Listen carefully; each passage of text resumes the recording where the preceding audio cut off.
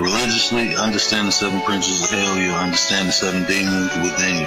You understand that whole concept. It's a whole metaphysical concept. We ain't go over that, but anyway, so.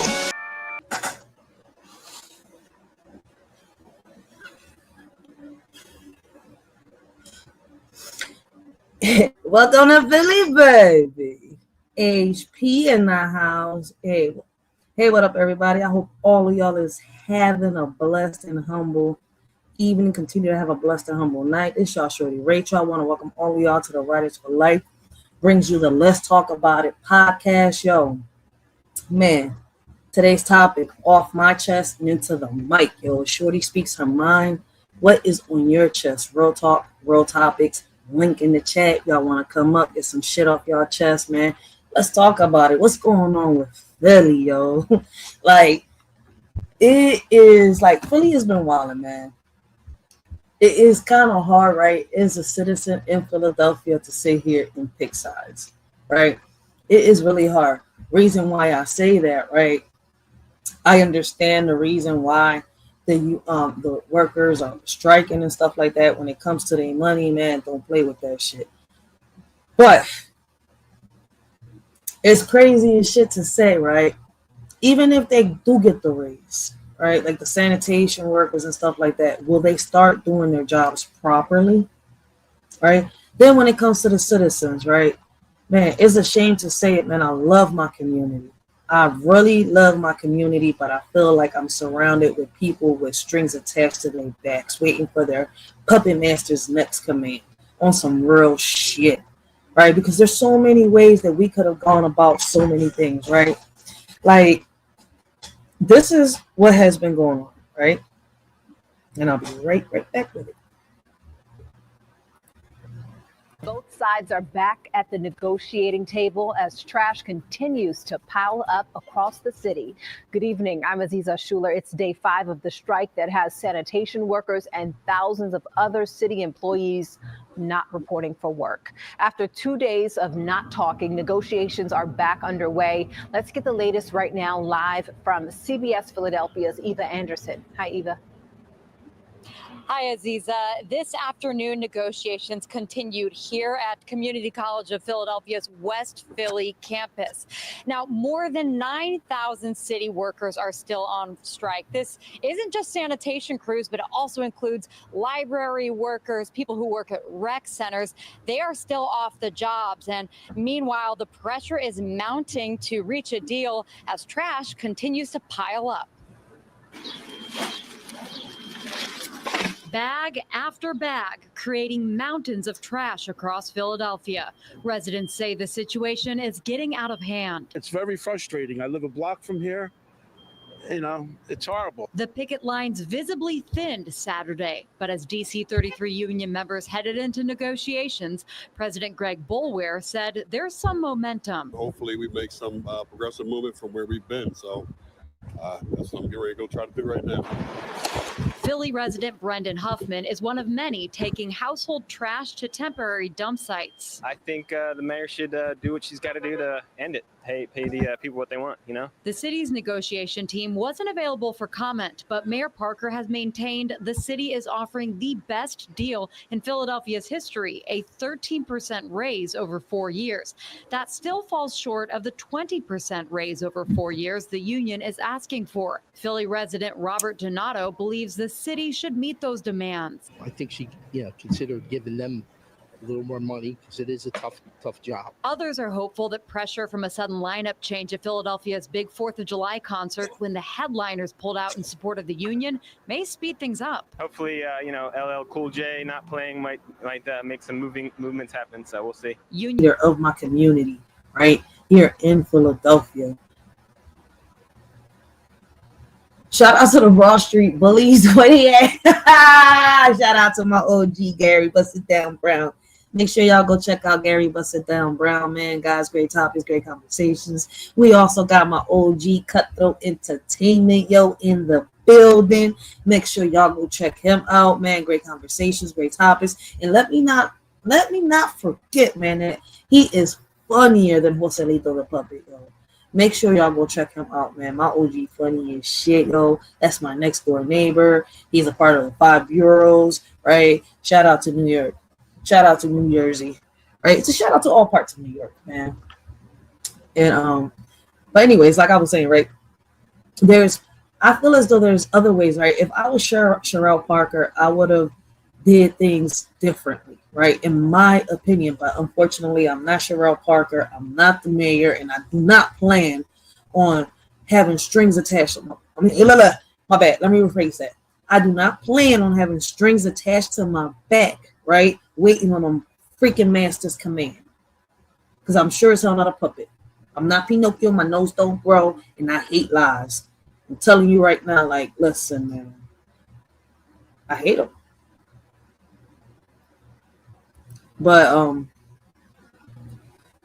once again, like I said, when it came to the mayor, I think, you know, she should have been fair, right? When it came to the pay to the citizens, right? To the raise of these citizens, the employees, right? The union representatives and much more. But let's get one thing straight, right? As a citizen of Philadelphia, right? I'm going to tell you something that I've been noticing throughout the years, right?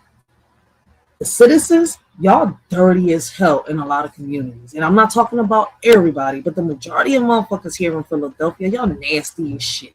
All right? Y'all don't take the time to sit here and clean y'all fronts. Y'all don't take the time to clean y'all fucking yards. Like, listen, y'all don't take the time to sit here and clean these alleys, right?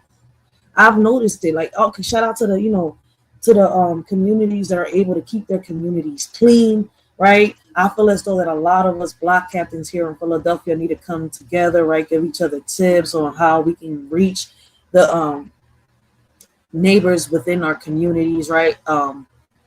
Like to see, you know, what worked for you at one point, what worked for you at one point. You see, we need to come together to find a solution within our communities, right? And I feel as though that the citizens have a lot to play in this shit, right?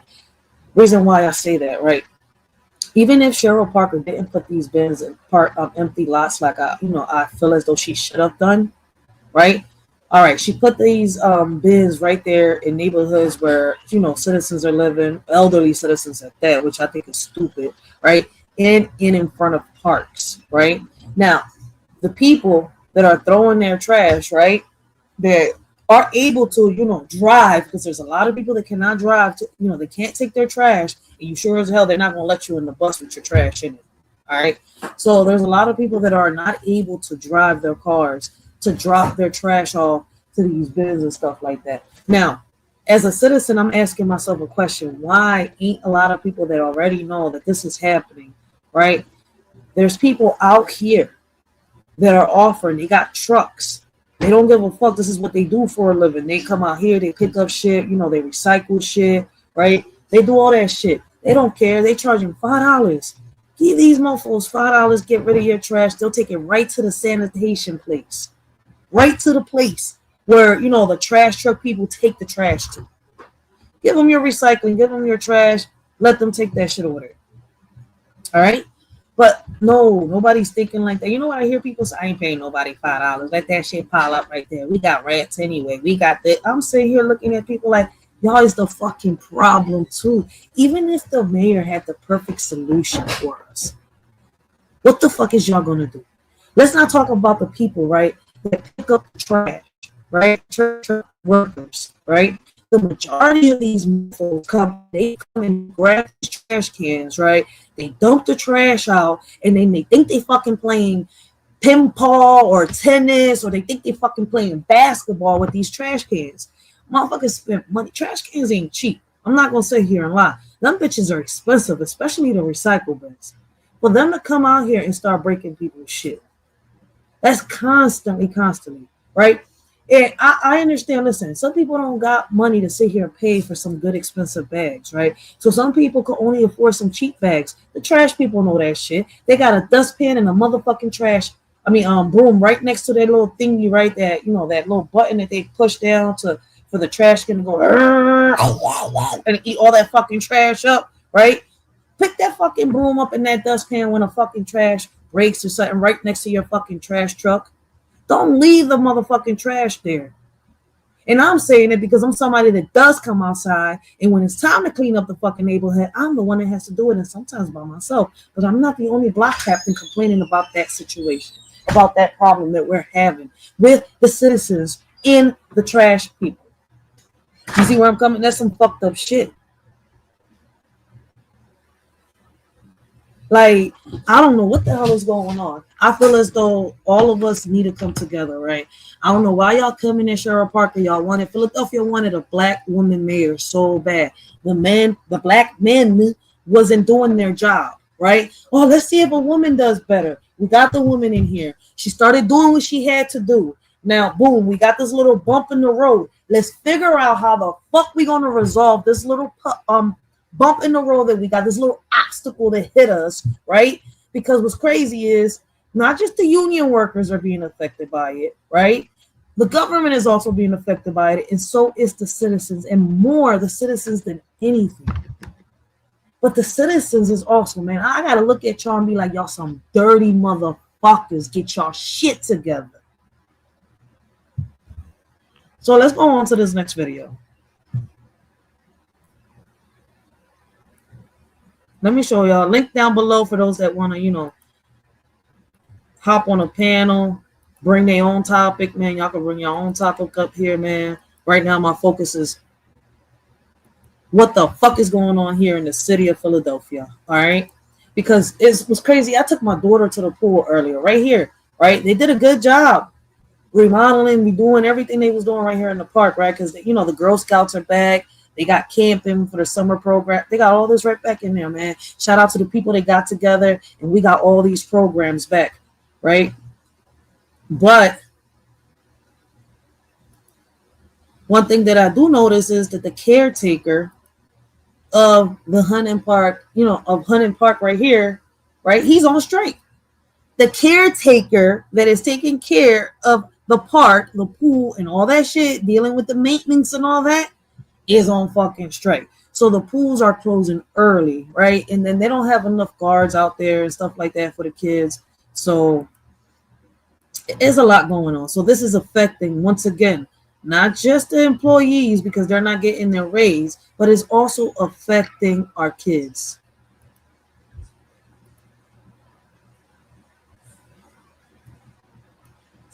A straight-up foul scene is piling up in Philadelphia neighborhoods. Striking city workers dig in on their demands as the mayor defends the city's latest offer. I will not put the fiscal stability of the city of Philadelphia in jeopardy for no one. We want to get back to work, but we are absolutely planting our feet on where we are. We need to see better. Day 3 without a deal. Good evening, everyone. I'm Yuki Washington. Negotiations are at a standstill, and we're seeing piles of trash like this all over the city. It comes ahead of tomorrow's 4th of July celebration on the Parkway. And that's where we saw protesters today. Members of District Council 33 and their supporters block traffic on the Parkway near Aikens Oval. That's right in front of the Wawa Welcome America stage. We continue our coverage of the strike with Josh Sanders. He has the latest on the city and the union's message. Josh, good evening. Good evening, Yuki. Good to be with you. Tensions are high as both the union and city, again, are digging in. Right now, no signs of either backing down. And you can imagine there's a lot of emotions with both the Parker administration and the union as they try to seek common ground. But right now, we're at a stalemate. And here's what we know on day 3 of this strike that really has paralyzed a lot of the city. Parker and the city are proposing a 13% pay raise over 4 years, including a 3-year contract with a 2.75 increase in the first year and 3% raises in each of the next 2 years. Now, the union says their plateau for wage increases is at 5% for their 9,000 members, but they are ready to offer a new proposal. Mayor Parker says she's not ready to risk the city's fiscal stability. Take a listen. I will not put the fiscal stability of the city of Philadelphia in jeopardy for no one. If that means I'm a one-term mayor, then so be it. No. But the history books will say that Mayor Sherelle Parker did right by the blue-collar men and women of District Council 33. It's not as if our members are making $80,000, $90,000 a year. A 2% increase on those would be significantly higher than it would be on somebody that's making $40,000 or $45,000 a year. So her math truly is not math, and you're clearly not paying attention to the working people that are going on in this city. And we have learned that Philadelphia City Council President Kenyatta Johnson, State Rep Jordan Harris, who's head of the Appropriations Committee, have been meeting with union representation and the mayor's office to try to bring them back to the table. As of now, we don't know when that's going to happen, though, Yuki. Keep us updated, please. It's crazy how, listen, the last time they said that Union 33 went on strike, it took 25 days for them to be, to come in terms with a negotiation, right? It's already today is 5. It started Tuesday, Wednesday, Thursday, Friday. Yeah, today is day 5. Day 5, and they have not, yesterday was the 4th of July, so, and she came out and she spoke too. No, she spoke on I think it was Friday, and I think she also spoke out yesterday, if I'm not mistaken. Please, thank you so much for that. And caught in the middle of the fight between the city and these workers are the people who live in Philadelphia. Dan Snyder is in Mayfair. It's just one of the spots where we're seeing mountains of trash. And I can remember what it looked like, Dan, and smelled like back in '86. A flashback that is not pretty. And here we go again. Good evening. Yeah. Damn, when they went on strike, I wasn't even born yet. This was in '86. It hasn't been 40 years. If this happened in '86, it's only been... Let me see, because I'm 35. I was born in '89. 87. 88.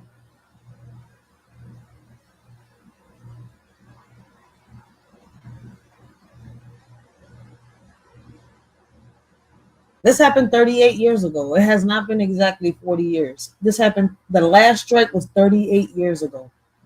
3 years before I was born. Well, Yuki, big progress actually being made here in Mayfair. We had seen those mountains of trash throughout the day. Crews have come in. You can see what they have done here. A lot of this trash has been taken away. We've got a skid steer out here, a front end loader. There are 2 dumpsters that have completely been filled with the trash that was on the ground. Another trash truck that is being filled right now. Another full dumpster was already taken away. Now, a streets department official who was on the ground here said the work.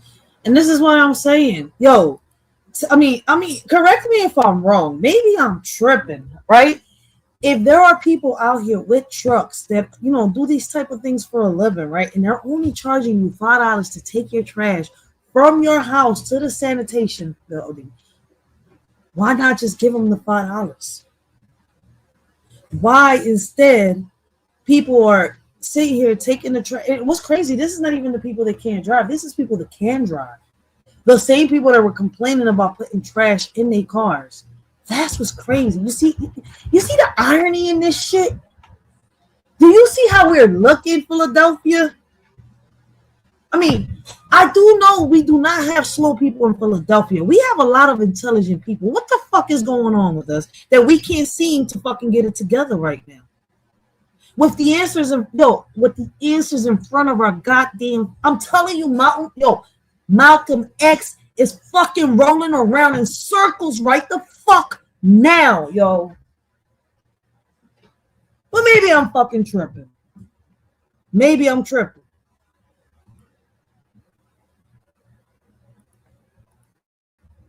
Workers who are doing the work out here, they are either streets department managers or they are part of a workforce development program. And that official said not part of the negotiations with DC 33. But despite this progress that was made, we had 6-7 foot high piles of trash here. And for the people that live in this area and had to endure this with the summer heat just beating down on those trash bags, it was a tough day. The stench is. It's a tough day for the elderly people that got to worry about this. For the elderly people, that's the ones I worry about. People my age, I don't give a fuck, because some of us need to get it fuck together. Some of us don't give a fuck. But the elderly people, why they gotta go through this, man? I was hearing about some veterans, right? That the bin is right in front of his house, and people are just dumped, and they were throwing fucking trash over his gate and everything. I'm like, that's some disrespectful shit. And y'all see the bull trying to take the trash out from his property, and y'all keep dumping the fucking trash in his property. Nah, y'all out of pocket. That's what I'm saying. Like, even if there was a negotiation, right? Even if they come to terms, what the heck is going to happen between, the sanitation employees and the citizens? Are we going to get it together? Is we going to keep our, because let me put it like this. To the people that, work in the sanitation department, what happens if they replace your asses with with robots? They already thinking about bringing in the damn trash trucks that, where they don't need humans to come and pick up the trash no more. It picks up the bins on its own. They're already thinking about bringing that shit. They already have it in New York. They already have it in other cities. So to the people in Philadelphia, right? What's going to happen when they say, fuck you, we don't need you? We're going to sit here and have trucks that, only need a driver or probably drive on their own. Because it's coming. They're already thinking about it bringing this way. That's why I'm like, what the fuck is we going to do? How is we going to fix the situation? No, how is the union, right? The District 33 and the governor of Philadelphia, Sherelle Parker, going to fix this shit? And then afterwards, how the fuck is the damn sanitation people and the damn citizens of Philadelphia, right, going to get it together? Because listen, the people that work for Clips, I love them. The people that left for Clip, I love them. They is some good ass people. But the regular sanitation crew workers, the majority of them, I swear to God, I see them constantly arguing with the elderly people. Like, I'm sitting here, I was like, why is you arguing with her? Why is you arguing with him? People my age that work for these companies. Oh, let's not forget. I guess that the order that the judge gave for the 911 dispatchers to go back to work must have worked, because officers were on site. I don't think that people had to wait. I didn't hear nobody complaining about waiting to for the police department to answer their calls. That was one of the biggest worries that a lot of people had. Like, hey, what happens if all the 911 dispatchers go on strike? What's going to happen if somebody gets shot on the 4th of July, or somebody gets ran over or something like that, or somebody has a heart attack? Like, you see where I'm coming from? Like, we need to get our shit together. It's unbelievable. It wasn't nice in the car because of the smell, but it's not fun. Trash continues to pile up and up and up at the corner of Princeton and Hawthorne in Mayfair. Most people who stopped by today abandoned the dumpster or were unwilling to navigate their way around the heaping mounds of garbage to get there. No, actually it's grown. In like the past couple of days, it's grown so much. It's just going to keep piling up, piling up. We're going to have rats here tonight like this. Patrick Glynn lives down the road from the... Rats like that? Boy, you tripping. We're going to have rats the size of Master Splinter. These Master Splinter rats are going to be out here fighting the raccoons and shit. Trying to fight for territory. This is my trash. No, this is my trash. Motherfucker, who you talking to, Woody? That's how the rats gonna be looking like in the streets. They've been watching us so much in the damn hood. You're gonna be seeing them like that, but in the trash. Drop site. This is what you see, and it's going to get worse and worse. And Frank Copley lives across the street. It's frustrating what they're doing to the city. The two men say one of their biggest frustrations as they watch this trash pile up, seeing people dump seemingly anything and everything. And people are leaving furniture, beds, TVs. They're just coming here and dumping. Contractors. I've seen people doing lawn, landscaping stuff thrown out here. I've seen the whole 9 yards. Neighbors also pointed out that this city drop-off site sits about 50 yards from Mayfair Elementary, a school that is still hosting kids in summer programs. People in the area questioned the placement of the dumpster here. They got 2 football fields, parking lot. Why did they have to put it in the middle of the sidewalk?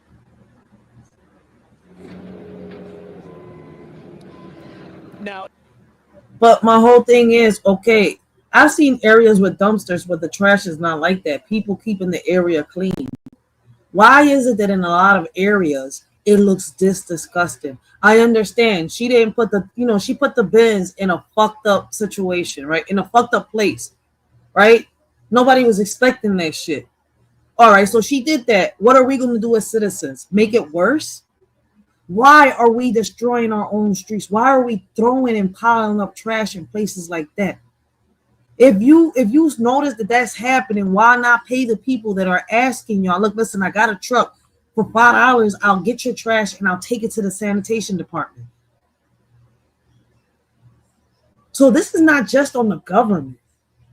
Citizens of Philadelphia need to get their fucking shit together because we got solutions in front of our fucking noses, but we decide to look the other fucking way.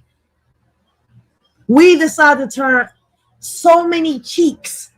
Like, how many cheeks do you got besides the one on your fucking ass and the ones on your face? How many fucking cheeks can you turn to the side? Yuki, still a lot of cleanup to be done here because while a lot of those big bags have been moved, you still have a lot of debris, glass, all a bunch of things laying on the sidewalk here in this neighborhood in Mayfair.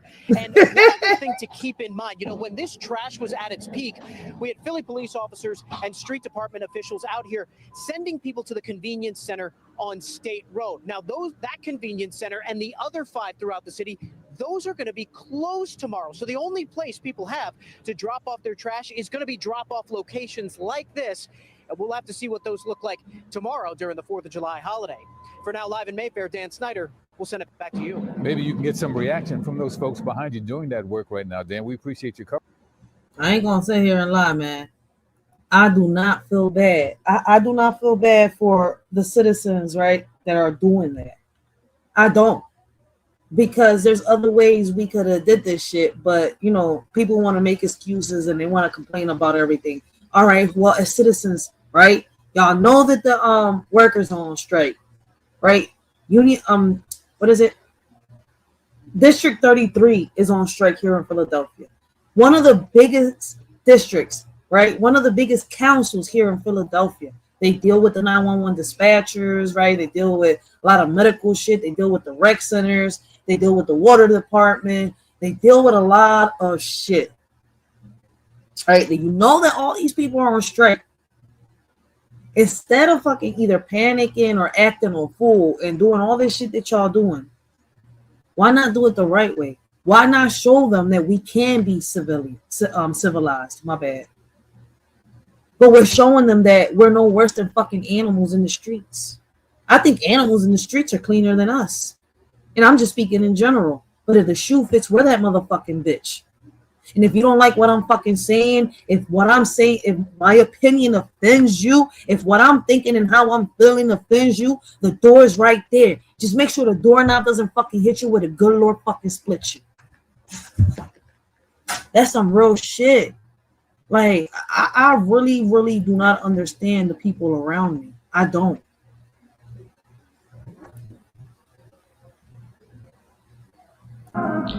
If I knew then what I know now, sometimes I wonder, would I be the same or would I be different? A Shorty still believes in fairy tales and imagination that lasts forever.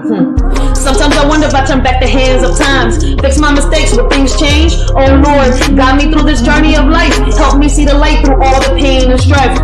I wake up in the morning feeling lost and alone, wondering if life's worth living or if I should grab the throne. The weight of the world on my shoulders is hard to bear. I see no change, it's like nobody cares. I look in the mirror, see a stranger staring back, lost in the world that's spinning off track. I ask myself, is this all there is, or should I give up and let the darkness win?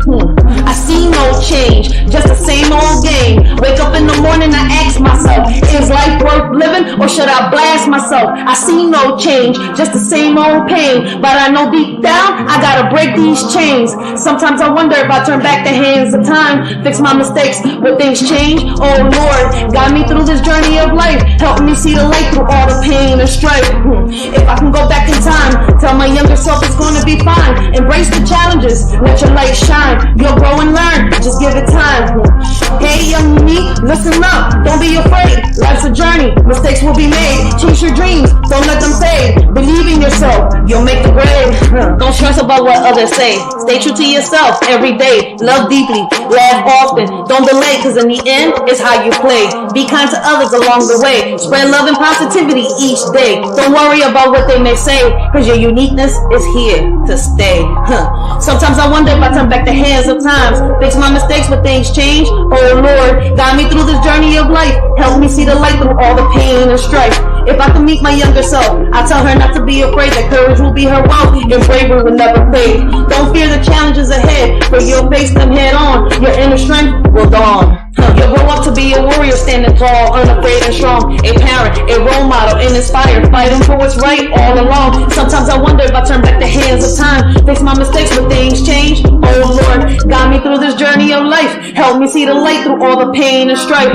Looking back on all the roads I've traveled, regrets and lessons learned along the way, but still holding on to hope and faith that with God's grace, a brighter day will come our way. I see no change at all. I'm stuck in this cycle, feeling so small. I ask myself, is this all there is, or should I just end it all with a final kiss? I try to stay strong, but it's getting harder each day. The pain and the struggle won't seem to go away. I'm tired of the lies, tired of the deceit. I see no change, just defeat after defeat. I wake up in the morning feeling lost and alone, wondering if life's worth living or if I should grab the throne. The weight of the world on my shoulders is hard to bear. I see no change, it's like nobody cares. Deep down I know I must fight. I won't let the darkness consume me. I'll shine my light, I'll rise above the pain. I'll break free from these chains. I'll find my purpose and I'll make a change. Sometimes I wonder if I turn back the hands of times, fix my mistakes but things change. Oh Lord, guide me through this journey of life. Help me see the light through all the pain and strife. Sometimes in life we make so many mistakes, and we think that when we fall, we're not able to get up. We listen to those that, talk in our ear, tell us that they, are there for us. And at the end of the day, what's crazy? A friend ain't nothing but $1 in your pocket. Family is what you make of it. Family is not who you're born into. Alright? So we need to pick ourselves up and do what we gotta do. Life is not for you to sit around and wait for Superman to come and save you. Only you can save yourself. Just like that.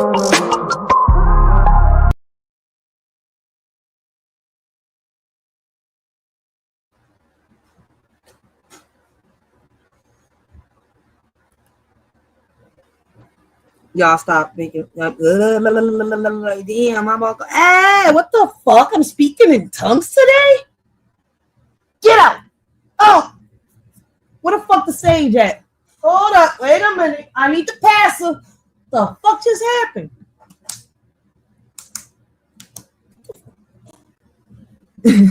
Now, I got it together. All right. Now, Gary says, y'all stop laughing at Granny who fell down. Like, what the fuck? I just got possessed for a second. I couldn't get my words out. I got tongue-tied. Like, whoa. Y'all ever, that ever happened to you? Trying to get some words out, then out of nowhere, it's like, what the fuck did I just say? Shit.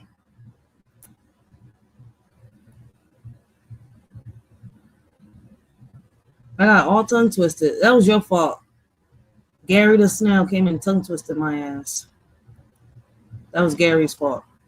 So how y'all doing, man? I don't know where y'all watching from, man, but a Shorty is just, she's just getting it out her chest and, putting it into the mic, all right? I'm just putting it into the mic. What's on y'all chest? What y'all want to talk about? The link is down below if y'all want to. If he said it wasn't me, I was trying to read what you said in the chat, right? Then I got all tongue twisted and shit for some reason. That's some weird shit.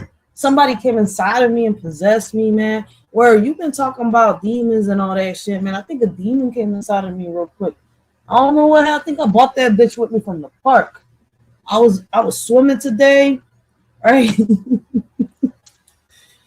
And I was all mad because they just kept making us come out the pool like every 10, 15 minutes. I was like, can you let us enjoy this goddamn swim? Like, I brought my daughter out so she can enjoy herself, so she could have something to do. And it's like every 10, 15 minutes, you keep stopping us from swimming. And I think I just brought a little demon with me, yo. Yeah, Beetlejuice must have been in that bitch. Beetlejuice. Yes, master. Yo, Beetlejuice was that shit, man. Beetlejuice. Oh, shit. We got got the beautiful Selena in the building. Guys, make sure y'all go check out Selena. Yo, great conversations, great topics, and not just that. She gives some of the best interviews on here on YouTube, man. Make sure y'all go check her out, yo. She talks about different topics, man. You will love her, yo. You won't be disappointed, man. But getting back on topic, man. Philadelphia. Honey, you need to get it together, man. I know we struggle. Shit, but what the fuck is going on with y'all? Only Philly. I'm telling you, man, only in Philly, like, only in Philly motherfuckers want to sit here and be around trash. I'll be looking at them like shit. And they say the hillbillies are dirty. I've never seen a dirty hillbilly, but shit, when I look at Philadelphia, I'll be like, God damn. Like, even the rich people, like, what's up with you? I know you got $5 to give a truck. You know, one of these people with trucks and shit to go get your freaking trash from your crib to the damn sanitation department. Like, what's up with people, yo? I mean, look, listen, you know what it is? A lot of y'all loved Master Splinter while y'all was growing up, and half of y'all became Master Splinter. Half of y'all really love these motherfuckers in room. Half of y'all ain't nothing but fucking rats anyways. Rats and garbage. Living amongst roaches and fucking infested fucking flies and bees and shit. Hopefully one day y'all get stung by a damn vulture bee. What the fuck is wrong with Philly? Like, yo, I just want to, like, the ones that are making the mess, I just want to pick them up and throw them in the trash. The same way the trash people, when they, you know, when it's time, the trash people, the trash workers come and they pick up the trash, right? And they pick up our trash cans and they go, is we gonna make it? Then we hit the step. Oh snap, man! It didn't stand like flip the bottle. Oh shit, we broke the fucking trash can. Go. Like it's knock, zoom, some shit, man. Like what the fuck is wrong with people? Now imagine if all the damn 911 dispatchers, right, wasn't working, right, on the 4th of July. If it wasn't for a judge demanding these 911 workers to go back to work, right? Listen, there was a mass shooting at a bar at 4 a.m. So I'm guessing people was partying all night, then boom, something broke out at 4 a.m. where 2 people got injured. I mean, 2 people got are critically injured, and I think it's 8. They got injured to some shit, right? But that wasn't the only place. Before the fucking 4th of July happened, there were officers in beauty salons and shit over there breaking up fights. I'm saying here, like, why the fuck is there a man and a woman fighting in a beauty salon? Like, what the fuck? Man, no, listen, no hate, no bashing, you know, the LGBT community. But fuck, man, I'm tired of it. You see a woman in a he, she, be, and all you hear is like, smack, like this. I will fuck you up. Oh shit! Well, what the fuck is that? Is that a fucking spider? Oh my god, that's her fucking wig! Like, what the fuck is going on? I gotta sit here and explain to my daughter, no, that's not a fucking man. I mean, that's not a fucking woman. That's a man fighting a woman.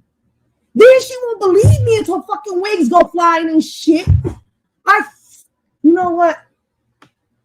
I'm sorry. I'm just getting it out my chest and into the mic. What's on your chest? What's on your chest? What do you want to get out your chest? You can bring your own topic. But other than that, man, Philadelphia, get your shit together. Today is day 3 of the work stoppage by DC 33. Mountains of trash continue to grow by the minute in Philly neighborhoods. Right now, negotiations between the city and the 9,000-member union have come to a screeching halt. The union president tells us it's now the union's turn to come back with a new proposal to help break the stalemate. Members are demanding higher wages, health benefits for all, and a 5% annual raise. Mayor Parker says she believes the offer on the table now from the city is a good one. Meanwhile, with no deal in place, scenes like this will continue to play out all over the city. Developing right now, a judge orders striking union members who work in the medical examiner's office to return to their jobs. This comes after the city filed an injunction saying there is a backlog of the deceased because some medical... There is a there's a backup of the deceased. You're telling me that right now,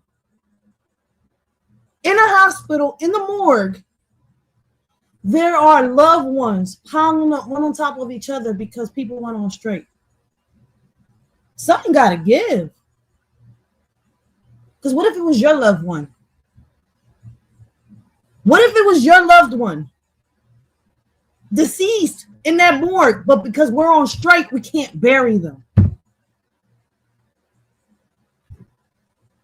I got a headache. Get it together. Examiner workers are on strike.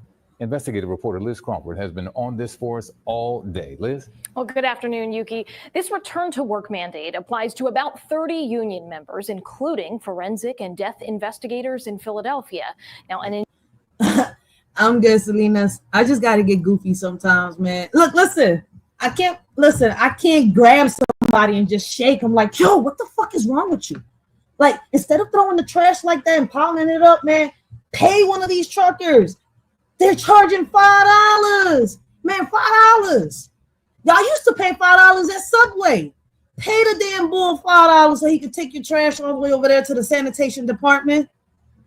Everybody's going straight to the damn bins when the sanitation department was all open.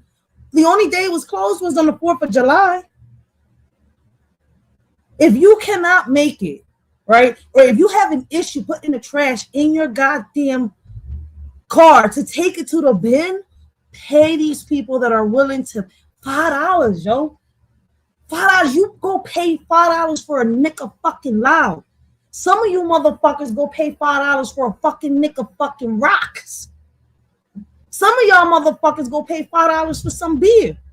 But you can't get $5 to take your trash. You mean you can't pay somebody $5 to get your trash taken out?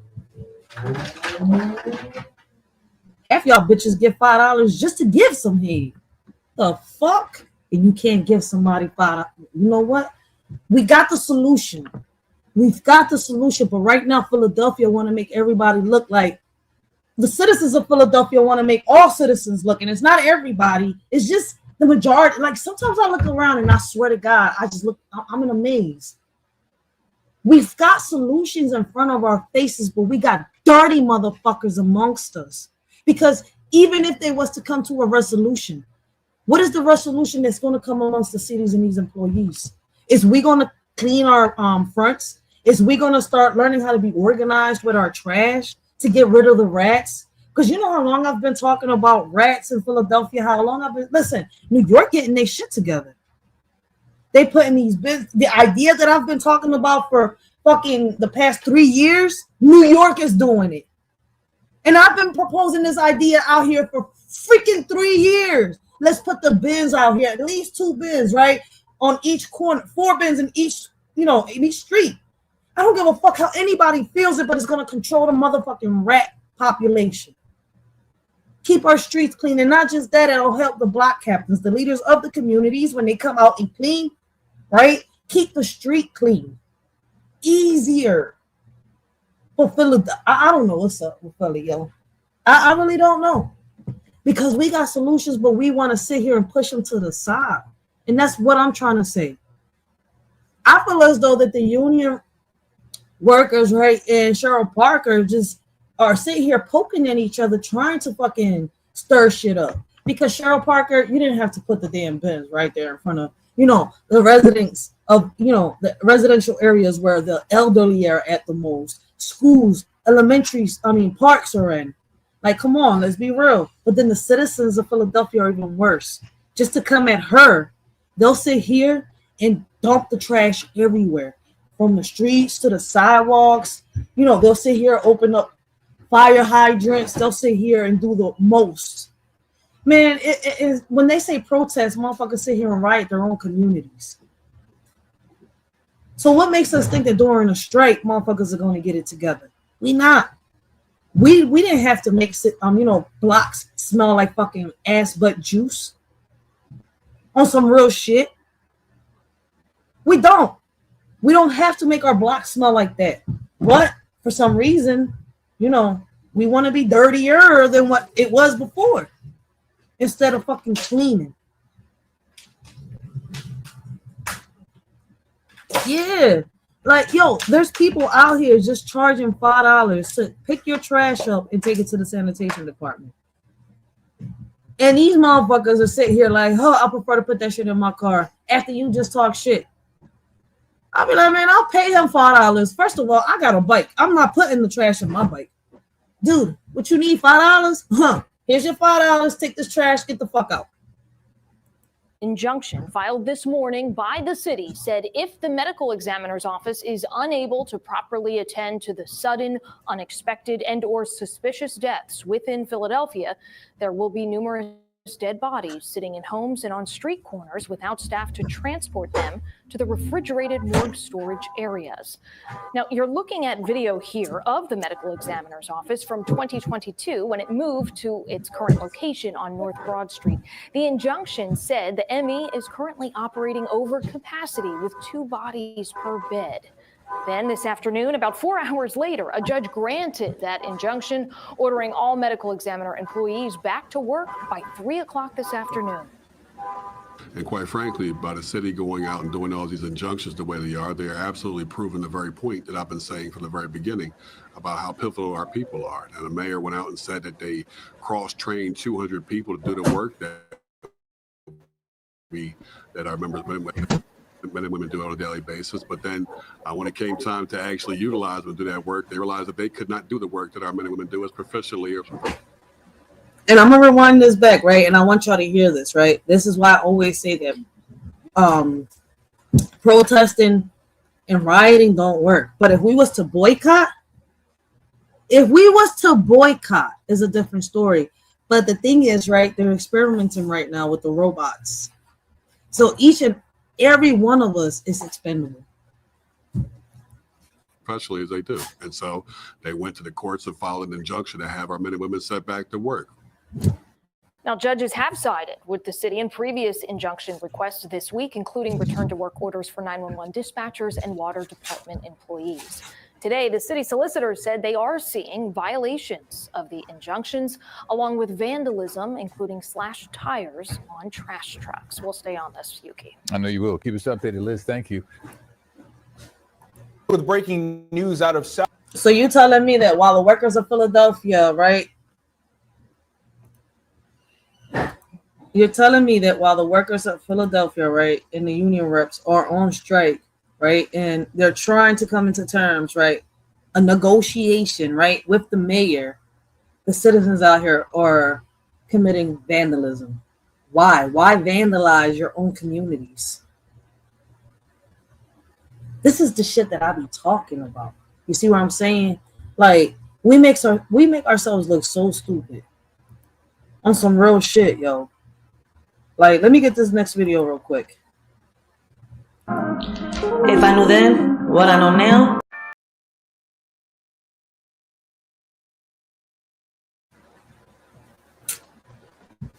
All right, so we're gonna watch a few TikTok videos. I want y'all to listen. I do got the last announcement that Sherelle Parker made for anybody that did miss it, especially if you're from Philly, right, and you missed it. Here's your chance to catch up. Let's start by saying by now, Philadelphia, you are aware that an explosion occurred. Wait, what happened? No, not this one. But I remember this. I don't know if y'all remember this happened.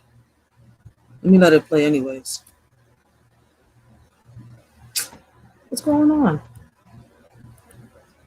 Okay.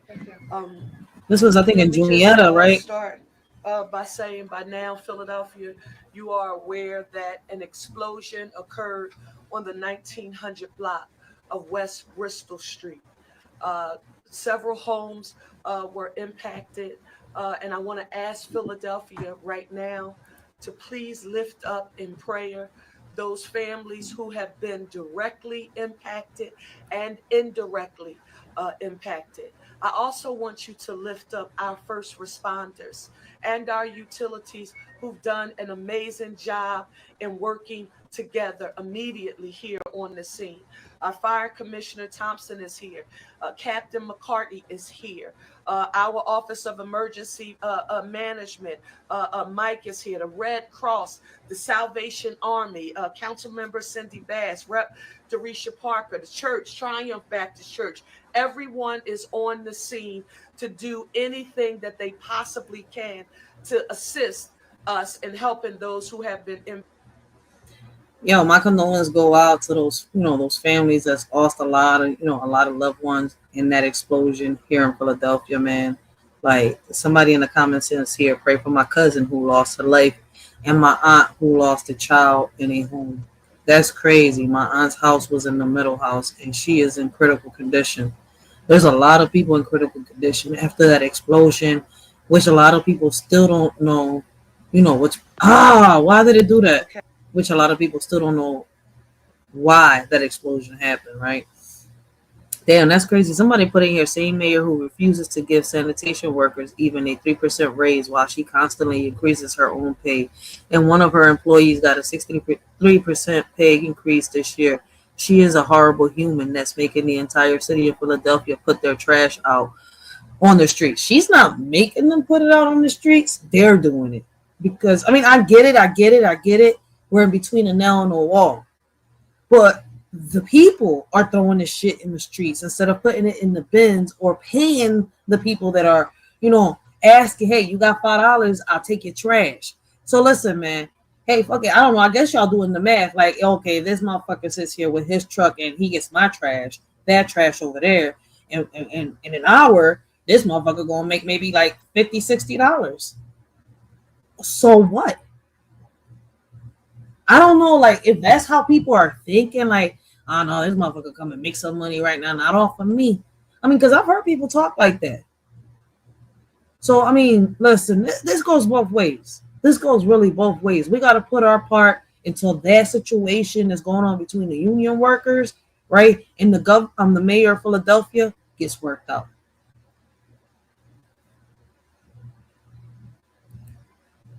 You gotta be fucking kidding me. But I wanted y'all to see this video right here, right? Somebody, I guess a lot of people, I'm not going to say somebody because that's a lot of trash. It wasn't just one person. Yo, they decided to take their trash to the mayor's house.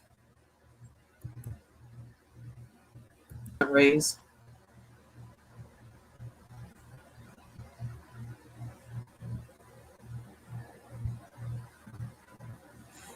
It says, no, Philadelphia's Mayor Sherelle L. Parker did not give herself a pay raise. She stated that the claim that she gave herself a 9% raise is not factual. The mayor's office also confirmed this, stating that the claim is untrue.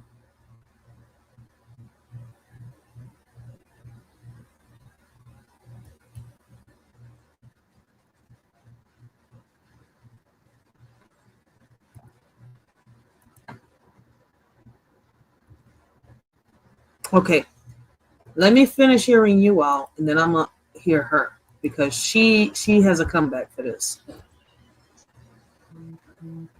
And they're just asking to have livable wages to be able to do what they need to do. So they told her, hey, we're going on strike.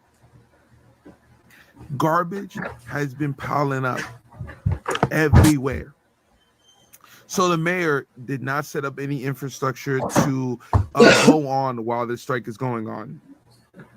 So what they did is they drop a bunch of dumpsters in local parks around different neighborhoods and different areas and say, yo, just throw your trash in those places.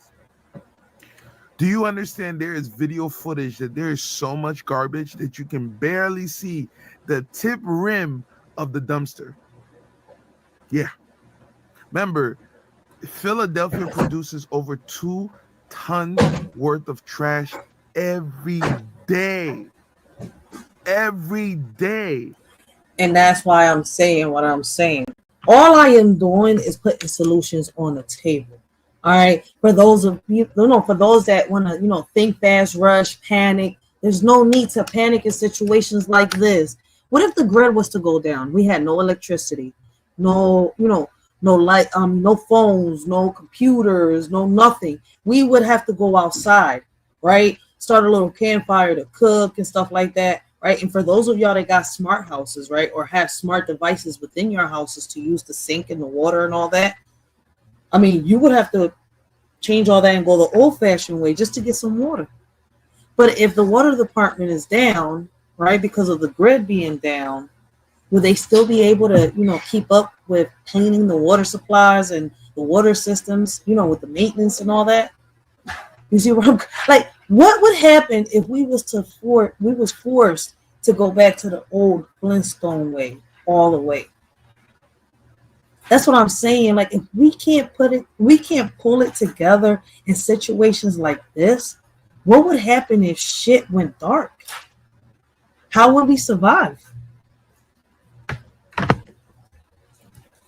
So every day that we're not doing anything to fix the situation of getting back to the table and mitigating it, trash is building up. Yep. We're allowing vermin in this summer heat. Okay, rodents that we've been having issues with for the longest. All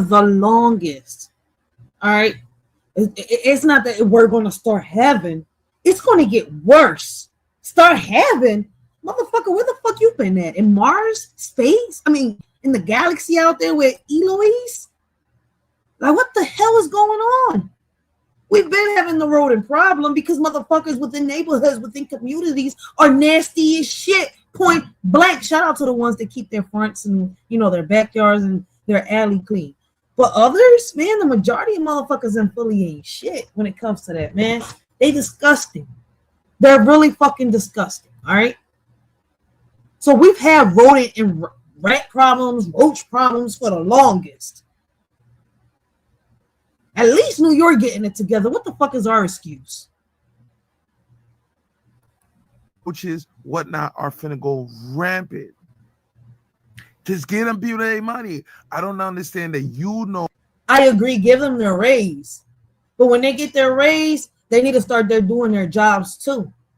Because as professional workers, right, employees, right, of the state of Philadelphia, they shouldn't be going head to head with civilians, with citizens and shit like that. They shouldn't be arguing with the elderly people. If they're sanitation workers, right, they should be picking up the trash. If a bag breaks in front of their fucking truck, they're supposed to pick up that little dustpan that they got and that little fucking broom, sweep it up, pick it up, put it inside the trash, and keep it fucking pushing. But no. There's times and points of time where sanitation workers and citizens be at fucking war. You'll be seeing trash all over the streets, not just on the sidewalks, but in the street too, because that day the sanitation workers decided to be just as nasty as the motherfucking neighbors that leave their fronts dirty or don't know how to keep their trash organized. All right, and I'm not trying to offend or bully or bash anybody. I am just speaking the facts of what I see, right, happening within our community. All right. These are issues that we've been trying to tackle for the longest. A lot of block captains can't even sit here and, when it's time to clean up, they can even have a simple, decent conversation with, with the people within the community, right, to get together and clean their neighborhoods, because some of these, some of the neighbors, some of the people that live in the community ain't nothing but assholes. They ask, they want, but they won't give. And it's not that they're maceta or none of that shit. They not. Listen, man.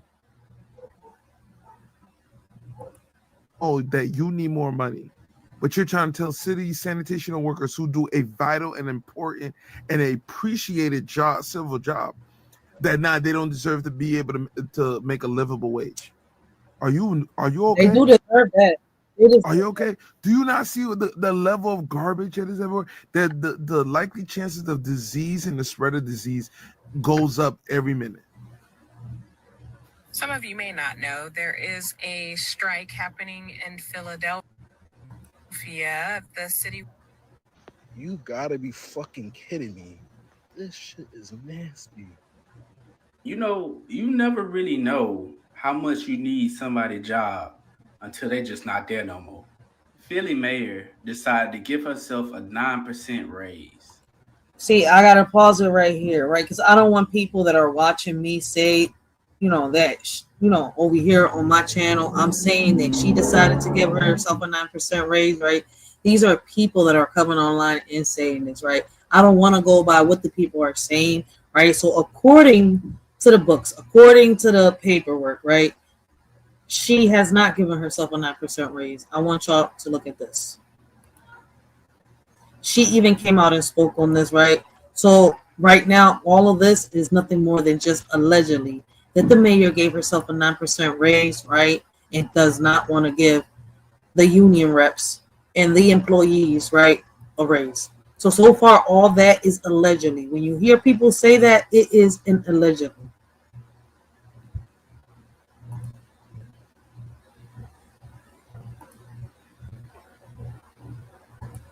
If she did do that, like I said, I'm not with it. I'm against it. Continue working with the leadership, the members. I want to continue working with the leadership. The members send their leaders to the table to negotiate on their behalf. But you are perceptive in noting that I am being very direct, because when I left City Hall today from a briefing, I walked around and I had a chance to talk to some members from District Council 33. And when I talked to them about what was on the table, they said that's not true. They said, but we can tell you what is true. I said, what's true? That you came in, you got elected and gave yourself a 9% raise when you became the mayor. I said, I don't know how to.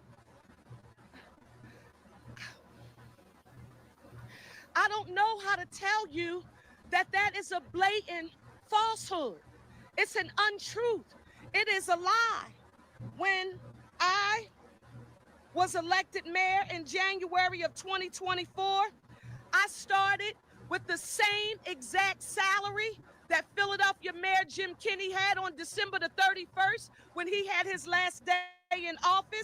That was $261,497. So to say when I came in, I gave myself a 9% pay raise, it's just not factual, Philadelphia. And quite frankly, to the tax-paying residents of the city of Philadelphia, well, I don't have the ability to stop information from being disseminated on social media. I do have the right to share the truth with you.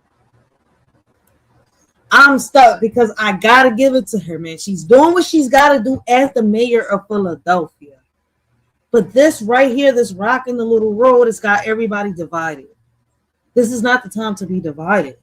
This is the time to come together, get our shit together, and do what we gotta do as citizens of Philadelphia. This at one point was considered the city of brotherly love, but now it's considered, right, Philadelphia, aka Philadelphia. $261,497, the same salary that Mayor Jim Kenney had when he left. I received a COLA in July of 2024. Not that I gave myself a COLA of 3.14%. Is that pie? I'm sorry, 3.14%. Okay?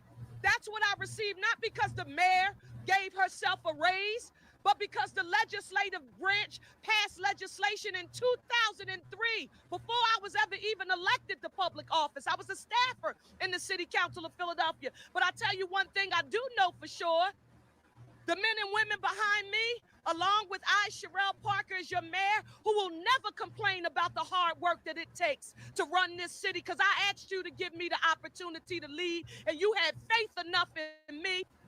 I have faith in you. Listen, even when you misspelled Eagles, E-L-G-L-E-S, Eagles, Eagles, go, Eagles, go, Eagles, go, Eagles, E-L, what? Wait, E-L-G-L-E-S. I was gonna say E-A, but it was E-L-G-L-E-S. Even when she said that, man, I still have respect for her. I mean, it was funny as shit because she was so firm with that. That's how you spell E-L-G-L-E-S, Eagles. And I'm like, I thought it was E-A-G-L-E-S. I guess I forgot how to spell in grammar. But if she can't spell Eagles, what makes y'all think she gave herself a raise? No disrespect, Cheryl Parker, all right? I'm not coming at you. I'm just trying to, mend the fences, okay? To give me the opportunity to become your mayor, and I've been doing the best I can with what I have. So when you talk about my salary, and you give out misinformation on social media, I can't counter it. But I can tell you that the leadership of District Council 33, they earned 280,000 plus. I've been your mayor for 18 months. I've had to deal with a plane crash, an explosion, deadly fires, mass shootings, a school district that we're fighting for funding for, mass transit that we're trying to get funding from Harris. Can I interview you, Sherelle Parker? I gotta meet up with you. What time you gonna be there on Monday? You gonna be outside Center City talking in public? I'll be right there. But you gotta let me put the camera in both our faces, all right? I want to ask you some questions. I need to ask you some questions, all right? Because I really rocks with you. I'm with, everything that you're doing, but we need to fix this, right? Because all this information is really being spread. Is it misinformation or is it not misinformation, right? But how can anybody prove if it's true or not? Because I'm not going to ask her for her pay stubs. So how do we prove if what they're accusing her of is true? So until proven, I can't sit here and say she gave her a raise. I can't. For $1 billion in revenue lost to the city of Philadelphia because we have vacant commercial buildings in town that are no longer being occupied, that we need to get converted to residential. I've been working for you, the city of Philadelphia, and I'm not perfect. You hear me? But for anyone saying to you that your mayor is not providing a fair and fiscally offer on the table for members of District Council 33, it's just not right.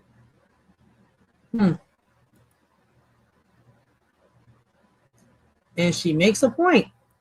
She makes a real good point right there. All right. So hold on one second. I got the link down below. Anybody that wants to, bring their own topic. I'm gonna get the video.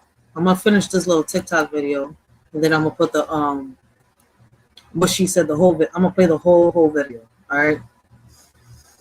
Give me 1 second. Where is my YouTube? Right there. Man, I got the link pinned up there. What the hell am I doing? I'm tripping. Need to get it together. Get it together, Ray. I gained all this weight. I think my brain cells gained some weight too. I got this big ass fucking muffin. I don't like it. It don't match my hips. It don't match shit in my body. So I gotta get rid of this muffin. I'm walking around looking like Humpty Dumpty and shit. No, not really. I don't look like Patrick. I might look like SpongeBob. Yep, I might look like SpongeBob right now. In my opinion, I just don't like my belly right now. I need to lose that shit. I'm back to physical therapy, so that means I can go to the gym. You got me food.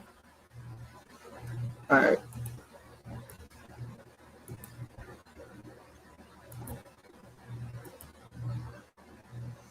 So now let's get back to what he's saying. Because I don't want nobody saying, well, Rachel was spreading misinformation. I'm not. This is what they're saying. This is what they think, right? I don't know where they got the information from, but I cannot, sit here and say, well, yeah, I agree with people because I don't have no proof. Unless somebody has proof that the mayor gave herself that much of a raise, right? And is not willing to give the sanitation workers, the water department workers, right, the 911 dispatchers, or none of them, a raise, then she's wrong. Completely wrong. And I agree with y'all. But other than that, the way people spread misinformation, a lot of people say what they've heard somebody else say, right? Instead of doing deeper research, I can't do that. You gotta be fucking kidding me. This shit is nasty. You never really know how much you need somebody's job until they just not there no more. Philly mayor decided to give herself a 9% raise and decided to give the sanitation department a 3% raise. They said on July 1st, we gonna go on strike. Philly mayor said, I don't care, we don't need y'all. They say that video is just day one. Dude, that's because you don't realize They're thinking about bringing in the robot trucks, right? Which is going to replace the sanitation workers. They're not going to be needed if the truck picks up the bins and the trash cans on its own. Have y'all not seen them already? Tried it in New York? Listen, for the past 3 to 4 years, I've been talking about why can't we get the sanitation, the sanitation here in Philadelphia the way it is like in London and, Rome and all them places, right? And boom, it's starting to happen here. That's the crazy part. And that's how they do it, with robots. No humans working for them. That's the crazy part. Even though I don't agree with the robots taking over people's jobs, that's why I say we need to get our shit together. We need to learn how to figure out how to come to terms with a lot of shit, how to handle deals and negotiations and much more. Some people just don't know how to do it. Of the strike, I think y'all should just dump it in front of her doorstep. They already did that. Everybody just take their trash to the mayor's doorstep. They did that. I'm gonna have our whole house smelling like ass and boo-boo juice. You got it. Man, listen, they already did that. So not just her community smells like ass butt juice, right? All the community smells like ass butt juice because people want to be stupid. We're doing this. All right, her solution wasn't the best, but let's work with her. Like, y'all get so mad and so pissed off. I get it. But right now, the sanitation workers, the union workers, and her are trying to come to terms with a deal. And instead of us making it easier, we're making it worse. What does that say about us? Let's see what the comments say. Politicians should not be allowed to give themselves raises. Should always be a vote from the people. Doesn't Congress do that already? Like, it should be by law how much they get paid. I don't think.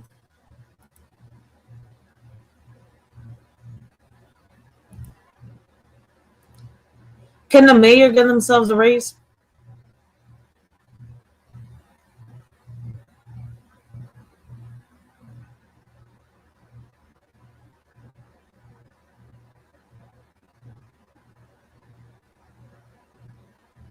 Yeah, see, they cannot. It says generally a mayor cannot literally decide to give themselves a raise. Mayoral salaries are typically determined by the city or town council through the ordinance. Council oversight. The city council is responsible for fixing the mayor's salary. This process ensures a check and balance on the mayor's power and prevents self-dealing. See, so she didn't give herself a raise. According to this, she's not allowed to give herself a raise. The salary is usually set by an ordinance, which is a local law passed by the council. So council is the one that does this.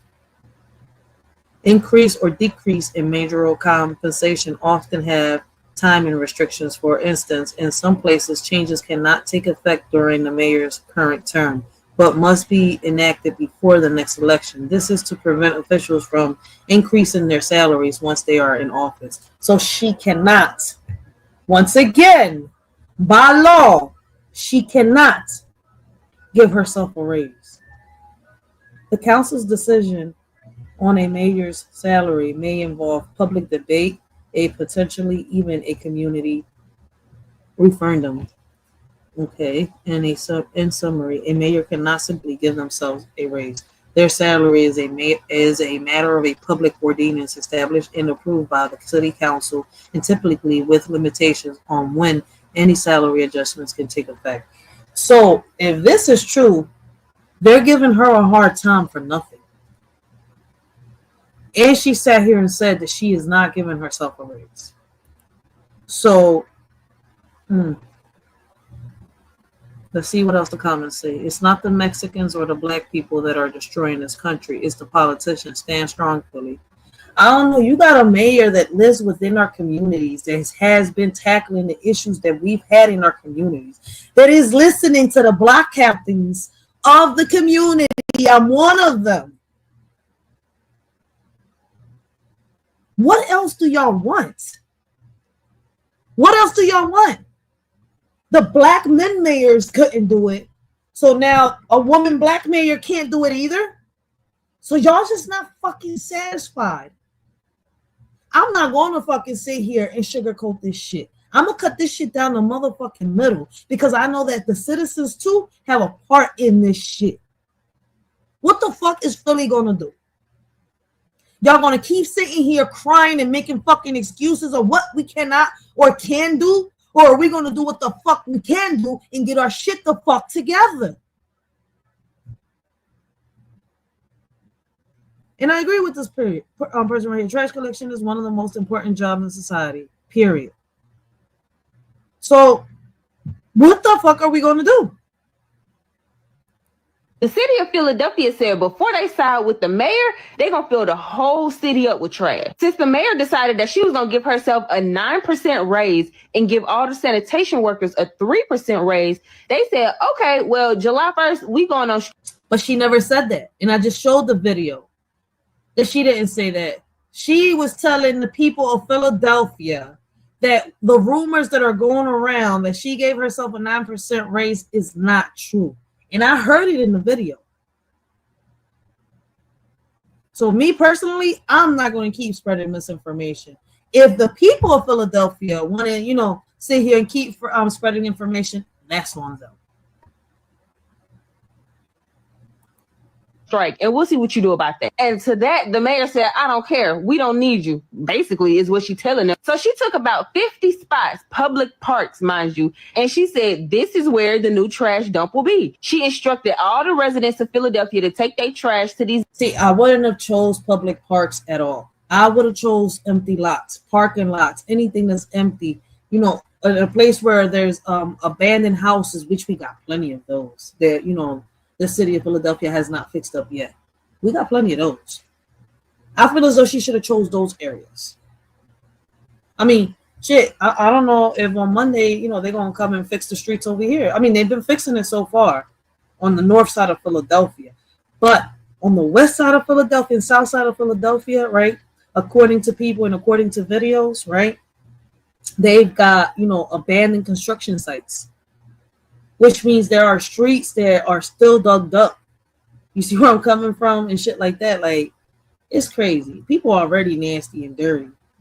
And she's doing everything in her power. Like, she's fixing the ecosystem, the sewers, the manholes, trying to fix the problem with the double parking, right? The people speeding, all this shit. And what's crazy is, right, the reason why I don't, sit here and pick a side, because I've also seen, like, the workers here that are on this side personally got to deal with bullshit within people in certain communities, right? Because when they come, they close off the blocks so they can get their job done. Or you got people talking about, you should have gotten your car out, because they got signs everywhere saying that there's going to be construction being done. So your car shouldn't have been parked at that time that they were going to come to work. They shouldn't have to deal with the bullshit. You see where I'm coming from? Y'all need to get your shit together. I know that some of them are assholes, right? Some of the workers are assholes. I've seen them. But the majority of them are cool as shit. They don't deserve to be disrespected. It's crazy how I noticed that y'all get mad at the motherfucker that disrespected y'all, and y'all take it out on the motherfucker that didn't take it out on y'all. And I think that's some fucked up shit. And there's a lot of people that do this shit. Whether it's on situations like this, family-wise, friendship-wise, it doesn't matter the place. There are people that are like that. For real. I don't know why. Designated parks, even though it's the middle of summer, during a heat wave, mind you. That's when the residents of Philadelphia stepped in and said, not gonna happen. They said they refused to put their trash in their cars and take them to these designated spots when they pay already for trash to be picked up from their houses. They're telling other residents, just let your trash pile up, keep it in your yard. I don't know what to tell you, where to put it, just leave it on the street. And now the city is starting to fill up with trash. So we're gonna see how long this mayor lasts. Not everybody is saying that. You got people talking about, I'll pick your trash up, $5. Like we got an old head right here in our neighborhood. I heard of another one is charging $10. I mean, they're not charging that much, between $5 to $10. Come on, y'all. Let's be real. They'll put the trash in their fucking trucks and take it to the sanitation place. I know y'all already paying for it, but what the fuck can we do? The workers are on strike. How are we going to get them? How are we going to help them get off strike? That should be what we should be talking about. What the fuck can we do as citizens to make the situation better and easier? But I don't hear none of that. And Cheryl Parker spent millions on illegals. Cheryl Parker wasn't, in office when fucking Biden and Kamala Harris decided to do what they did. She just came into office last year. That's why I'm looking at people like, what the fuck is wrong with people? This shit is crazy, man. It's not gonna be long before that summer heat start cooking this trash, and out come the rats, roaches, mice, the maggots, and all the things in between. Man, they're already out here. This is just gonna make the situation that's happening in Philadelphia worse. Conversations that we've had amongst people, what are we gonna do? The sanitation workers and the citizens sometimes be head to head with each other, right? It'd be a lot of disrespect amongst each other. I don't know why. But shout out to the ones that are respectful, because I'm not going to sit here and lie. Like, the clip workers, the people that work for clips, they are great. I love them. I respect the shit out of them. But some of these people that work for the sanitation department, boy, some of them get on my nerves. But there are a lot of them that are real good workers that deserve their props, deserve a lot of respect. So it's kind of like, y'all see why I'm stuck in the middle of this shit, because it's like I'm on both sides right now, whether people like it or not. There is no picking sides on this. It's a matter of they got to deal with the situation. They got to come to terms, figure this shit out, and get back to work. Or are we going to sit here and take their places? Are they going to pay y'all their salary? You see where I'm coming from? What are we going to do to make the situation easy? What solutions do you have? I don't know why. Every time they give us a little bit of power, we just can't do fucking right. What is the Philly mayor doing? Her idea of how she's going to handle this trash situation is proof that she did not deserve that 9% raise. Sis, please just... How do we know that she got a 9% raise when, if you look up, it is illegal for her to give herself a 9% raise? If she did that, as we the people, we would be able to get her out of office and behind bars. I mean, shit, do you not see what's happening with, what's her name, Tiffany Hayard or whatever, the governor or mayor of another city? Come on, let's be real about it. All that shit will be exposed if what people are saying about Mayor Cheryl Parker is true. Man, all that shit will be exposed like that. That chick, that mayor or governor from that other city, Tiffany Hayard, whatever her name is. Like, let's be real, guys. Come on, man. Y'all see. Listen. Hit the reverse button and give those men and women of waste management the ways they deserve and take. Girl, the way you are handling this situation is proof that you are inept and do not deserve that 9% raise.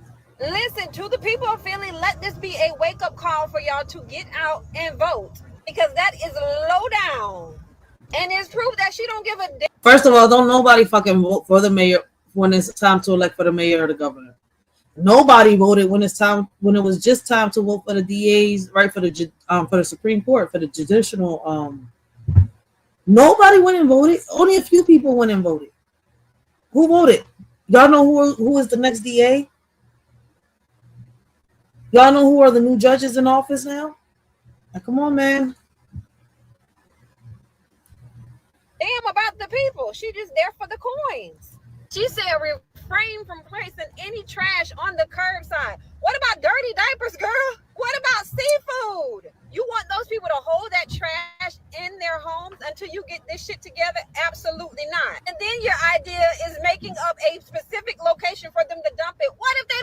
Well, the majority of people on food stamps shouldn't be buying seafood, and I don't care who gets mad at me for saying that shit. That shit is so fucking expensive, it takes half your fucking food stamps.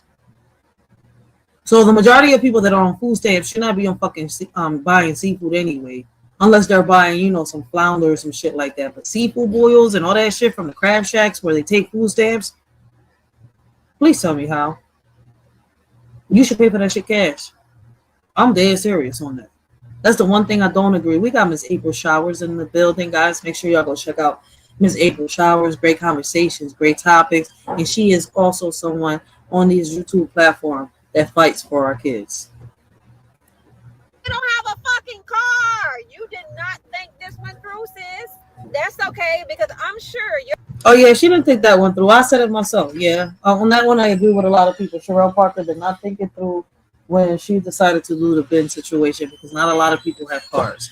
She did. Well, then once again, like I said, there's a solution. There's people out here offering, you pay me, I'll take your trash. They're on strike. What the fuck else can you do? Your trash is still running wherever you stay.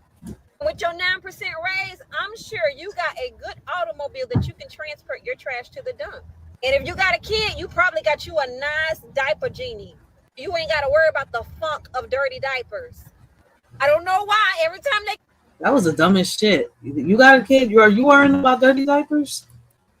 Don't be suspicious. Don't be suspicious. Don't be suspicious. The fuck is this?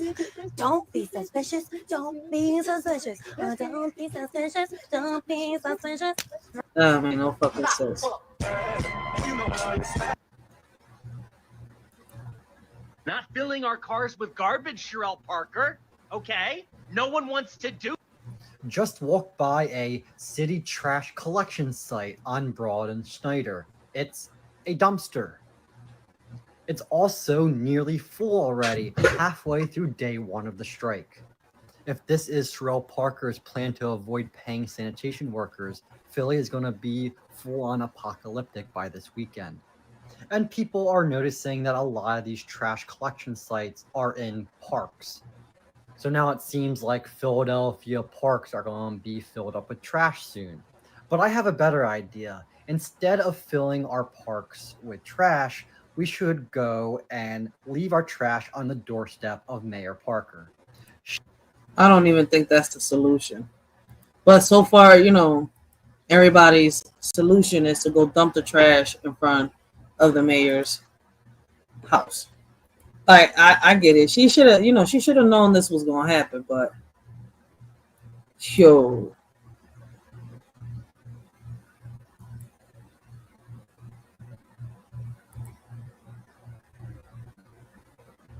Hold on one second, guys. Let me see.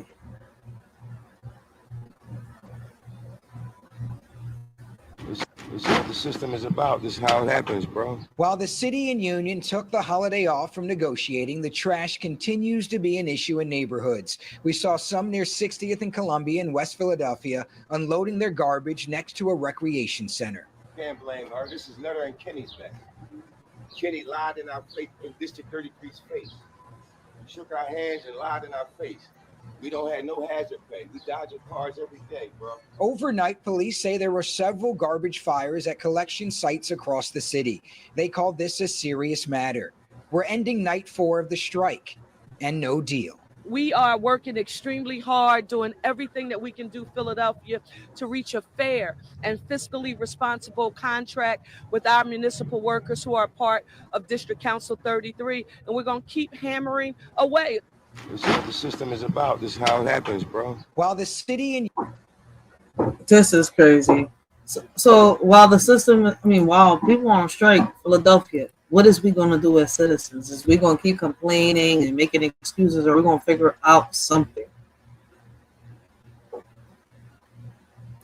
Whatever the mayor of Philly smoking, I got to get some too. Because you know how delusional you got to be to throw a 4th of July party with no sanitation workers in sight?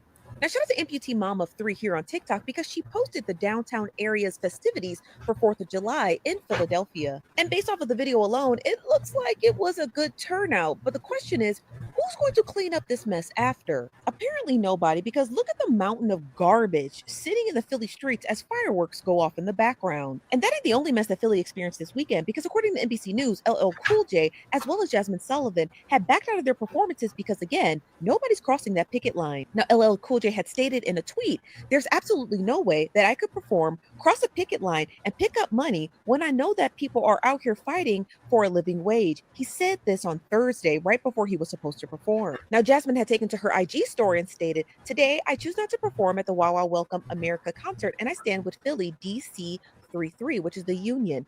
It goes on to say, "Until the city and the union find a way to bring fair living wages for the working class." Now, after receiving that backlash from their 2 top performers, the mayor went ahead and said, "I respect his decision," referring to LL Cool J, and said, "I understand his desire to see the city unified. He's always welcome to Philadelphia. And when the next election cycle comes in, y'all better never elect that woman again, because she's clearly showing you she don't give a damn about Philly."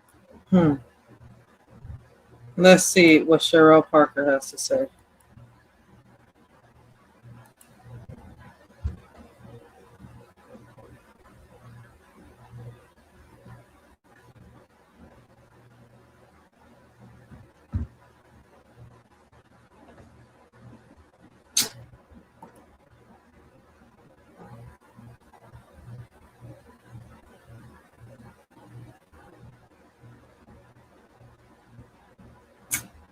Here we go.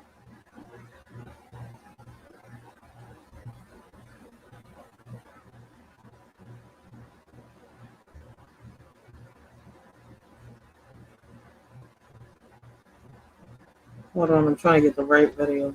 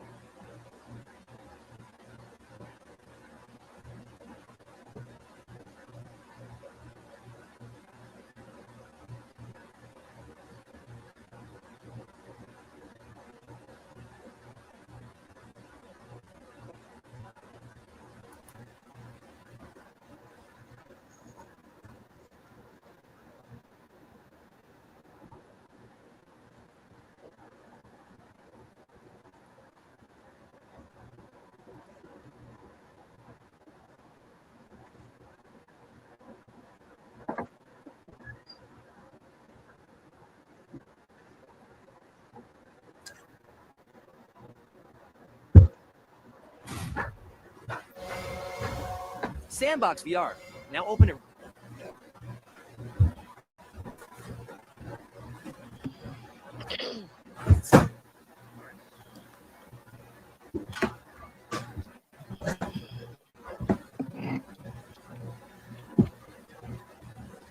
Till let me know when everybody's in place, okay? Yo, I be thinking she got asthma. She be out of breath a lot.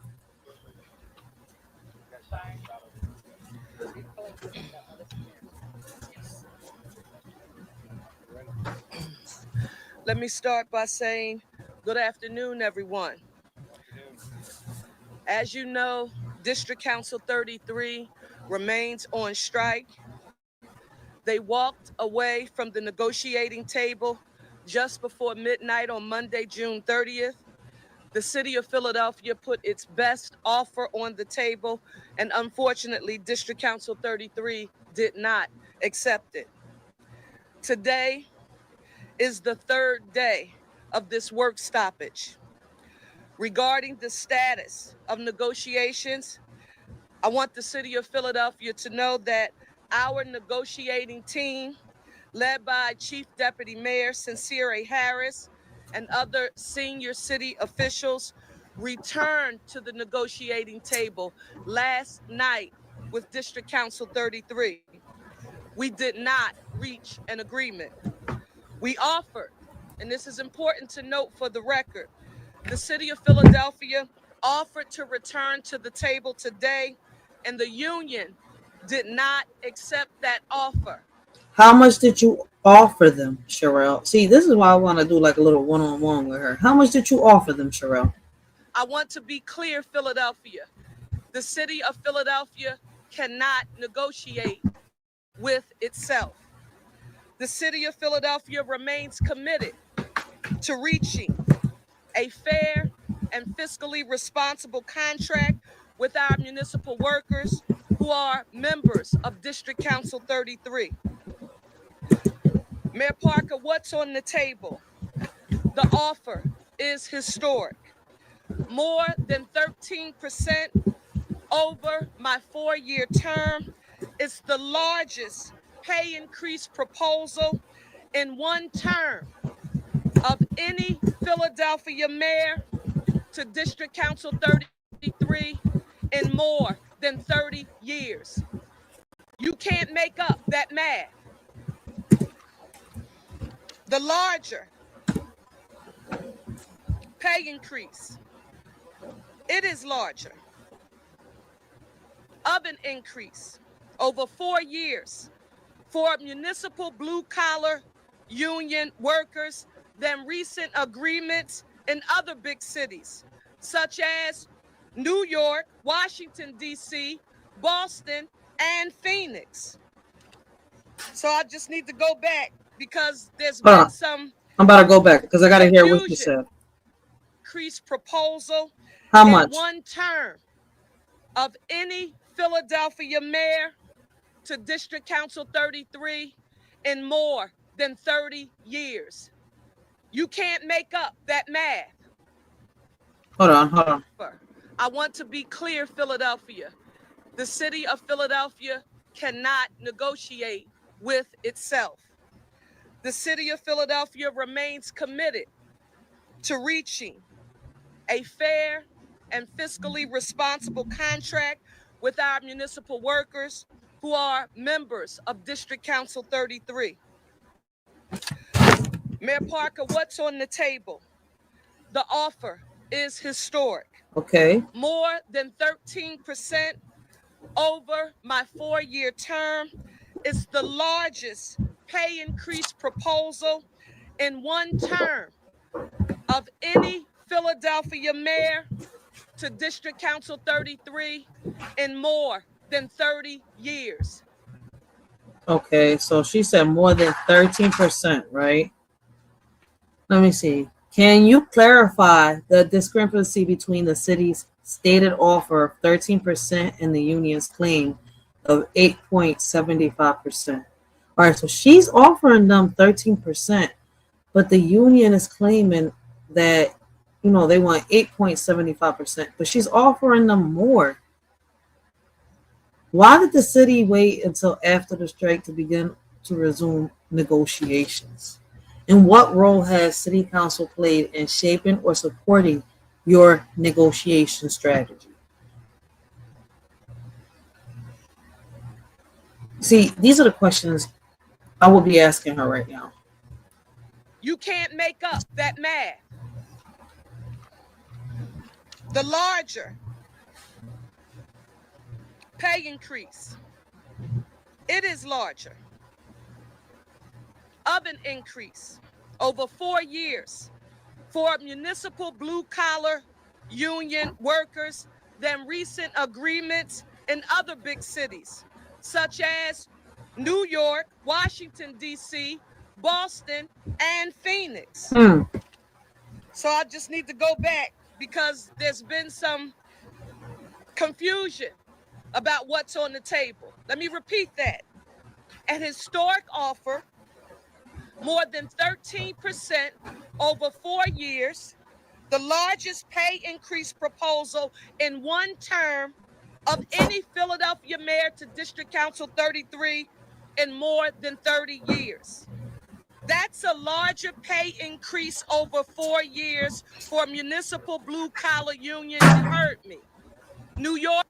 All right, so she's saying that's the largest increase. All right, so, right, as a citizen, right, Sherelle Parker, this would be my question, right? And I don't know if the bloggers not the bloggers, the media that be out there asking questions, you know, the people and all that, if they've asked this, but I do know I've had conversations with people around me, right?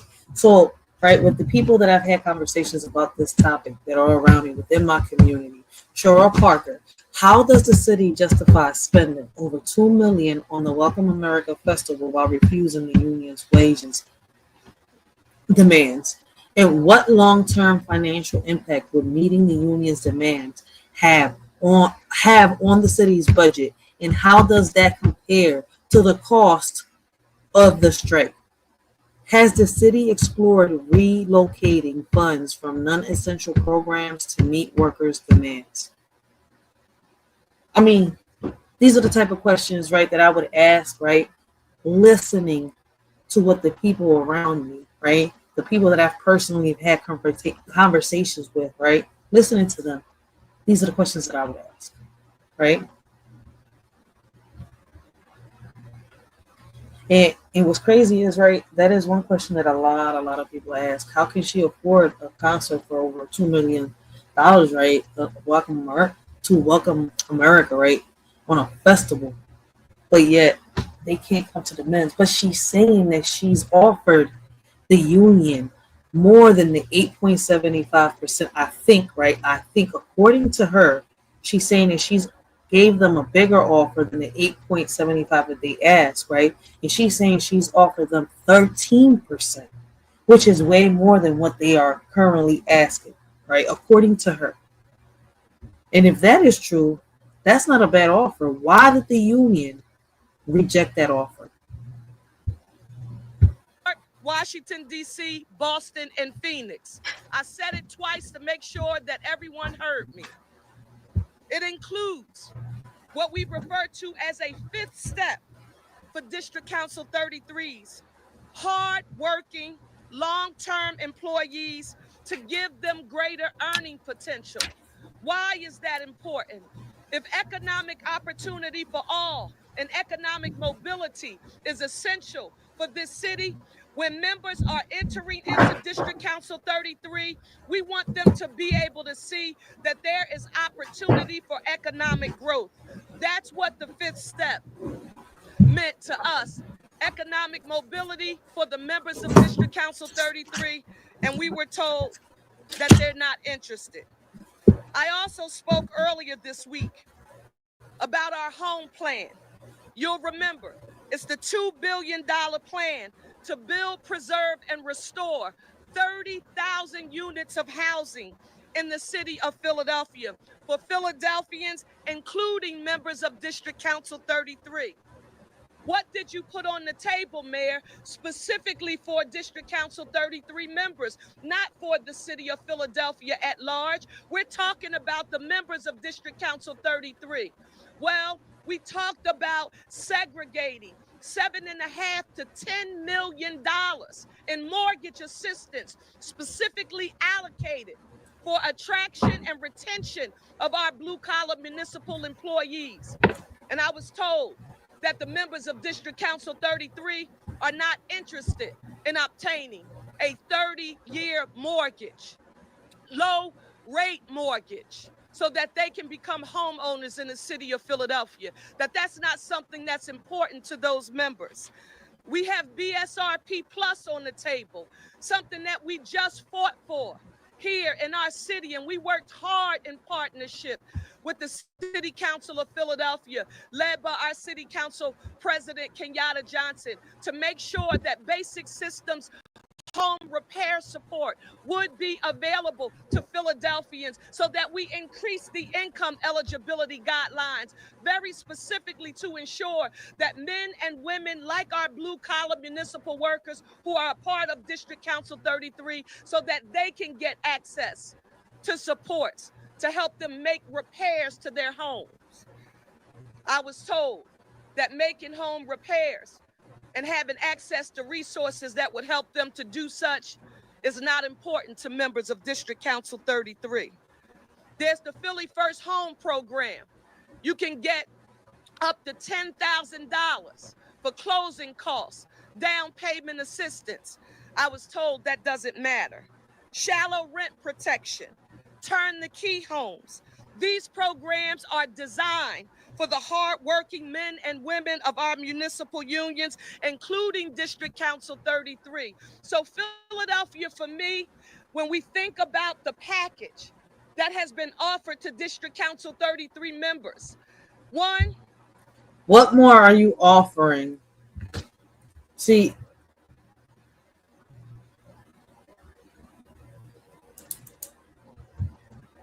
questions for the mayor.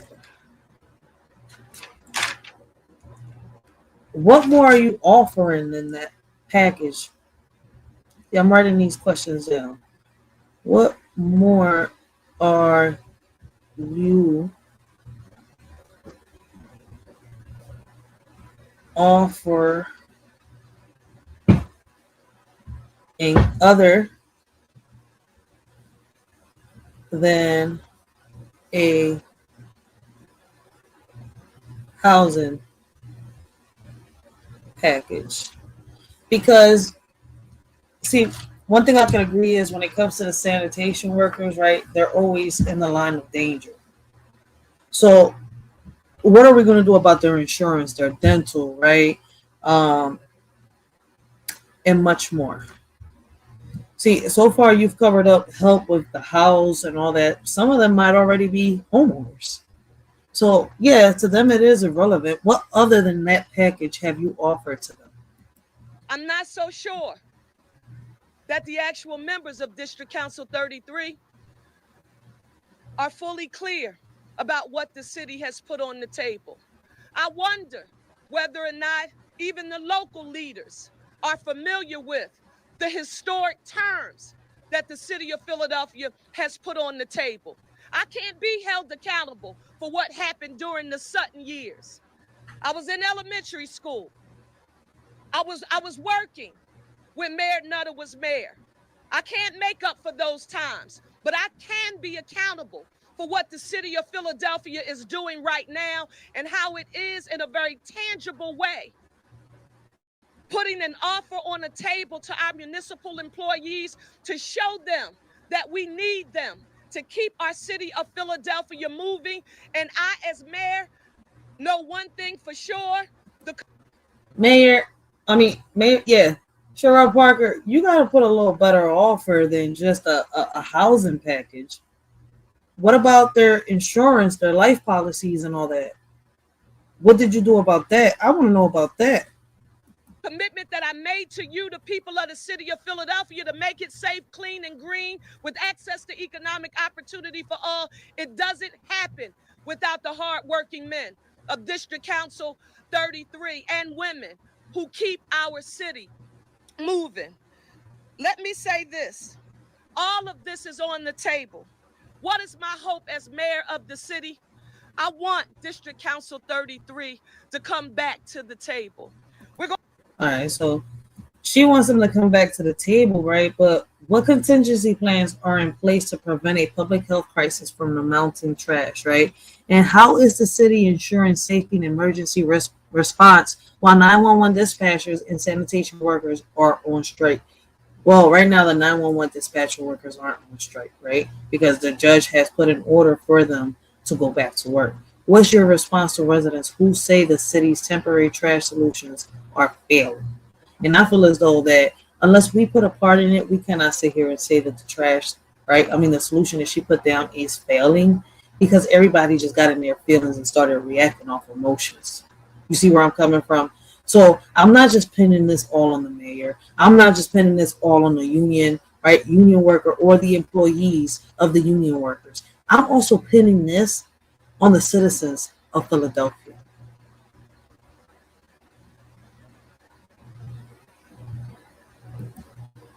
I want to talk about the 4th of July in a second, but I want our men and women of District Council 33 to come back to the table and negotiate with the city of Philadelphia so that we can get to yes and do what's right in the best interest of our municipal workers along with the tax-paying residents of our city.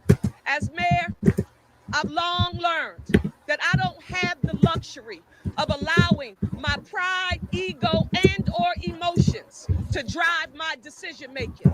I don't have that luxury as mayor of the city of Philadelphia, but I do have a right to make sure that I am fighting for the best interests of our municipal workers and the long-term fiscal stability of our city.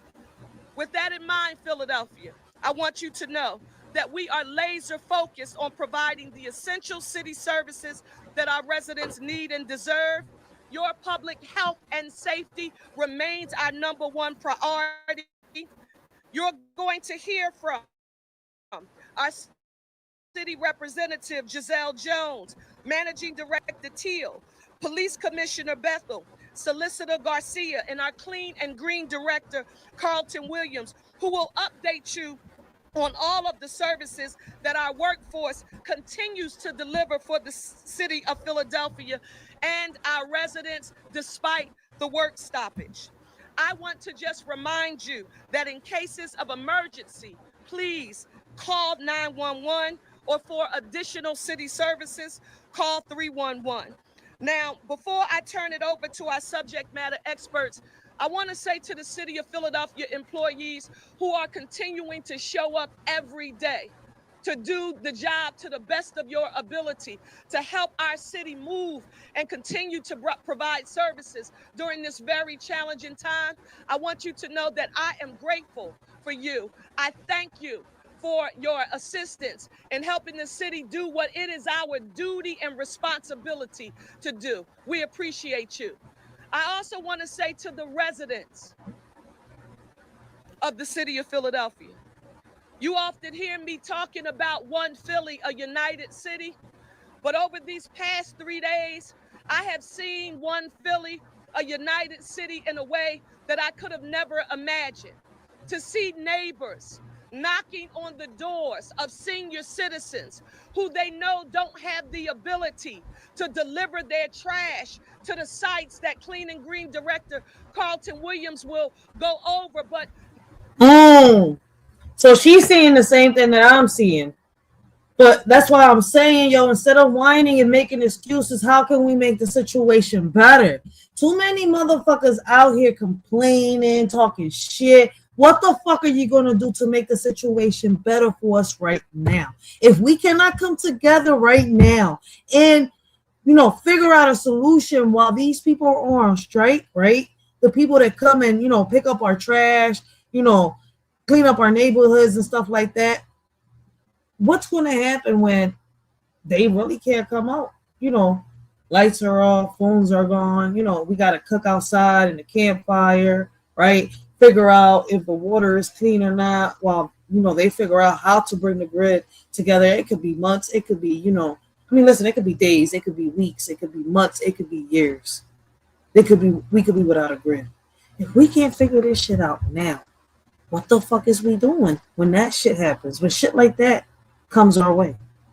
Because trust and believe with what's going on right now within America, across seas and all over the world, it could happen.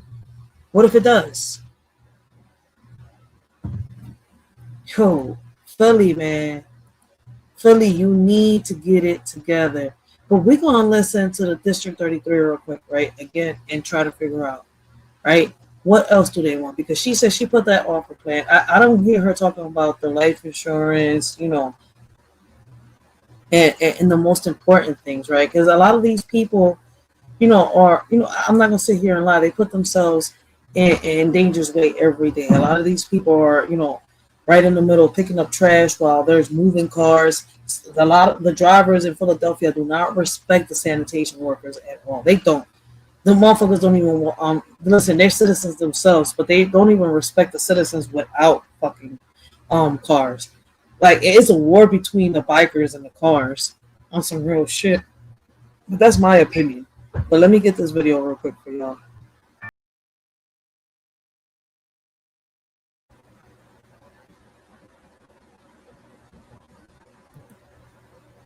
All right, so we're going to hear from District 33. Well, as you mentioned, sites like these will be shut down tomorrow for the 4th of July holiday. We've watched people all day long bringing their trash and their recycling here. Now, the mayor tonight is saying that she has offered a historic deal to the union. The union says the major sticking point, salaries. I will not put the fiscal stability of the city of Philadelphia in jeopardy for no one. Mayor Sherelle Parker says misinformation has been spreading from what her salary increases have been to the deal the city has offered District Council 33. The offer is historic. More than 13% over my 4-year term. It's the largest pay increase proposal in one term of any Philadelphia mayor to District Council 33 in more than 30 years. You can't make up that math. That's what I'm trying to figure out right now. Like, what do they want? I think they asked for 8.75%, right? But she's saying that she's trying to give them a 13%. So that's more than an 8.75 raise. So I'm a little confused right now. So I'm about to figure out. I think one of the workers. Women here we go. Are out on this line to see substantial change in regards to their wages. They absolutely need to have the ability to live and be able to thrive inside the city. And right now, with the wages that they're receiving, they're not truly able to be able to do that. The union and the city are not at the table. While Parker is urging leadership to return, the union says it's working on a counter proposal, but the two have squared off publicly. District Council 33. I'm sorry. I just gotta go back. I gotta go back. I need to be able to pause it Working on right a there. counter proposal, but the two have.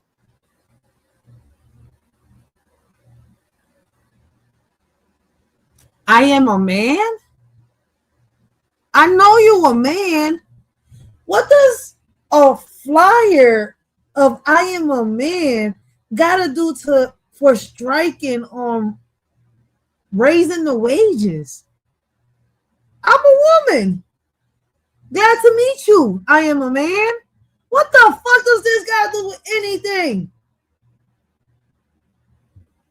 Have squared off publicly. District Council 33, I'm talking to the workers. I'm talking to you. I know you because I represented you all of my life. District Council 33 says the mayor's offer bundles in a contract. She said, I know you because I represented you my whole life. We're about to see that in a minute, but I need to hear from the workers. Extension from last year. The city agreed to a 5% increase on a one-year contract that was already signed. That would mean adding 8% more over the next 3 years of the mayor's term. The union is now asking for 3 years with a 5% increase every year. Mayor Parker says part of the city's past. Oh, they want a 5% increase every year. So when did that take away from? I mean, they hardly give into the schools anyway. We paying taxes for what? Package included low-interest mortgage programs for DC 33 workers. It says it was rejected. When you have subpar wages or poor working wages, when you do get the opportunity to acquire a home, you still have to be able to afford the utilities in that home, and you still have to be able to afford the groceries that go along with me living in that home. The union says there are other. But she offered all of that. They offered all the programs to help with the utilities and all that to become homeowners. She offered that. I heard it with my two little ears. There are sticking points that they are working through. Way that I could have never imagined. To see neighbors knocking on the doors of senior citizens who they know don't have the ability to deliver their trash to the sites that Clean and Green Director Carlton Williams will go over, but knowing who their neighbors are and offering to help them during this challenging time, that's what One Philly looks like. We are in the midst of a storm right now, and we are going to make it through. And I believe we're going to reach a fair and fiscally responsible contract with our workers at District Council 33. I now want to ask our city representative, Giselle Jones, to give us an update on our 4th of July activities. Before she comes, I want you to know that we are ready for the 4th of July, Philadelphia. Anyone who was planning on coming into our city, if you're flying in, taking a bus or the train in, residents who are gathering their family together in order to come down on the Parkway to do what we do here in the city of Philadelphia in celebrating here in the birthplace of democracy, please make sure you don't adjust any of those plans. We are going to celebrate in Philadelphia fashion. I now want to turn it over to Giselle Jones. And they did that. They did just that. They celebrated on some real shit to the point where, there were shootings everywhere again. That's what I'm saying. Like, come on, man. The citizens, y'all keep complaining, but y'all don't put your part in. Y'all really don't.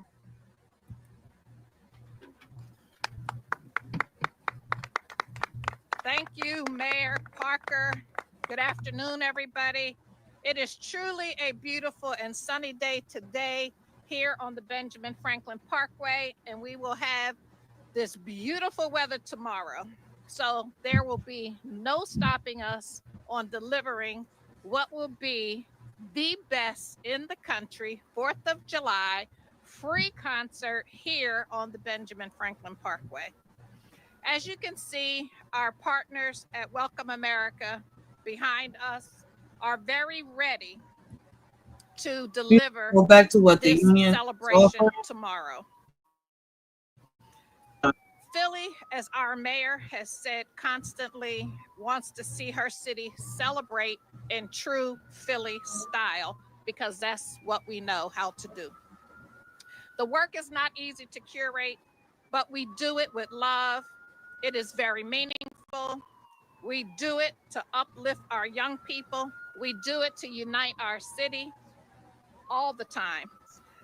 We do it for our neighbors. Events are like a woven quilt. They are the blanket that binds us and covers us together. The city has different pockets of neighborhoods. And when you quilt all of that What are they doing together, now, Scott? There you what go. you get is what the mayor is talking about. One united city. And she practiced. My bad. Blessings, Gary. But sit down, Brown. I lost the mouse for a second. How you doing? I'm chilling. Don't mind the background. I'm outside and it cuts. They're still playing with fireworks, but I'm listening while I'm watching the video, and she's trying to. I think the mayor is trying to equal what they're asking for, right? She says she's trying to give them 13% over 4 years. They want 13% every year. How do you do that? They want 13%, right, and 5% increase every year. Yeah, because they want eight. They want eight and three quarters of an annual raise, and then they want 5%. What is that? Hazard pay? They didn't have percent. They want an increase every year. That's all they want. They said a 5% increase of the wages. I think it wasn't hazard paid, but they want hazard paid included too. All I know is that's a large increase for an annual salary. I don't think most people get that anywhere. But the police don't get that. The fire department don't get that. You know what I mean? Like, how are they going to just get 8? Yeah, look at that. Okay, she's saying 5. They saying 8. Look, she going up to 8 points. They want 15%. No. She's not saying that. They were explaining to us in 2024 to 2025 it was 5%, right? Now from 2025 to 2028 they'll get 8.75%, right, and a 15% increase. The city gets paid 8.75 and the union gets paid 15%. That's a good pay. Yeah, because that's damn near doubling them. So what else could they possibly want? They were just equal with the city last year. Yeah, but look, in 24-25 they're even, right? The city getting 5, the union was getting 5%. That's what they battling for. Now you go to the next 3 years, they saying it's no way in the world you can get 15%. Because they're getting paid less. Damn, no way I got what you're saying. See, if you wouldn't have pointed that out, I wouldn't have noticed that. At all. Like, we have to, like, in order for things to run, you have to be realistic. Yes, there's a number that you feel like is a medium point, right? But where's the medium at? She saying the city say 8 3/4, they saying 15. So if you multiply 8 3/4 by 2, that's damn near 17.5%. Y'all want damn near 15%. That's 1 point. That's damn near a double up. Who could afford that? So what does the city got to rob Peter to pay the garbage people for? Who they got to rob? More schools, because they're not going to be able to take from the prisons. That's a no. We all know that. But that's what I'm saying. They have to be realistic, right? Nobody's not saying that the people just striking they're not warranted of a raise, but that's kind of crazy. 15% raise. if you was to do a annual, if you was to do a poll, what is the normal size raise in your city? I promise you, it won't be no 15%. That number will probably be like maybe what they're saying now, 5%. So y'all want to get a 300% increase if your regular annual raise is 5%. The regular people ain't even getting that. The regular people might get $1 raise, a 50-cent raise, a 75-cent raise. It's kind of hard to then turn around and say, you know what? So we make it 30,000. So let's get a 15% raise of our 30,000. I mean, that's what I was thinking too. Like the math ain't adding up somewhere. That's why I'm like, this shit is not gonna work out. Like, so you got like so you would have 9,000 people with a $9,000 raise. Yeah, just using our numbers, right? 30,000 below that. workers. That's what I'm saying. The $6,000, a $6,000, $4,500 raise. So 9,000 times 4,500. Is that even in the budget for it to even be possible? And then after that, you want hazard pay. How many of your people are working actually in the hazard field, right? You got regular garbage, you got the oil, you got all of these other things. How many of these people got to get raises? So you want them to get that $4,500 raise plus something else. You have to. And meet you know what's halfway. crazy? I'm glad you just said that. You know what's crazy? The majority of them will sit here, right? And that's what I was saying earlier. Like, this has to also put in the work. If y'all get a raise, is y'all going to pick up our trash better? Is y'all going to be cleaner with our trash? I mean, it's already bad enough the citizens are dirty as shit. I'm sorry to say it. There's no hairs in my tongue. There's no filters in my mouth. You see where I'm coming from? This shit should be hand in hand on some real shit.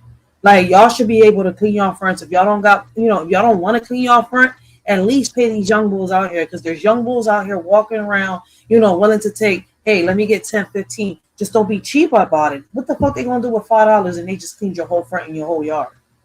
Come on, let's be realistic about that shit. So it's like let's there's look at people it out that here way, like, right? So let's look at it from that standpoint, right? So now let's say people start doing that now, right? Now the city want to adopt that. What the union gonna do with that? Exactly. That's my You see thing. what I'm That's what I saying? was just asking. There's no win for losing with them. So why y'all trying to get all of this amount of 15% when y'all could just meet outright? Y'all, they saying 8.75. Go to 10%. Go to 12%. You got the raise that you need. 15 is crazy. That's astronomical. And They then really shooting for the stars. The one suffering is mostly the elderly. I'm not gonna sit here and lie. Like I said, listen, they're saying that we're gonna start having a rodent infestation. Motherfuckers, we already have that. We already have that, because as a block captain, you see me go live plenty of times and show the alleyways, show them the streets and stuff like that. You see where I'm coming from? I don't just blame the trash people. I don't blame the sanitation department. I blame us too. All right, us, because we don't know how to keep our shit organized. I don't give a fuck if you buy the cheapest bag, but if you organize your trash, there wouldn't be trash all over the goddamn streets. And if a trash, how can I say it? A sanitation worker comes, picks up your trash, right, and that trash bag breaks, right next to right in the street where they're picking it up, because that's where mostly breaks at, in the motherfucking street. Right. If it breaks on the sidewalk, okay, it's up to the citizen to pick it up. But motherfuckers, y'all break these bags in the streets. Oh, they shouldn't have been buying. I mean, listen, I've done lives where I've shown this shit. They over here talking shit about the citizens going back and forward with them. I'm like, but it's true. Like, how you judging this motherfucker because they couldn't afford a fucking $2 trash bag? They could only afford a quarter bag. You can't do that shit. Next time, grab the bag the right way if you know some motherfuckers can't afford good bags.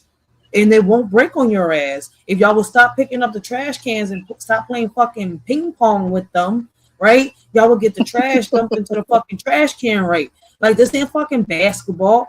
It's the sanitation department. Y'all talking about y'all worrying about a needle, then grab the bags the right fucking way, because you don't know who the fuck is a heroin addict. If the heroin addict was sitting in that trash fucking humping another heroin addict and sticking needles on themselves at the same time, got up and left that shit there with some condoms along the side. You didn't think about that, but you just sure as hell grabbed the motherfucking bag and, try to throw it in the hoop inside the little circle thingy, the little fucking trash monster thing that goes boom, boom. You sit here grabbing that shit like it's a basketball, but you worrying about being healthy, about being stung by a needle, stuck by a needle. My bad, stung. They're not bees, but you'll get my whole point. Like, if y'all do get these raises, is y'all going to get y'all employees to be better workers? Because there's no way in hell we should be seeing sanitation workers going head to head with fucking elderly people. I mean, I got a whole live on that one from I think it was last year, if I'm not mistaken. I was on a live already. That's why I have it. It's not that I pulled my phone out. I was doing a live. You see where I'm coming from? And boom, I caught that shit on the live. So it's kind of like, come on, let's be realistic. Like, that same instance that I've caught it once on the live, other motherfuckers can do the same shit. Look, this is the issue we're having. When I was on the live and I say, yo, it's fucked up. Look, listen, y'all some good workers, you need me to call the police department because as, citizens, they should be respectful. They asked for me as a block captain to go to the politicians and demand these manholes and these sewers and all this bullshit to get fixed, right? In order for this shit to get done, they have to break the streets and fix the fucking streets. So if you're not supposed to be parked in this area, I already know we have a parking issue. Motherfuckers own 10 cars to one house.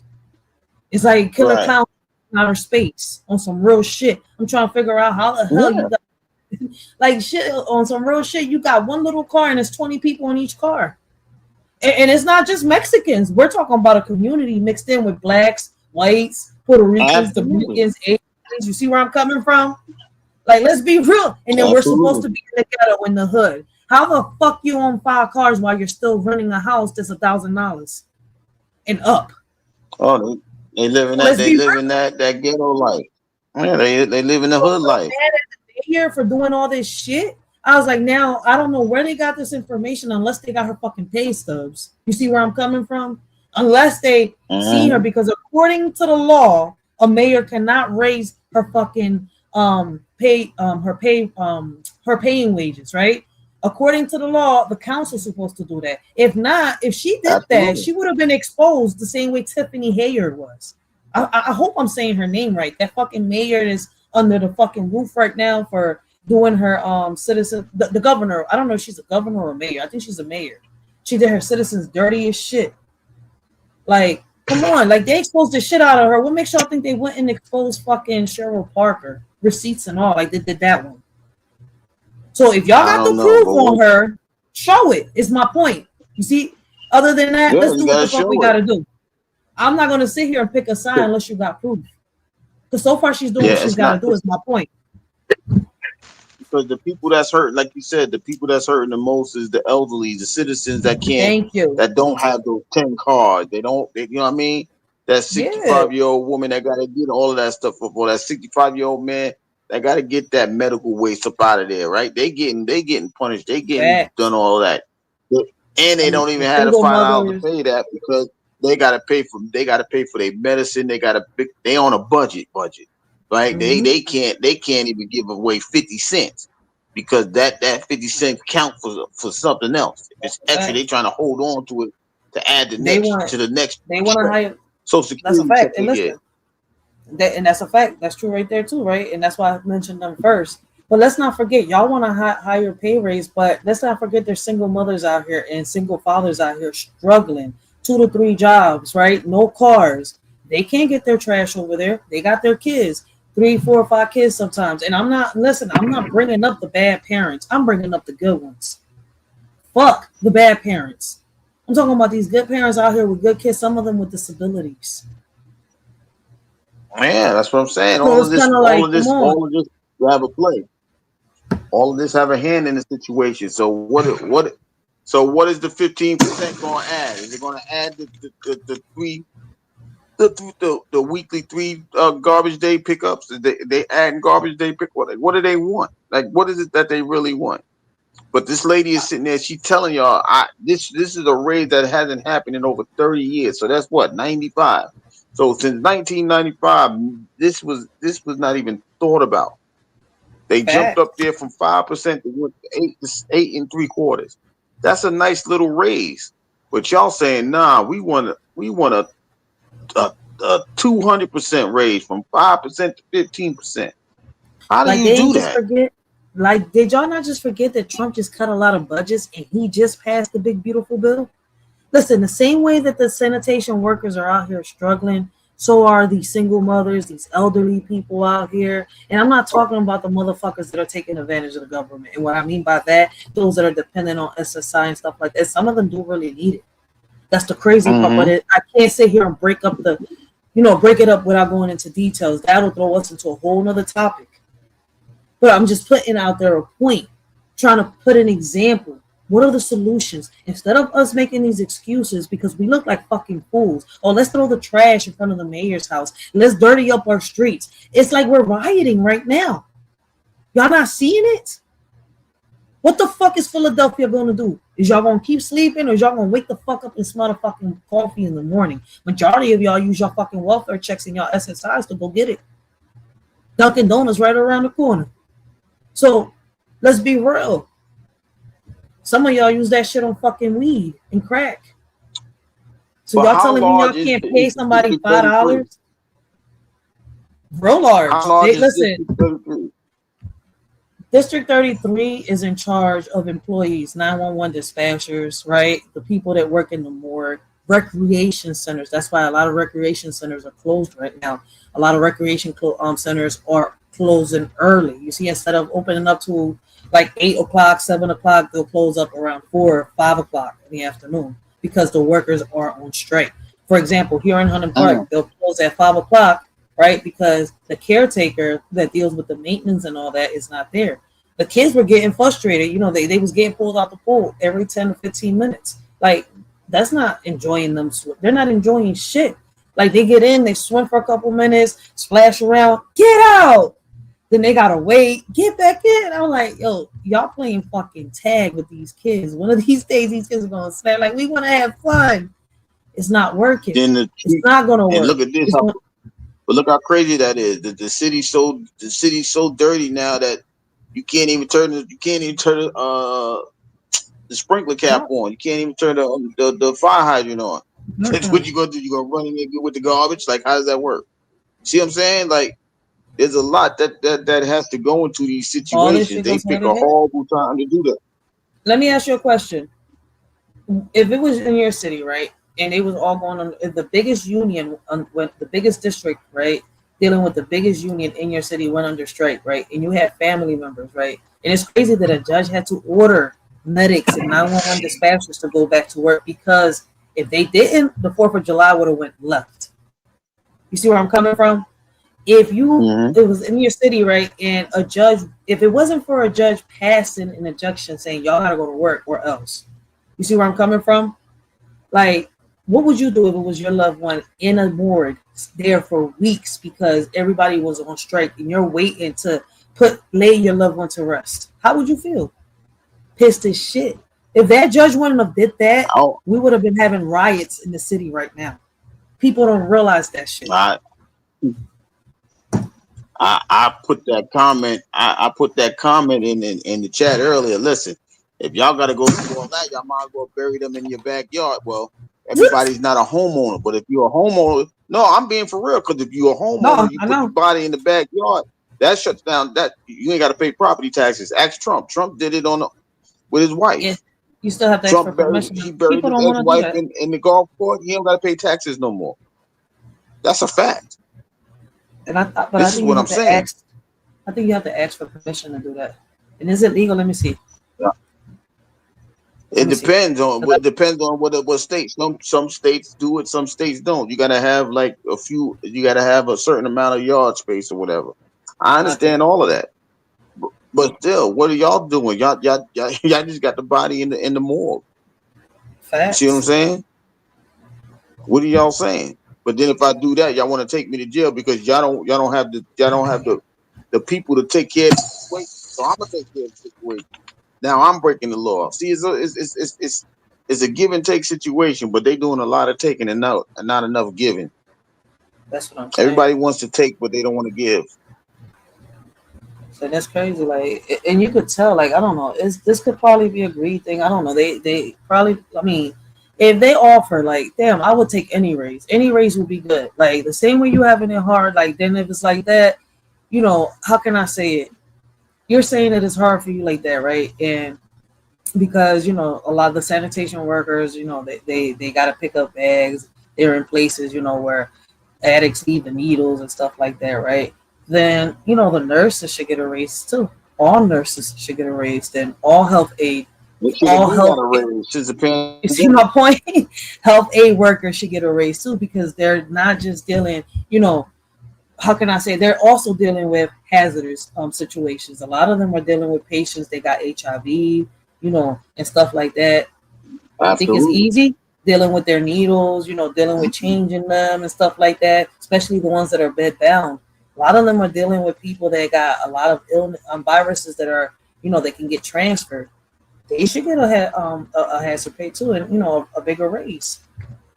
And I can sit here and tell you that, you know, the health aides don't get a hazard pay. Health aides, you can go there without a fucking, how can I say, a diploma. All you doing is helping out a patient. You see where I'm coming from? Taking care of their needs. Picking up his poop, wiping their butt, asses, doing all that these things, shit. giving them a shot. Yeah, So they don't playing got with urine and all this. They don't have the same privileges that a regular aide has in a hospital. You see where I'm coming from? So how about them? They get a raise. How about the people that deal with, you know, the homeless and all that shit? Do they get a raise too? Nope. That's my whole and point. they got to deal with the worst because I'm not trying to be they're literally risking life. But if it's like that, then all the people that have to deal with hazardous situations should get a raise. That's what I'm not just looking at one situation, because it's not just about all this is leading to a lot of people, you know, being affected. Like, it's bad enough. We're not just about to start a fucking massive splinter infestation. It's been happening. The problem that we're going to have right now is, are we going to find a solution for all the rodents that have come out? Because there's more than what it was before, and they're bigger and bigger. See, I'm scared as shit of them, but I'll sit here and save an elderly. I don't give a fuck. I might face my fear because it's fucked up and crazy. How the hell is we fucking them over? How can they help themselves, especially the ones in Kings, the ones in bedbound? I seen the old head right here over here. Like they left the construction site for 2 days, but they came back. But all this trash that they had right there. I'm sitting here, I was like, I want to clean this drum right here. But how the heck do I do this shit by myself? Clip is on strike. Because I can call Clip for help. You see where I'm coming from? Oh, wait a minute. All right. I can't do it because y'all on strike. Now this lady right here, the back is all infested with rats and shit like that, and she's on her own. So it's kind of like, oh, you see the situation? Some of us can only but help so much. So we need to find a solution. It's not just up to them. While they're on strike, what are we going to do as citizens? Instead of destroying our neighborhoods by throwing the trash in the goddamn streets, we need to keep the trash organized, or pay the people that are willing to take your trash to the actual sanitation department. What they do with it afterwards is not our problem. It's the government's problem. Yeah, because if you now here's the funny part, right? So let's say everybody turns around, get one of those big black bins, right? They throw their garbage in there and they burn it up. Are they going to go to jail for that? I never thought about that. Let me see. Is it illegal in Philadelphia to put trash in a big garbage bin and put it on flames?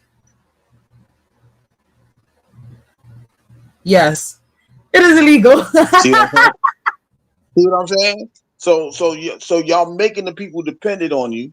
Now that y'all on strike, I can't depend on you. So how am I supposed to get this done? You was just talking about this the other day on your channel.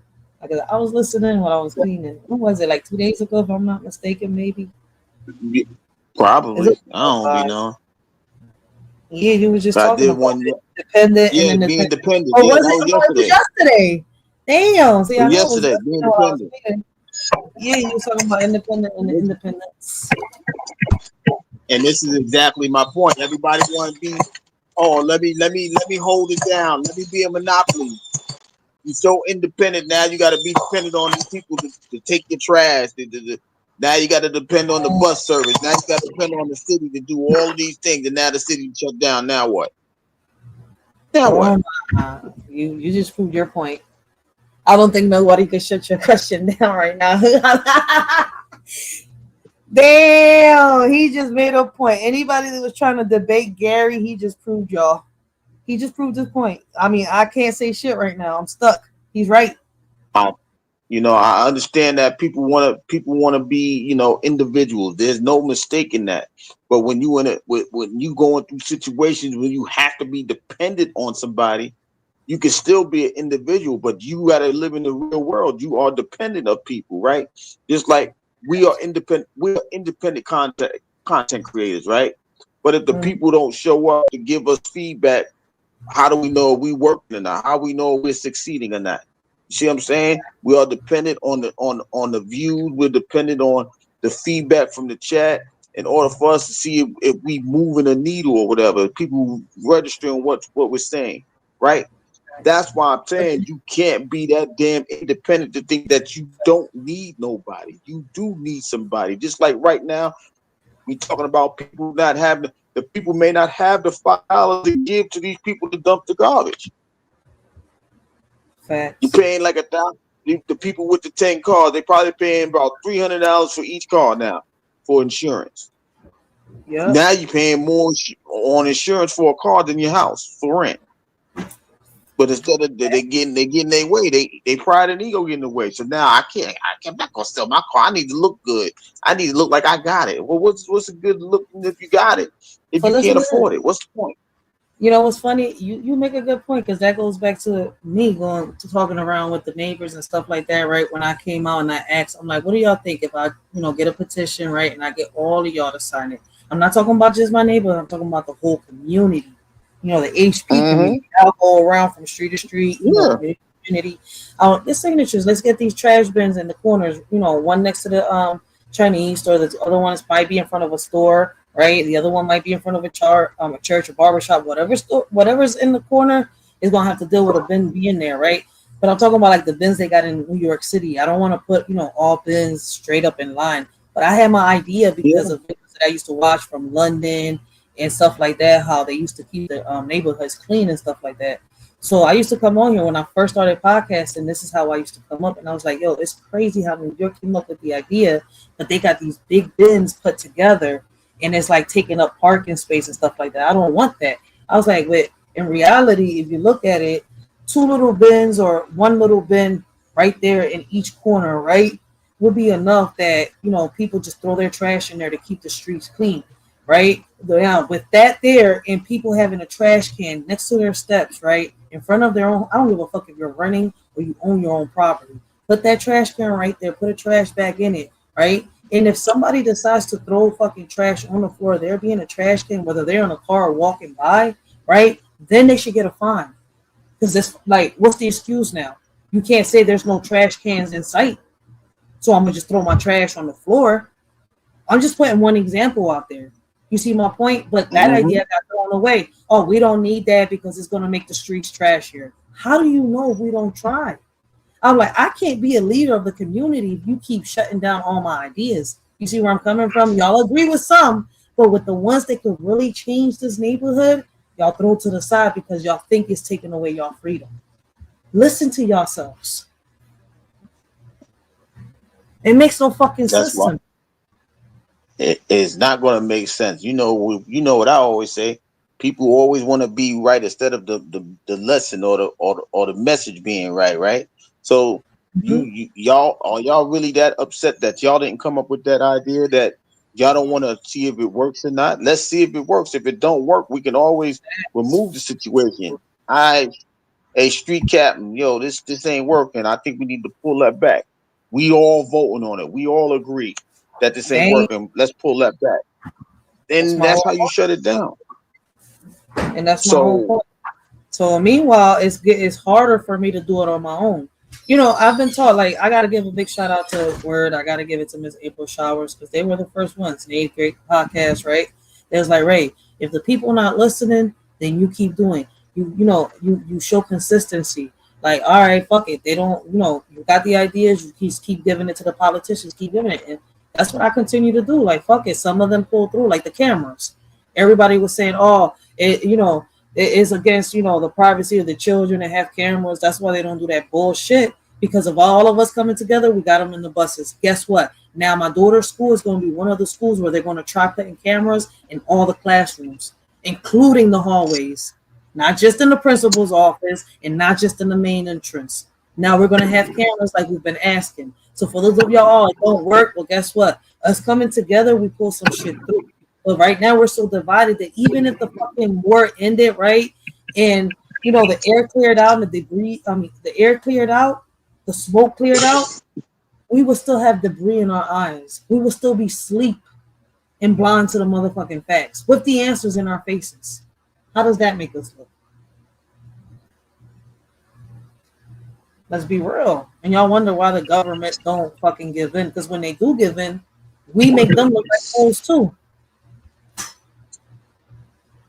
Yeah, that's what I'm saying. Like, it's definitely hard to move the needle when you the only one that's trying to set a precedence, right? But that's why you have to continue to do what you're doing, because you trying to make it comfortable enough. Yo, let's have the conversation. So now we sitting around, we had a conversation, which I think we should do on the block. But let's just try it on the block first. All right, let's see if we can find a big dumpster thing, and we put it on the corner. I mean, y'all might get fined for that. I'm just saying. That's what I'm saying. I already know what to do around it. That's why I always say, yo, listen, with a petition, we can go far. All I need is y'all signatures. Y'all back me up on this shit. The judge will sign off on it. That's all I need is the judge's permission, and I won't get a fine. You know why I know it will work? Because there's already 2 blocks within Philadelphia that has done that. But guess what? Other blocks don't want to do it. If we sit here and we sign as citizens, like, okay, yes, this is what we want. It feels as though, this can help us out. I can go up there, give the speech that I need to give, and they will budge a little bit. Let's give it a try. But if we don't do shit, it ain't gonna work. That's why I was, little by little, like I do every year. I was like, y'all don't want to clean? Fuck it, I'll do this myself. And I just give when they give me supplies and stuff like that, and I put out of pocket, I'm only going to give it to those that I know that are going to come out and help. If you're not willing to come out and help, well, then I don't give a fuck what you think, and I don't give a fuck how you feel. That's how I started getting. Because at the end of the day, I'm busting my ass doing this shit by myself. What are you putting into it? You want to complain? Put something into it. If you don't want to put money into it, put some fucking work into it, because we're putting the rest in. Something got to give. Because I'm tired. Like I told everybody, I'm tired. Like, if y'all not going to do it, well, then I'm going to continue doing what I'm doing. Yeah, if you've been doing this long enough, you just can't be the voice of reason. You can't be the person with the actions of reason. Somebody got to say, well, here's the bigger thing. Where's the goddamn compassion, right? Damn, Shorty doing that all by herself. Yo, you got that, Shorty? You good? All right, cool. Ma'am, you got that? Or how are they going to approach you? Like, yo, you need help? Then another person doing, hey, maybe somebody else will pick it. I always say one reaches 1,000, right? You may not have reached that one yet, but that one is coming. And then when you reach that one's going to reach another one, and then it's going to pick up. But slow and steady does win the race. You understand what I'm saying? That's why consistency is key. Because if you're consistent enough, somebody's going to say, you know what? I can't just continue to watch her do A, B, and C. I might as well help her with A, B, and C. And if I got the strength, I could do D. And somebody else see me doing D, they might want to do E, F, and G. And then it goes on and on and on. It's a process that you gotta go through, right? But we have to understand, if Rome wasn't built in a day, then everybody with common sense, even though I don't think common sense is common anymore, they're gonna pick up slowly but surely as well. And that's a fact. And that's why I gotta give it to people like you, like the word and stuff like that. Because when y'all talk, the message might not be for everybody, but there's some people like me and the people that are around me that'll get that message and do something with it. You see where I'm coming from? Yeah, absolutely. Because I understand the message may not be for everybody, but it may be for someone. See, that's why I go by the logic. See what I'm saying? That's why I say one could reach 1,000, because it may not be for everybody, but it may be for that someone. What I give you, you might be able to break it down for somebody that's understandable for the next person, right? I give a message. I'm not from Philly. If you break it down in your Philly term, yo, what she's saying makes sense. All right, let's try it that way. But that's not, as long as you understand your ego's not in the way, because the message is right. It's not about you getting credit. It's about the message being given credit. So now you pass it on, they start picking it up. Yo, the Jones, that, and that. Okay, cool. They pick it up, now they do it. That's the thing that we have to lean on. We have to lean on people breaking that stuff down to where it may reach somebody in Philly. It may reach somebody in New York. It may reach somebody in Atlanta. It may reach somebody in LA, right? But you gotta have the conversation. If you don't have the conversation, nobody know what you're talking about. That's a fact. And that's why I said it, like, man, I gotta give it to y'all, because on some real shit, listen, if it wasn't for the advice that was given to me about the petition, shout out to Miss April Shower. She was the very first one to sit here and motivate me, right? Then came the word. First, April Showers, Nate. I remember this shit in order because they all came in line like, yo, Ray, don't quit, keep doing what you're doing. Boom, boom, boom. I used the same shit to, because around that same time I became the block captain, which was around like 3 years ago and stuff like that. And I was going through a lot. So it was like, fuck it, like let me use what they're giving me, because I can't do it exactly how they're doing it. Let me flip it around and turn it into something. And I'm doing it. I was like, the same way I gotta be with this petition, I gotta be with the people within around me. Like, I hate it because I'm not a politician, but I gotta get political with them. You see where I'm coming from? And if I don't show them, like, all right, fuck it, you don't want this, but those that want it are going to get something from it. But I'm sure I'm not going to sit here and bust my ass and give you for nothing in return on this situation. You see where I'm coming from? Because at the end of the day, this is not for me and this is not for you. This is for the kids. My kids walk these trenches with your kids. And I sure as hell want them to be safe. And I want them to get the fuck out these corners, because these kids are getting younger and younger in each corner, whether y'all like it or not, especially here in Philly. They're in these corners 8, 7 years old, busting fucking traps. Why? I don't fucking know. 8, 7 years old, vaping. Why? Oh, wait, let's not forget, we're just getting these programs back. I don't know how many other cities are starting to get programs back, but I do know that Philadelphia, shout out to Cheryl Parker, since she's been back, we're getting programs back. Programs that we had back in the 90s that were helping us out. Why do you think our generation is, even though our generation and the generation before us fucked up this generation and the generation that's coming up, right? I must say we had a better upbringing than what this generation, my generation, is giving this generation. So I feel as though those programs are needed, because some of these parents are not capable of teaching these kids morals, respect, honesty, how to work, how to become entrepreneurs. Some of these kids go to the store and they get played. They get cheated out their fucking money. Don't even realize it. Come home, get their ass whooped. Well, you should have taught your kids some math. Basic math at that, because even I know basic math and I fucking hate math. I have issues with math. But you see my point? Like, but I know how to count my money. Shit. Like, what the fuck? We've gotten so lazy to the point. Like, that's why I love listening to Gary, because it's crazy as shit that in situations like this, when I come and bring topics like this, his lives matter, right? At the moment, I'm just listening, trying to understand what he's saying. But when I end up talking about topics like this, like what we're going on, what's going on here in Philadelphia, what he is saying makes a lot of sense, especially what he said yesterday. Is independent, are we really independent? And it seems like we're really not. So if you missed this live from yesterday, make sure y'all go check him out on some real shit, because y'all will understand what I am trying to say, and it will answer all the unanswered questions that y'all got right now. Yeah, I'm just, like I said, I'm just sitting there trying to understand that word really has killed a whole community. Well, I don't need you to do this, that, and the third. Okay, so let me see how you're gonna do this then. You don't need them, right? So let's see how y'all gonna get rid of this trash. Oh, well, I can't get there because I gotta work 2 jobs.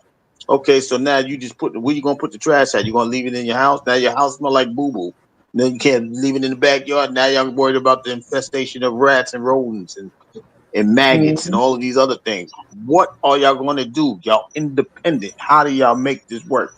Well, we're not independent no more because you are dependent on them. So if you're dependent on these people, let's make sure they get what they need. Let's I'm just sorry. do it. I didn't mean to laugh, but yo, that's some real shit right now. Look how his topic lands on my topic today. Like it fits perfectly hand in hand.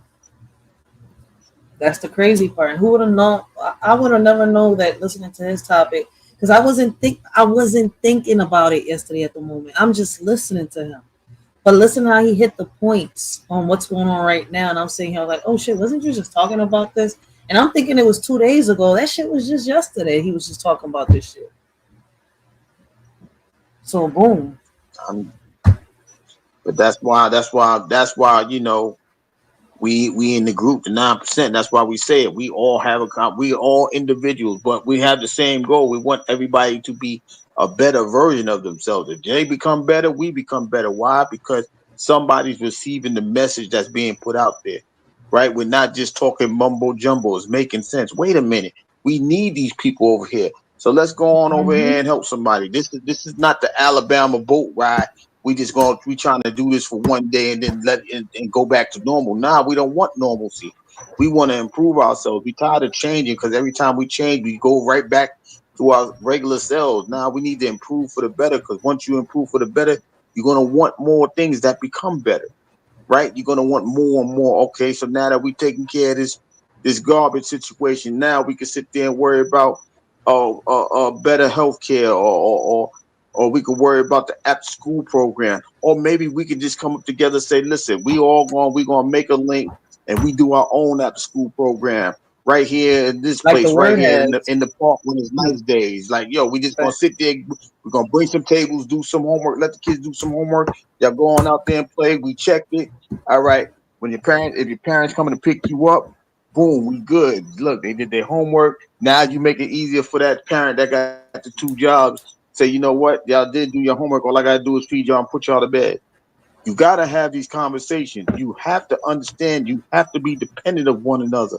That's why a community is necessary. If we could come together with like-minded situation and bring it to the table and make it work, you don't need the city to be dependent on. You can be dependent on the people that are just like you, or they look like you, or they have the same situation as you. Them higher ups don't have that same situation as you. They're banking that you depend on them because they need you to depend on them. If you don't depend on them, they're gonna get voted out. Well, there ain't nothing happening. You didn't do none of this stuff. Well, you got to go. Next election, they're out. This is why I'm saying if we can all work together, the outcome will be totally different. That's a fact.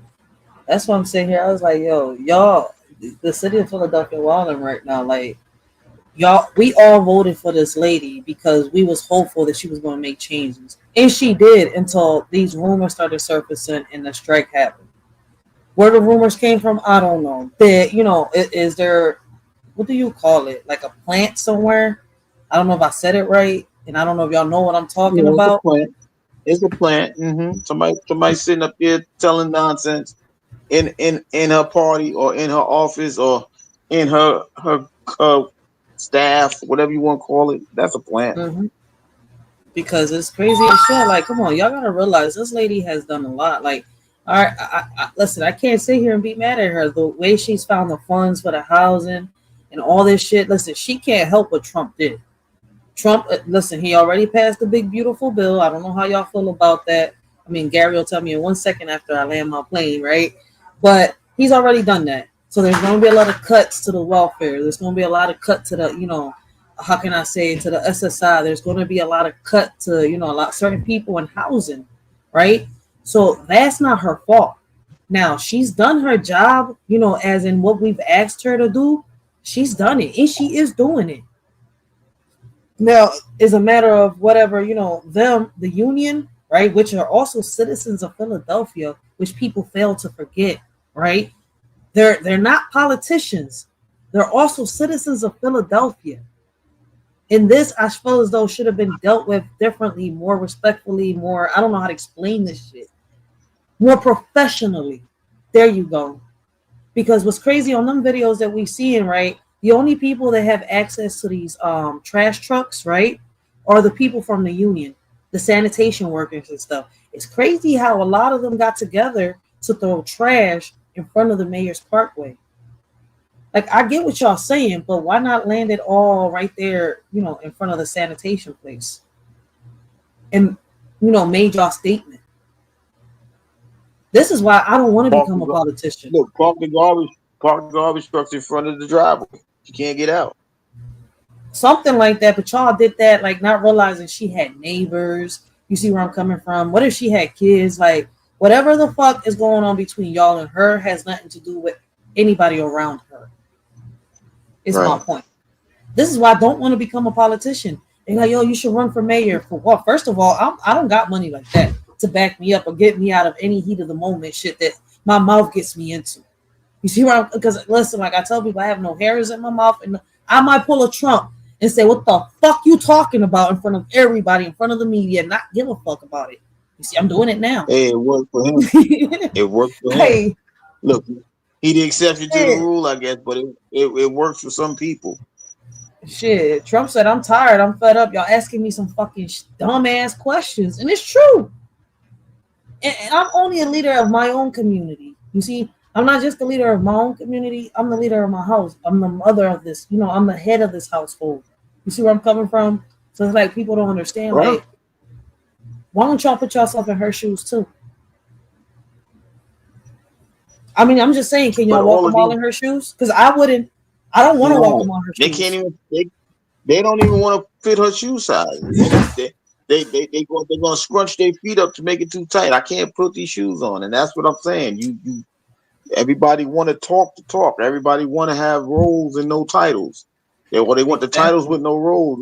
All of these things is factual. Like everybody want to. Hey, if I was the mayor, now you have the choice. Now what y'all want to do? Be the mayor of your block. Let me see what happens on your block. See what I'm saying? It's hard as shit. Trust me. Let me see how you rock that. I'm just saying you can start with the small parts, right? But let me ask you this question, right? You've seen it. Shit, I've done lives when it's time to close the block, and people have seen how some people in this community be like assholes. Even on my own birthday, I think this was 2 summers ago. I did a live and everybody was saying it too. Like, and then I did a live the next day. How the fuck you expect to be a leader of your community if you can't even fucking lead? You can't even lead with respect, honor, or dignity. I mean, I know I curse a lot, right? But this is the only way I can get motherfuckers to listen. Can I be professional? Yes, because if in front of the politicians I can be professional, I can be with my neighbors. The crazy part is I could be professional with some neighbors, but I got to get ratchet like this with others.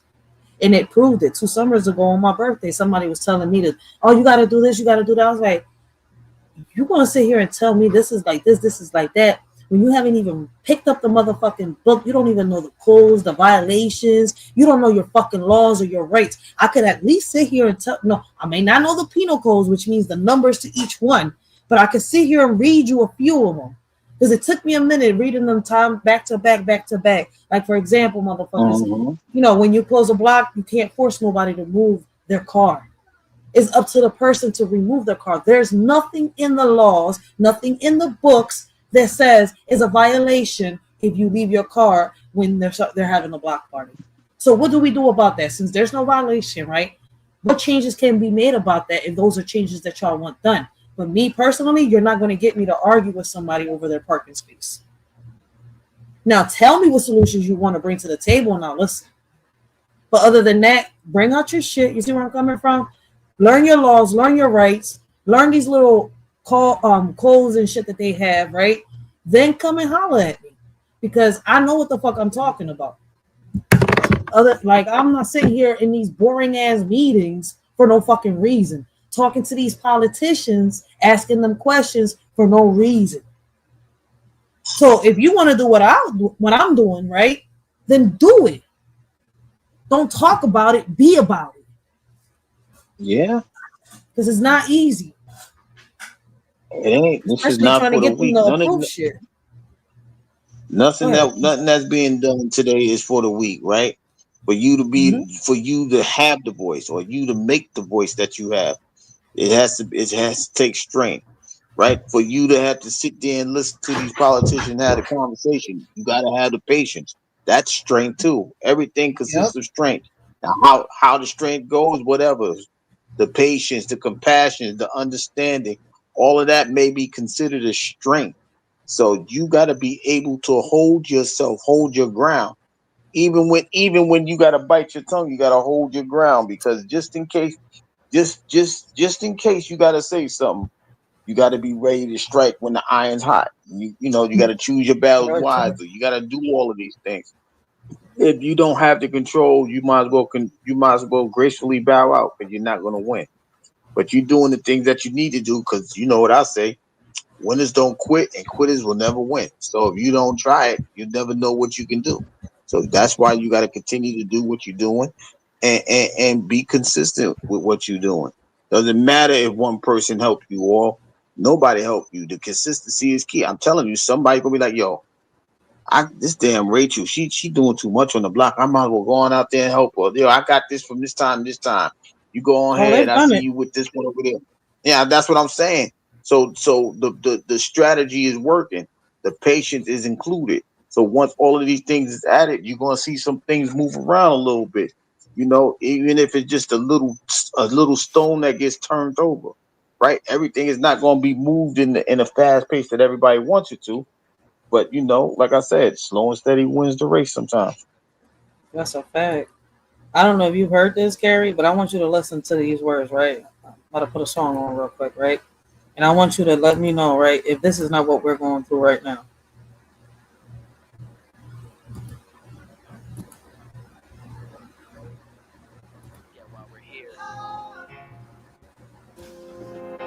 Sometimes we forget why we're here. It's easy to fall off track. These help us remember. These battle scars don't look like they're faded, don't look like they're ever gone away. They ain't never gonna change. These battles. Growing up, I had a dream, something no one else could see. Tell me what it means when your faith is falling beneath your knees and you can't breathe. Everything you see reminds you of what you're not or something you won't be. You gotta take what you're given, that's how we live it. Don't be mad at the system, it's simply how we've existed. I hear a lot of people talking like they politicians and choose to be an accountant because it's safe in a business. Not because they want to do it, just because they heard it pays. And who the fuck wants to be poor knowing that's how we've been raised? Society is getting heavy, I can feel the weight. The pressure of success is like 100 million pounds of shame. And that's the reason I'm staying up late, trying to find a way to escape the stereotypes. This day and age is making me feel like the only way I'll be happy is getting signed to a label and making money through rapping. I want to share my emotion because this world is attacking the very principle of life that lets the people be happy. If you don't have a reason to breathe, why even live? These battles cause our impressions of everything that it is. Don't look like they're faded, don't look like they're ever gone away. They ain't never gonna change. These battles don't look like they're faded, don't look like they're ever gone away. They ain't never gonna change. These battles. Now, if I had a voice that reached 100 million people, I'd tell them there's a reason that we're all created equal. Cause some decide to be great and some decide a sequel to an average person's life is simply what they want to be. So you make your decision, all I know is what I'm given. Won't define the life I lead or the way I dwell in existence. I've seen a greater image on the walls of where I'm living, and the words twisted and scripted remind me of something written. Faith is a gift that is given down to the people. If one believes it, one receives it. It's given if it is needed. Don't ever think you're trapped in a life that you never wanted. Your options are infinite, that's some mathematical logic. I'm not saying I'm a prophet, I'm speaking for what it's worth. These lyrics define my prayers and these battles cause I'm a church. Not saying I'm a prophet, I'm speaking for what it's worth. These lyrics define my prayers, these battles cause I'm a church. What you think about what the boy said throughout this whole song? And it might go over a lot of people's heads because he's a white boy, but they don't even realize he walked these trenches too, just like us.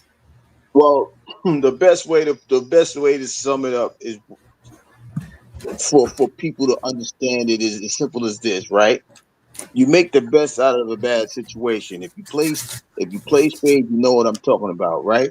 Just because you ain't got those big hands, right? You play the hand out. If you got the understanding, you got discernment, you got whatever you need, you still could make a couple of books, even if you ain't got no spades in your hand, right? I can get you 2 books, and then you play it, you finesse it the way you finesse it, you might get a 3rd book or a 4th book, and then turn around and make it the hand in your favor and get the other team stuck. Meaning you paid so much attention that you didn't have nothing, but you had enough to make the opponent lose the hand. You see what I'm saying? You got to understand what your standards are. You got to understand what you possess inside of you. If you don't understand what you possess inside of you, that's when you go around and say, you know what, I need to figure this out. And that's when you turn to people that really wants the best for you. Stop acting like you're a burden, and then I'm a burden because I don't know. If you've done enough work, you're not gonna be a burden. We're gonna get you to where you need to get to. We're gonna assist you to what you need to do to develop yourself, or as I say, improve yourself. And once you improve yourself, you can take that assistance and rise to the occasion instead of, falling back in the back because you worried about the outcome. Stop living in fear, because once you handle the situation, you no longer have to fear it. So that's what he's pretty much saying. You gotta use what you got. If you ain't got enough, in your hand to play with right now. Wait till that next hand is the next day is a new hand. You see what I'm saying? Let's see what the cards do you that day, and you still might be up ahead. You can stay even, but nobody wants to pull back in the hole, right? You rather be in the black than the red. So that's what he's saying. But it's up to the individuals to know what they got. Everybody is working off of what people telling them they got. Well, you ain't got it because you ain't got A, B, and C. I tell people all the time, you the storehouse. You don't know what you have inside of you because you ain't looked inside of yourself hard enough. If you look inside of yourself hard enough, I can actually make this situation better by just being present, by just saying, you know what, I got your back. Just saying whatever you need, I'm here for you. That could just lift somebody's day into a whole new aspect. Just saying good morning could turn somebody's sad day into a bright day because somebody, hey, they see that I just needed somebody to say good morning to me or whatever it is that, you know what I'm saying? But you got to understand what you possess. Until you know what you possess, you're gonna be walking the green mile. You're gonna be walking the dead man walking. You zombie like. It's time for everybody to wake up and elevate themselves. That's what he's saying. I just translated it in another way. That's some real shit. That is some real shit. That's why I don't just pretend to be a politician on some real shit. I'm like, I got a lot of offers. Like, nope, I'm good. I'm good where I'm at. You want to know why? Because I get more done, right? Having one foot in politics and one foot in the streets. I feel as though that if I do end up being all the way into politics, I won't be able to do what I got to do in the streets. You see where I'm coming from? It'll take away. It's not my job. That's not my position. That's not where I'm supposed. Now, hand in hand with them, that's where I'm supposed to be at. Because I'm not supposed to turn my back on my people. You see where I'm coming? Call me a murder, whatever the fuck you want to call me. Like, say that I'm risking it. But at the end of the day, I guess that's my calling. A lot of people say I'm an advocate for the kids, right? I've been a voice for the kids for the longest. So at the end of the day, that's what I'm fighting for. I have kids. You see where I'm coming from? So at the end of the day, it's like it's a passion for me. I don't need to get paid for this because I want to see my kids, right, that are walking the same trenches that y'all kids are walking on, be safe. Can we take the dangers away from the streets all the way? No. But can we come together as, like we was at one point? I'm not going to say we, like, the generation before us was at one point raising us. And I don't know if I make sense on that part, right? Because we did have something. Not everybody had, a good time back in the 90s, you see, but we had something. We learned something. What do we have now? Nothing. What are we passing on to our kids? Nothing. Right? A lot of people are even saying, what legacy are you passing? You don't even have a legacy. Motherfucker, you are the legacy. What you become, what comes of you, what you build and pass on. That's the legacy. Like how good of a father you are, how good of a mother you are. You don't want to be leaving this world and be, you know, oh damn, that was the worst father in the world. That was the worst son in the world. He wasn't nothing but, you know, bad in our lives. Fuck it. We ain't gonna miss him. Imagine your kids and your family and the people that you say you love thinking like you about that. Like, come on, let's be real. You are the motherfucking legacy. What you do in this life, what you leave behind for your kids is the legacy. What your kids turn into is the legacy. My kids turning into something worth, you know, how can I say something? I don't even know how to put it into words. Like that, how can I say, becoming what they want to become in life, right? Being happy, right? That's my legacy. Knowing that they're going to be set straight, knowing that they've become somebody in life, not somebody important, but somebody in life, because we are somebody to somebody in life, whether you like it or not. If you're not here today, somebody's going to miss you. There's somebody that you are important to, whether you like it or not. And it took, you know, it's crazy. Like I tell people, it took the father of my daughter right now, my fiance, my baby father, for me to understand that. No matter how you know, you could think that the world hates you, that is you against the world, but there's always that one person that if you're gone, they're going to miss you. For example, me, my kids. If I'm gone, they're going to feel it the most. The world may forget me, but I'm never going to fade from their minds. That's the one thing I got to understand. So I be cautious, and sometimes I'm in the line of danger. I know my kids are safe, and I know that if I do go that day, they're going to remember me as a loving mother.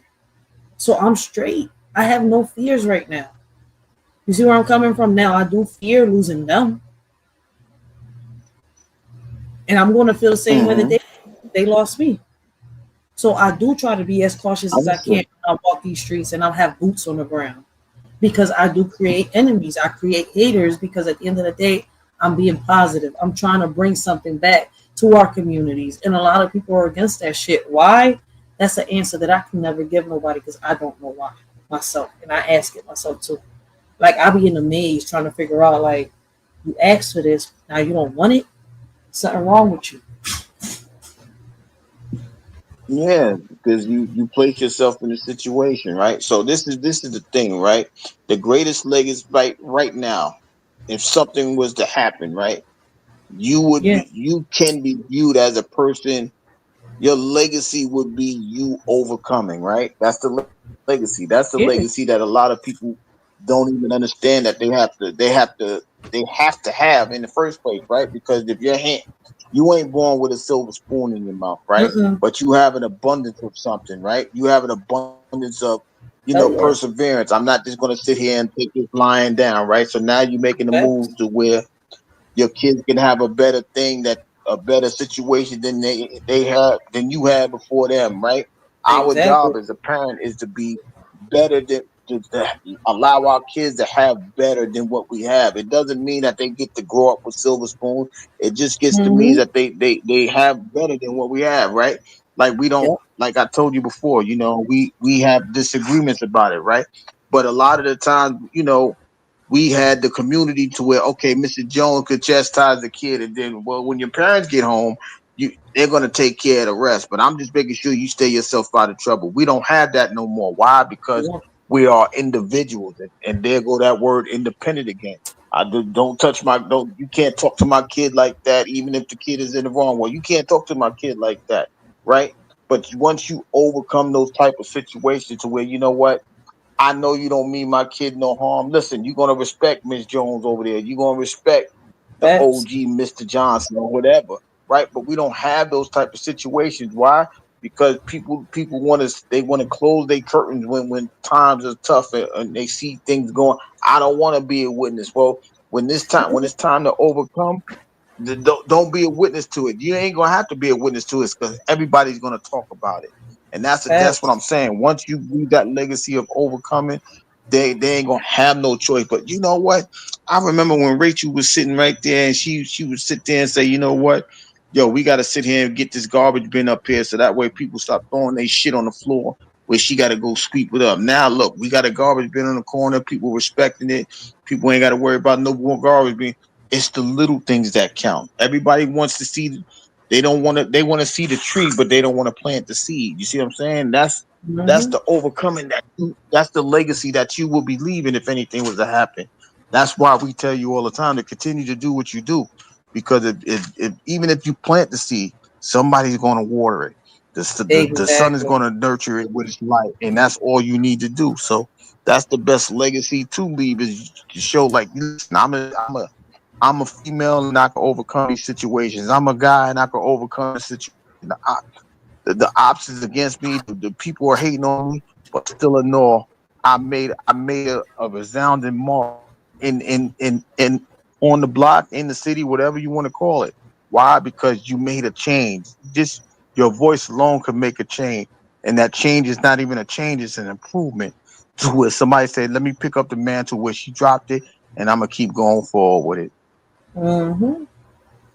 And that's why I tell people, like, if I was to go or something happened to me today, it's gonna continue. I got people that's gonna continue doing the work that I'm doing. I got a nice little group behind me. You see where I'm coming from? So I'm not worried about nothing. I've set my goals. I lived the life the way that I wanted to live life. I've overcome my past, my situations. I'm teaching my kids how to overcome, whatever obstacles come their way, face their fears, and move on with situations, not to hold on. You see where I'm coming from? So, like I tell people, what happens, it happens. At least my kids know that I love them. At least they know that if this was to happen, this is what mommy wanted. You see where I'm coming from? Like, will they continue with it? It looks like they will so far. So, I'm not worried. I mean, I've planted my seed good. Like, I'm just hoping that, they do what they got to do. And I got faith that they will. Yeah, just know that you planted your seed. Just because you planted your seed and it fell on fertile ground. A lot of the seeds may not, it might get choked out. It may be on stony ground. It may grow a little bit, but on that fertile ground, it's going to grow into the thing that it's supposed to grow into. So you shouldn't worry Facts, I about can't that. pick You it. did your part. Yeah. You did your part. Exactly like I That's tell the best people. you can do. And my only job right now, like, for example, my 18-year-old is just back him up. Like, he's got everything straight, his head on straight right now. So it's like I tell people, like, I'm not worried. I just got to do what I got to do, live, love, and laugh on some real shit. Because all this shit don't really, like, if I wanted to, like I tell people, I don't got to get involved in none of this shit. But I choose to, because at the end of the day, my kids are still walking these trenches. So at the end of the day, right, do we really have an option? I mean, I feel as though, like, sometimes if you're not going to sit here and do something, then I'm going to get up and fucking do it. Because I don't want my child to be in the middle of some bullshit. I don't want my child to be caught up in some shit. I don't want my child, I don't want a 911 dispatcher or a 911 officer knocking at my door, or getting a call from them saying, hey, like, listen, you have to come up to the morgue. Or your child is in a, jail cell right now. Are you willing to pay the bond? You see my point? So at the end of the day, I got to make sure that shit is straight around them. Yes, I want more programs. If y'all not going to get up and do it, then I'm going to do what I got to do. Y'all not going to help, then I'm going to continue to do what I got to do. Because I don't want my child in these streets selling drugs. I don't want my child in these streets banging out. I don't want my child in these streets catching bodies or worrying about which little girl loves him or doesn't love him or which one is going to rob him off his pockets. That's not the future I want from him. That's the future y'all want, and it seems like it's the future that a lot of people seem to want in the hood, in the ghetto. For some reason, y'all want to repeat the cycle, but a lot of these kids don't. And my kids are some of them.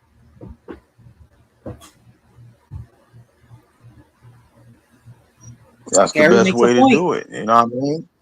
That's the best way to do it. Be the example. That's all we can be. All we can do is be the example. That's it. That's all we can do. Now, no one can ever say, you know what? She only complained about certain things, right?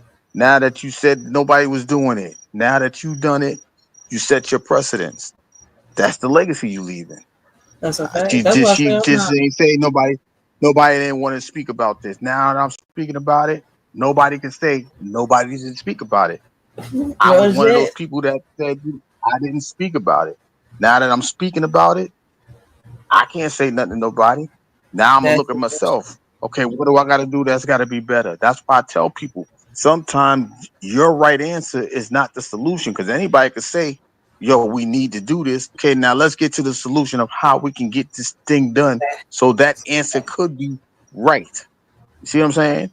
That's what And I'm this is saying. the Like stuff that's that what I've been like saying the past week. all this complaining that they're having about the mayor and shit. That shit, y'all better figure this shit out as citizens because look, at the end of the day, the ladies are doing. And me as a block captain, me as a citizen of Philadelphia, right? I can sit here and honestly say, right, we've demanded these things. She's getting right, her along with Boyle, right? Congress, right? Is where I'm coming from. The board that deals with the schools and the housing and all that. But people fail to realize, right? All right, Boyle deals with the schools. We get these cameras in it.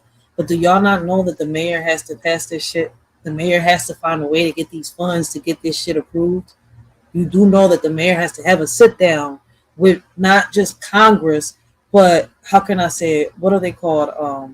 All the legislators to get certain shit approved here that we're asking, like cameras and Councilmen, representatives, all of yeah, them that's what I'm people, sitting here like Congress, y'all not realize representatives, that shit. all of that got to work. Like she's making a lot of sacrifices here for us, and like we're giving her our ass to kiss. I mean, I'm not taking her side all the way. I'm on both sides is the crazy part, right? But being on that situation fucks me over a little bit. You see where I'm like, I get where they're coming from, but y'all walked away, so it's kind of making me like y'all making it difficult for me to be like, all right, I'm a citizen, you know. Right now, I'm not working, but I've worked. You see, I've been a health aide. I worked, you know, in places that I've been needed. You see, where like I don't know how to explain it, so I understand where they're coming from. But if they gave you a raise, why shut it down?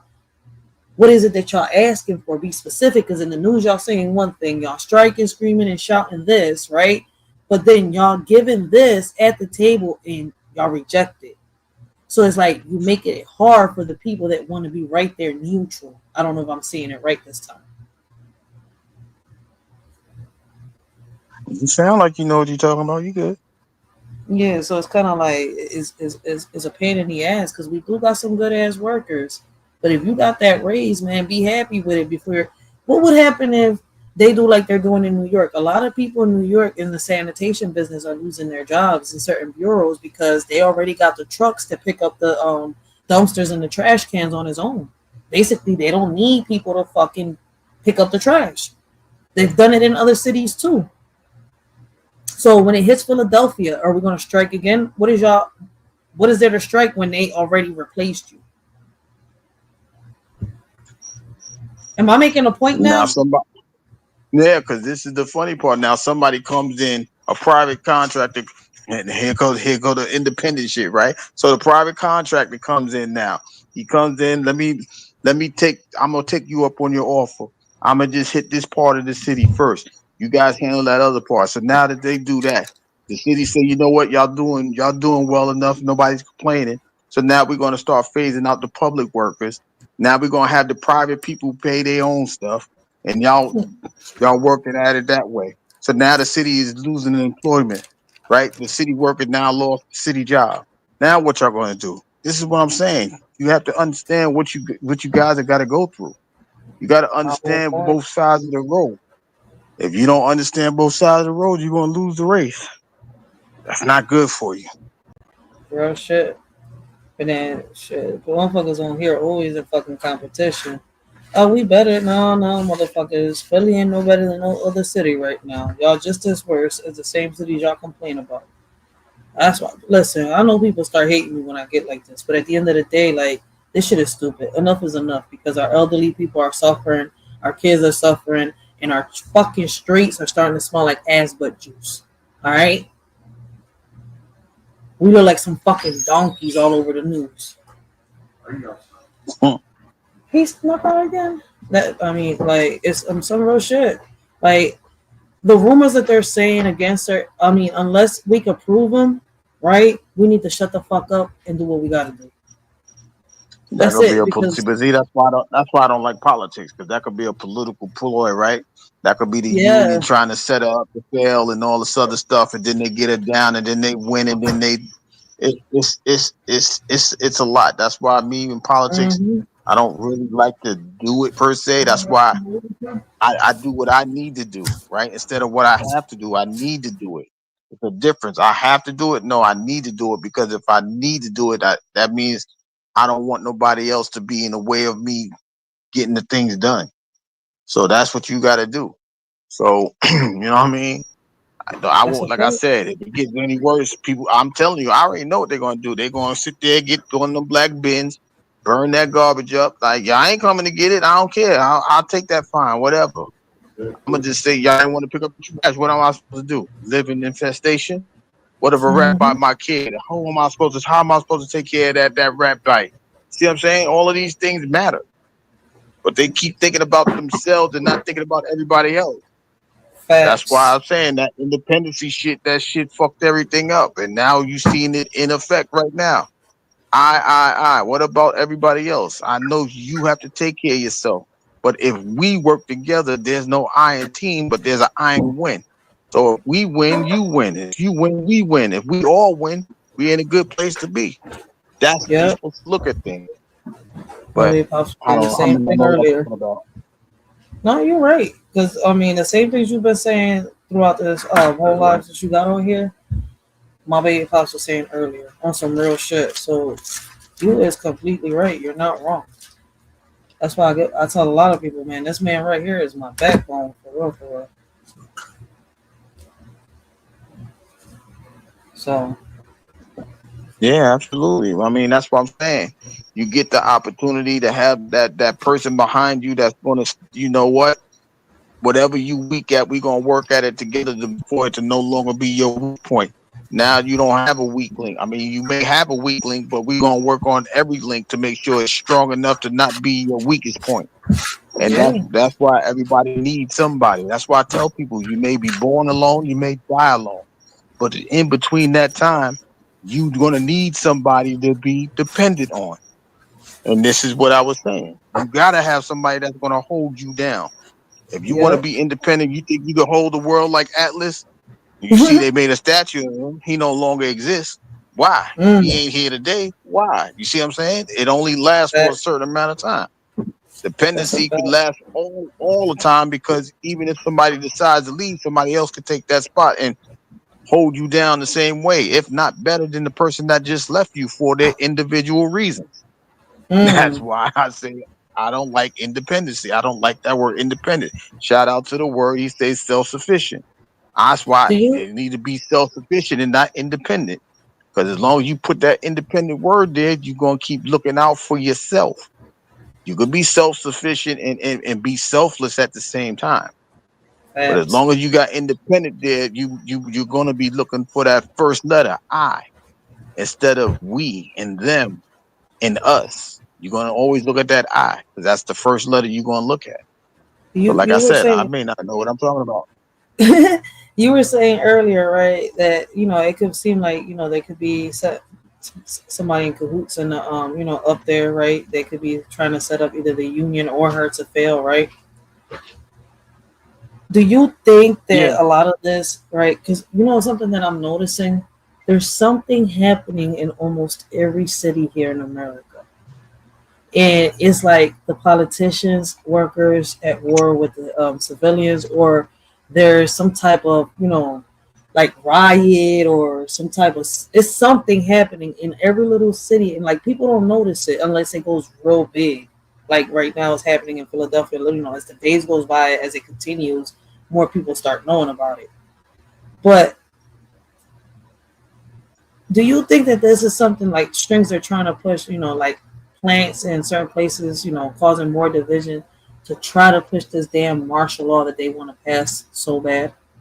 And if they don't find it, I do you don't. think that they'll try to hit us like with a, I'm gonna say it, fuck it, I ain't scared to say it, with like some type of virus or shit like that to, shut grids down or actually go ahead with the war and I boom, don't grids think go up. that's. I don't think. I don't think this is that. I just No? think this is about a power pull, a money pull. Like Okay. now, if this was like 50 years ago, like the 70s, 60s. No, I'm saying if this was like the 60s and 70s, somebody might say the mob got a hand in this. You see what I'm Oh saying? Because shit. they trying to get this, and they trying to get their hand in everything. So now we got to get these astronomical numbers because now we got to pay them, or we gonna be in a situation, right? They put their hands in everything. I just think it's the unions that want their hand in it to where they get their money, they give the rest of the people a little bit of money, and say we did the best that we can, and they get the money. The union. This is all about a union pull. This ain't nothing more, nothing less. I don't think it's to that extreme, but that's why I was going to ask you earlier. Like, a lot of these cuts, right? You guys are a Commonwealth, so Yeah. this may affect y'all more than everybody else because you guys truly depend on the government because you Commonwealth. So it's not like you know what I mean. It's not like your state has enough. That's why you're Commonwealth. Just like the state taxes and all, y'all don't have all those type of taxes. Now y'all gonna have to finagle a way to do this, that, and the third. So That's why my question was gonna be, how does it affect you that all of these the big beauty bill or whatever the hell this stupid bill is that he that's just what I passed was saying is gonna earlier. affect y'all differently? I was saying that earlier because Sherelle Parker said she wasn't going to put the city's the city at risk, right? Because basically, like she was saying, she pulled all these, all these tricks to get all these funds for the city of Philadelphia, right? So how is she going to pull off to pay the sanitation workers, the dispatchers, the medical workers from the morgues and all that stuff, the people that work at the schools and recreation centers? How is she going to get them this raise, right? Without pulling more from other places that she fought to get these funds for all these places now. She's going to have to rob Peter, like you said, right? To feed them. How?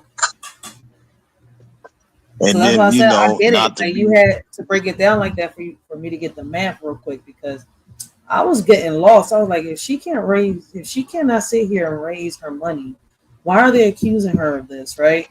And what the fuck is going on? Why not just expose her and then maybe you'll get more people on your side and something will get done. Throw the trash in the rich neighborhoods. Watch when they complain, the city will do some shit. But I don't know. I think we're thinking asshole backwards right now. Nobody's coming up with any good solutions. They ain't trying to come up with no good solution because they trying to benefit from it, right? There's no benefit for the union. This is what I was thinking, right? So let's say they take her offer. She says she want to give y'all 13% over 4 years. Okay, so why not just get 10% for 10% for the people and 3% more for the people that's in hazard pay? That's the 13% that she was talking about. Why not go about it that way? But instead, y'all Yeah. want that plus the 5%, which makes 18%, and it goes all over. Like y'all want too much. You're asking for the stars and the moon, and you ain't even got a spaceship, but you want the stars and the moon. How do you do that? But this is It's what I'm not saying. possible. It's somebody in that 33 union that's sitting there trying to get somebody to go crazy so where we need this number to be this high so we can get this much and then we can put this in our pocket and then let the 9,000 get what they need and they can go about their merry way. That's the politics of being in the union. But hey, Man, it's crazy how my baby pop said that shit to me earlier. I didn't think that somebody outside of Philadelphia would have peeped that. But it seems like it's a union thing. It's not even a city thing. It's a greed thing. It's a union thing. That's what they do. That's why they can't find Jimmy Hoffa now because he's somewhere because he was doing the same thing. You see what I wait, mean? who? That's why I said if this was like the 70s and the early 80s, this would be a Jimmy Hoffa poll. But I Jimmy don't know Hoffa. who's leading this union, so I don't know how this goes. This shit is crazy. I don't I know how just your hope it don't town last goes. on 25 days because on some real shit, they're not thinking. Like a lot of these elderly people are not going to make it in this summertime. They're not going to go through. They're not going to be able to go through these rodents biting through holes through their houses to get in. Like, some of them don't even have dirty houses. Is what fucks me up. Like, how the fuck they getting rodents? Oh yeah, y'all dumping y'all trash in their neighborhoods, in front of their fucking Mm-hmm. houses. Y'all just got through a heat wave. See, they think they slick. They started the shit when the heat wave came, but I ain't saying nothing. I was minding my business. So He now said that I the was heat minding wave my came, business. look, the heat wave. Look, the heat wave came. Now you got this. You got the Yeah. garbage. It smell like Oh, let's not ooh, forget. the middle Wait, of the let's not day. forget. Let's not forget that half of the sewers are blocked because the streets are being rebuilt. Oh So yeah, half that of the too. sewers are closed up. So when it rains, there'll be little floods in the streets. So let's not get rain in the middle of all this, because then the maggots are really going to come out. I feel bad for the elderly people. I really do.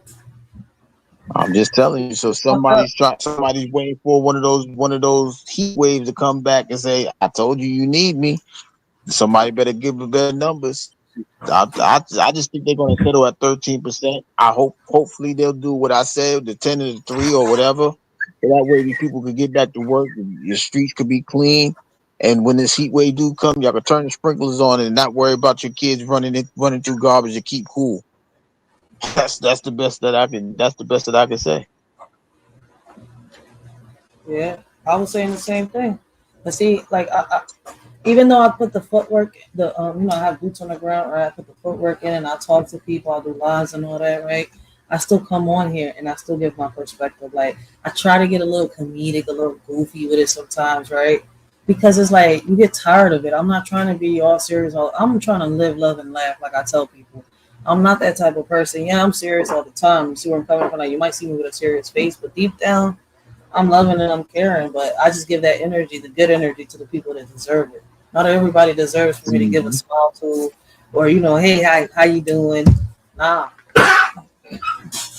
I be telling people, man, you better say thanks to my baby pops, because he taught me how, to let go of that shield a little bit. Because other than that, I be walking like around people like shit. I give people back the energy, real bad.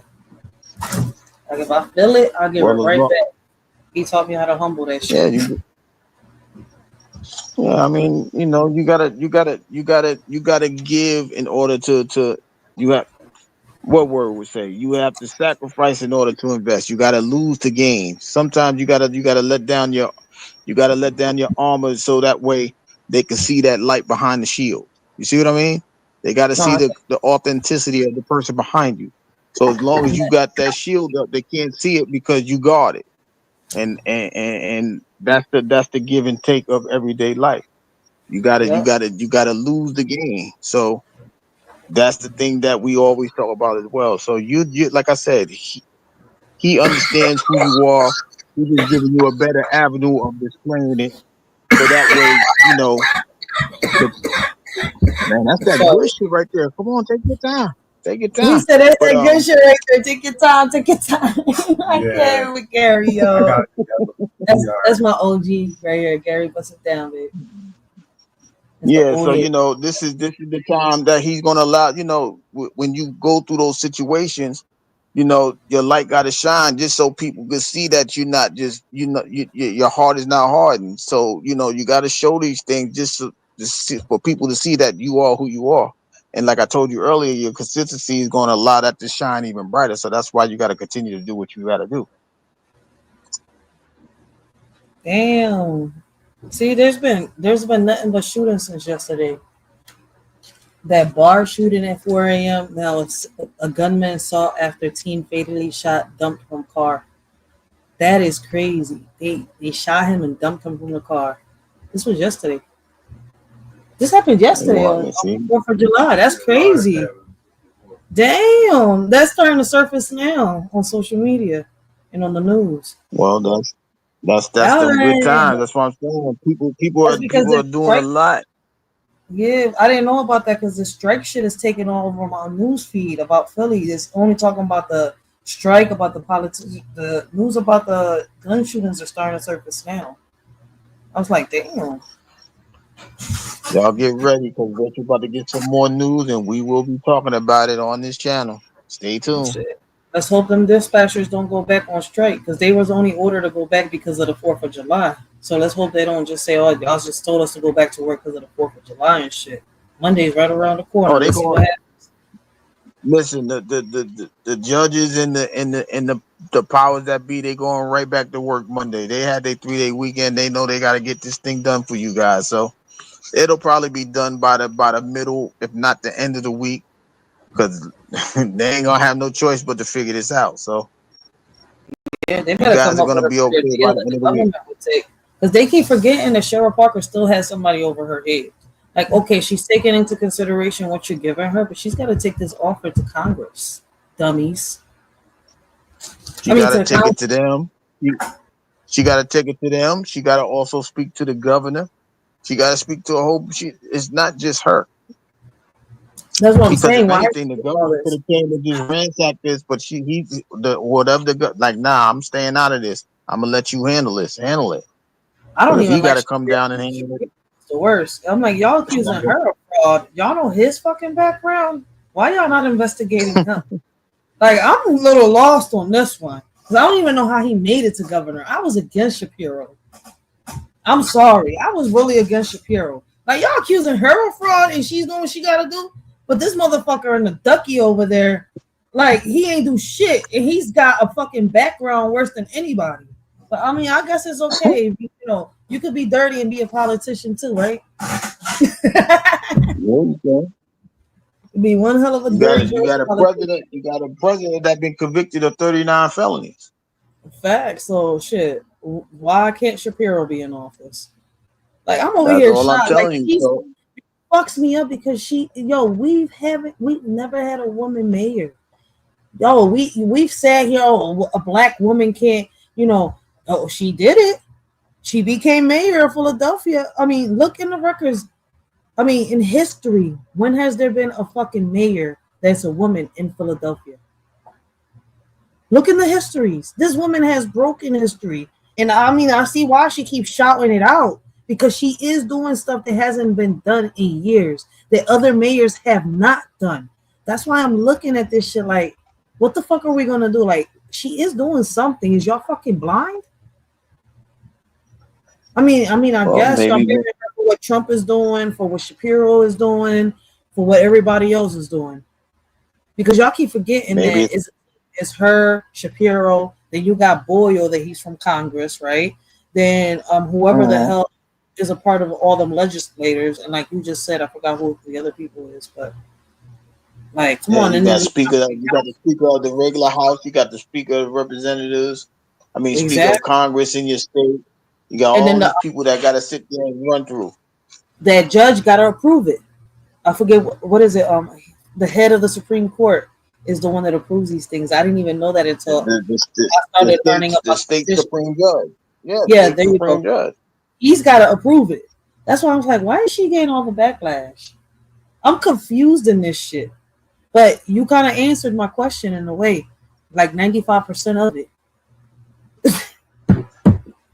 Well, the 5%, when you get that done, you're gonna get all of the answers. And then because I have to. The 5% is because I have to bump my head. Chill.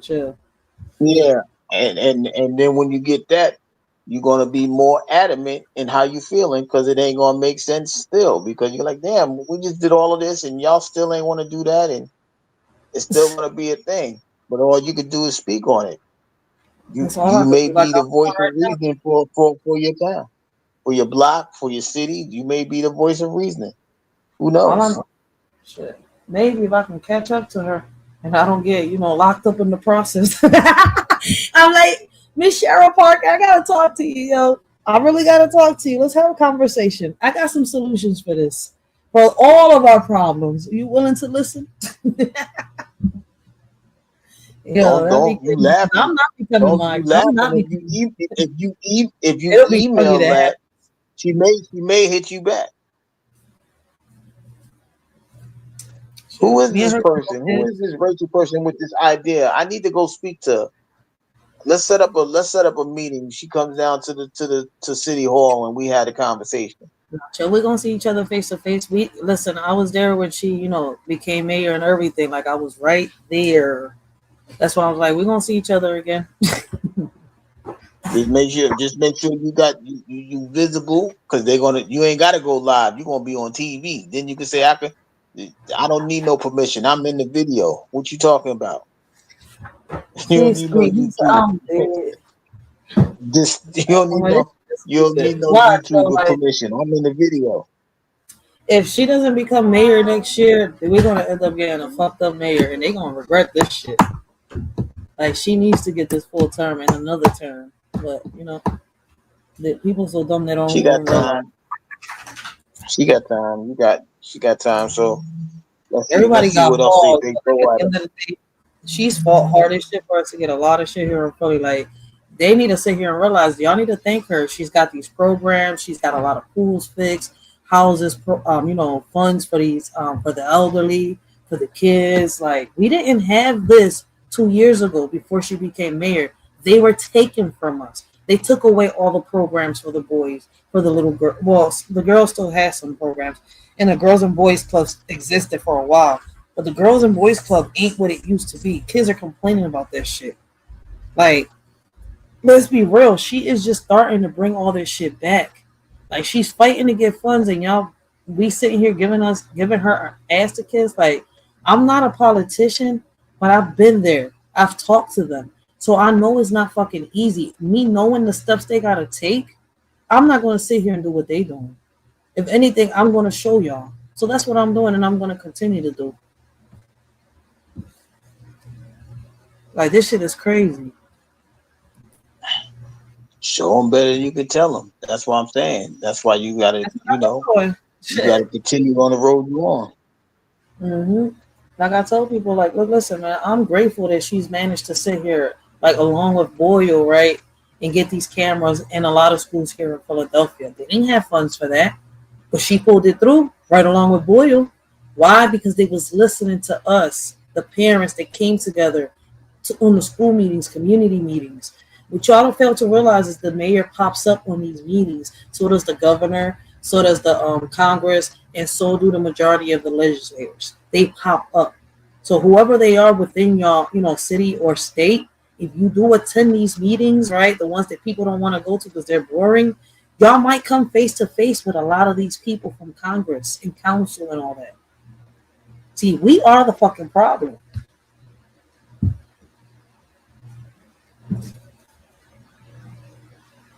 What's funny is I've now done some of the people gotta be the solution.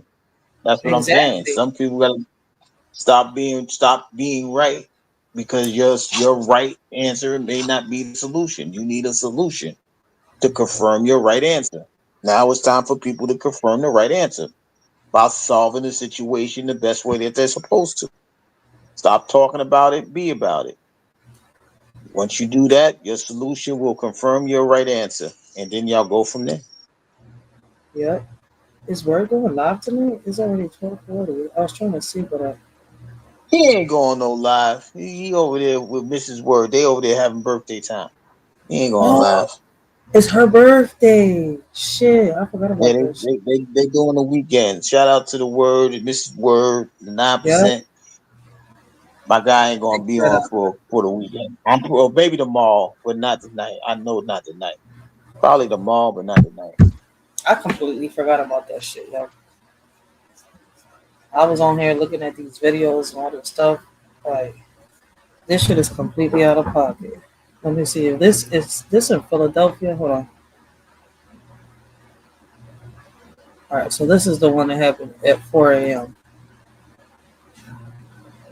Yeah. I'll get back to the mayor later. This is what happened at 4 a.m. South Philadelphia, that is where a mass shooting broke out early this morning. Ellen Kaloje is live now at the scene. And Ellen, I mean, such a tragedy this morning. Yeah, good morning, Greg. Good morning, everyone. So a little bit of good news in all this. I just spoke to a few police officers, and they say they got the original number incorrect. They originally said they thought 11 people were shot in this mass shooting, but they downgraded that number to 8. So if anything, just a little bit of positive news in this terrible shooting that happened just before 4 o'clock this morning. Let's get right to that video. It all happened at this bar called 7 Elements just before 4 o'clock this morning. It's on the 1100 block of South 11th Street.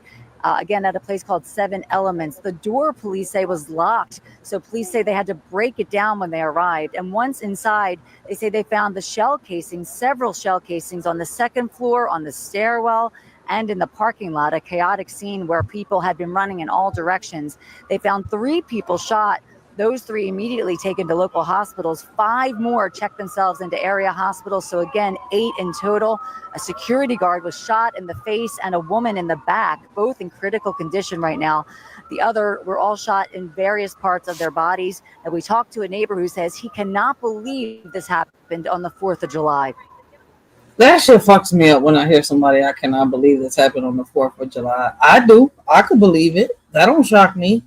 I expect that to, I mean, it's not that I expected. That came out fucked up. I know it to happen, so how can I say it? I don't get shocked.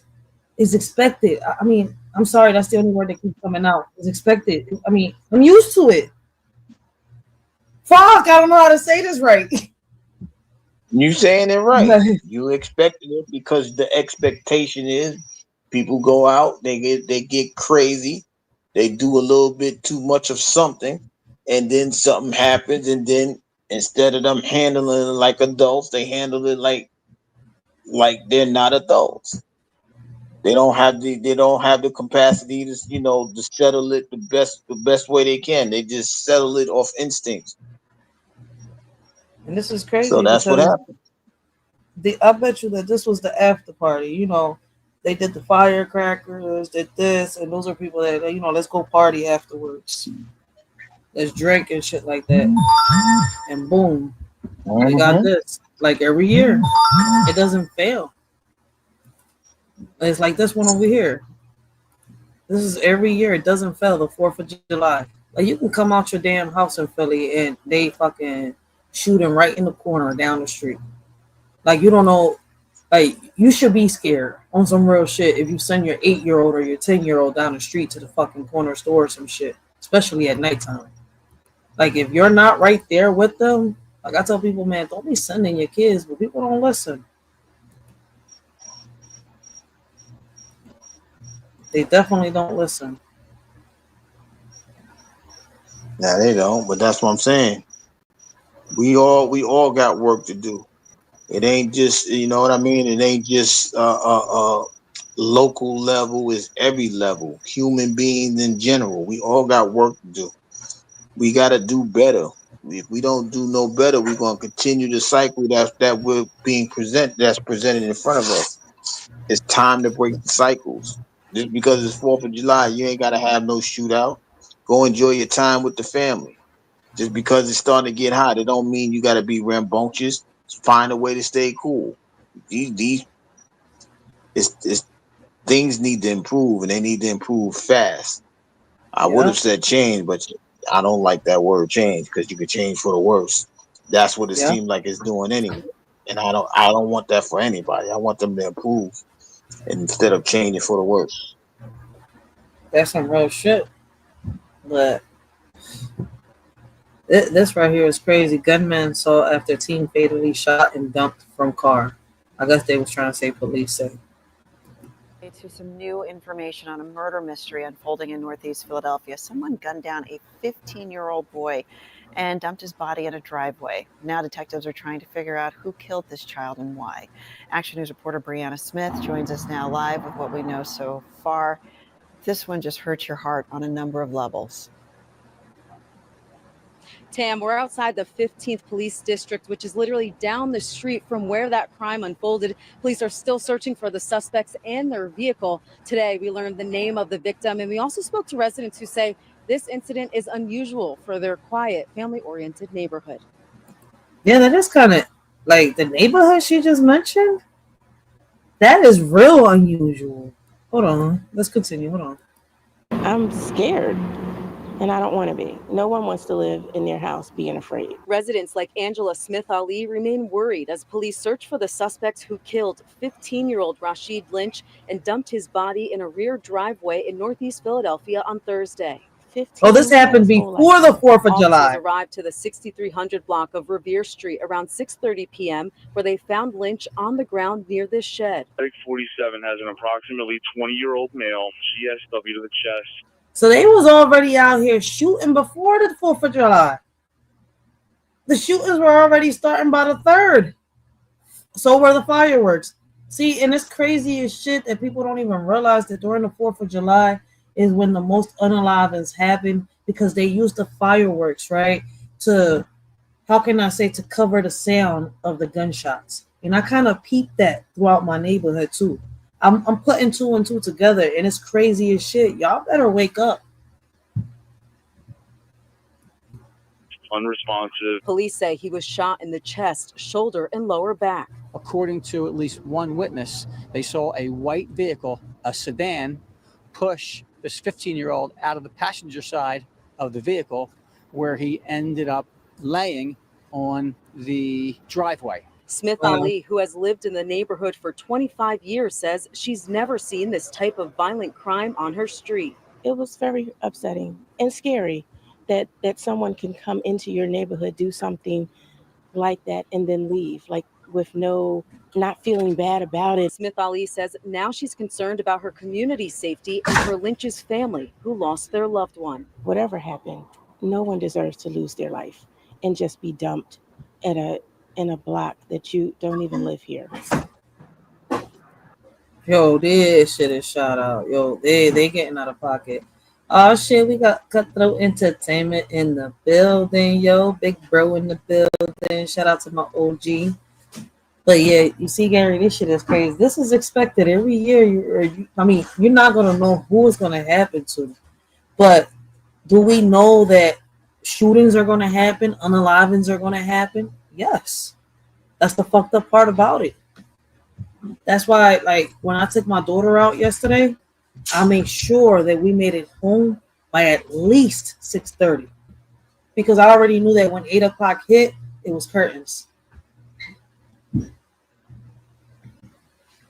But this is what I'm saying. Every time you get to the summer, right? It may start at Memorial Day, right? That's the quote unquote unofficial start of summer, right? Then you get to, all right, last day of school, all right. So you know there's gonna be kids out. Now you get to the 4th of July, the heat is here, summer's in, people going wild out.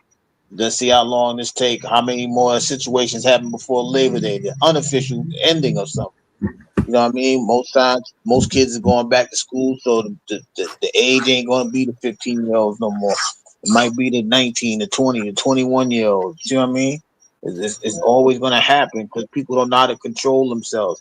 They gotta respond with what's being given to them instead of going the alternate route. So, you know that was crazy. You know, like I said, we got work to do.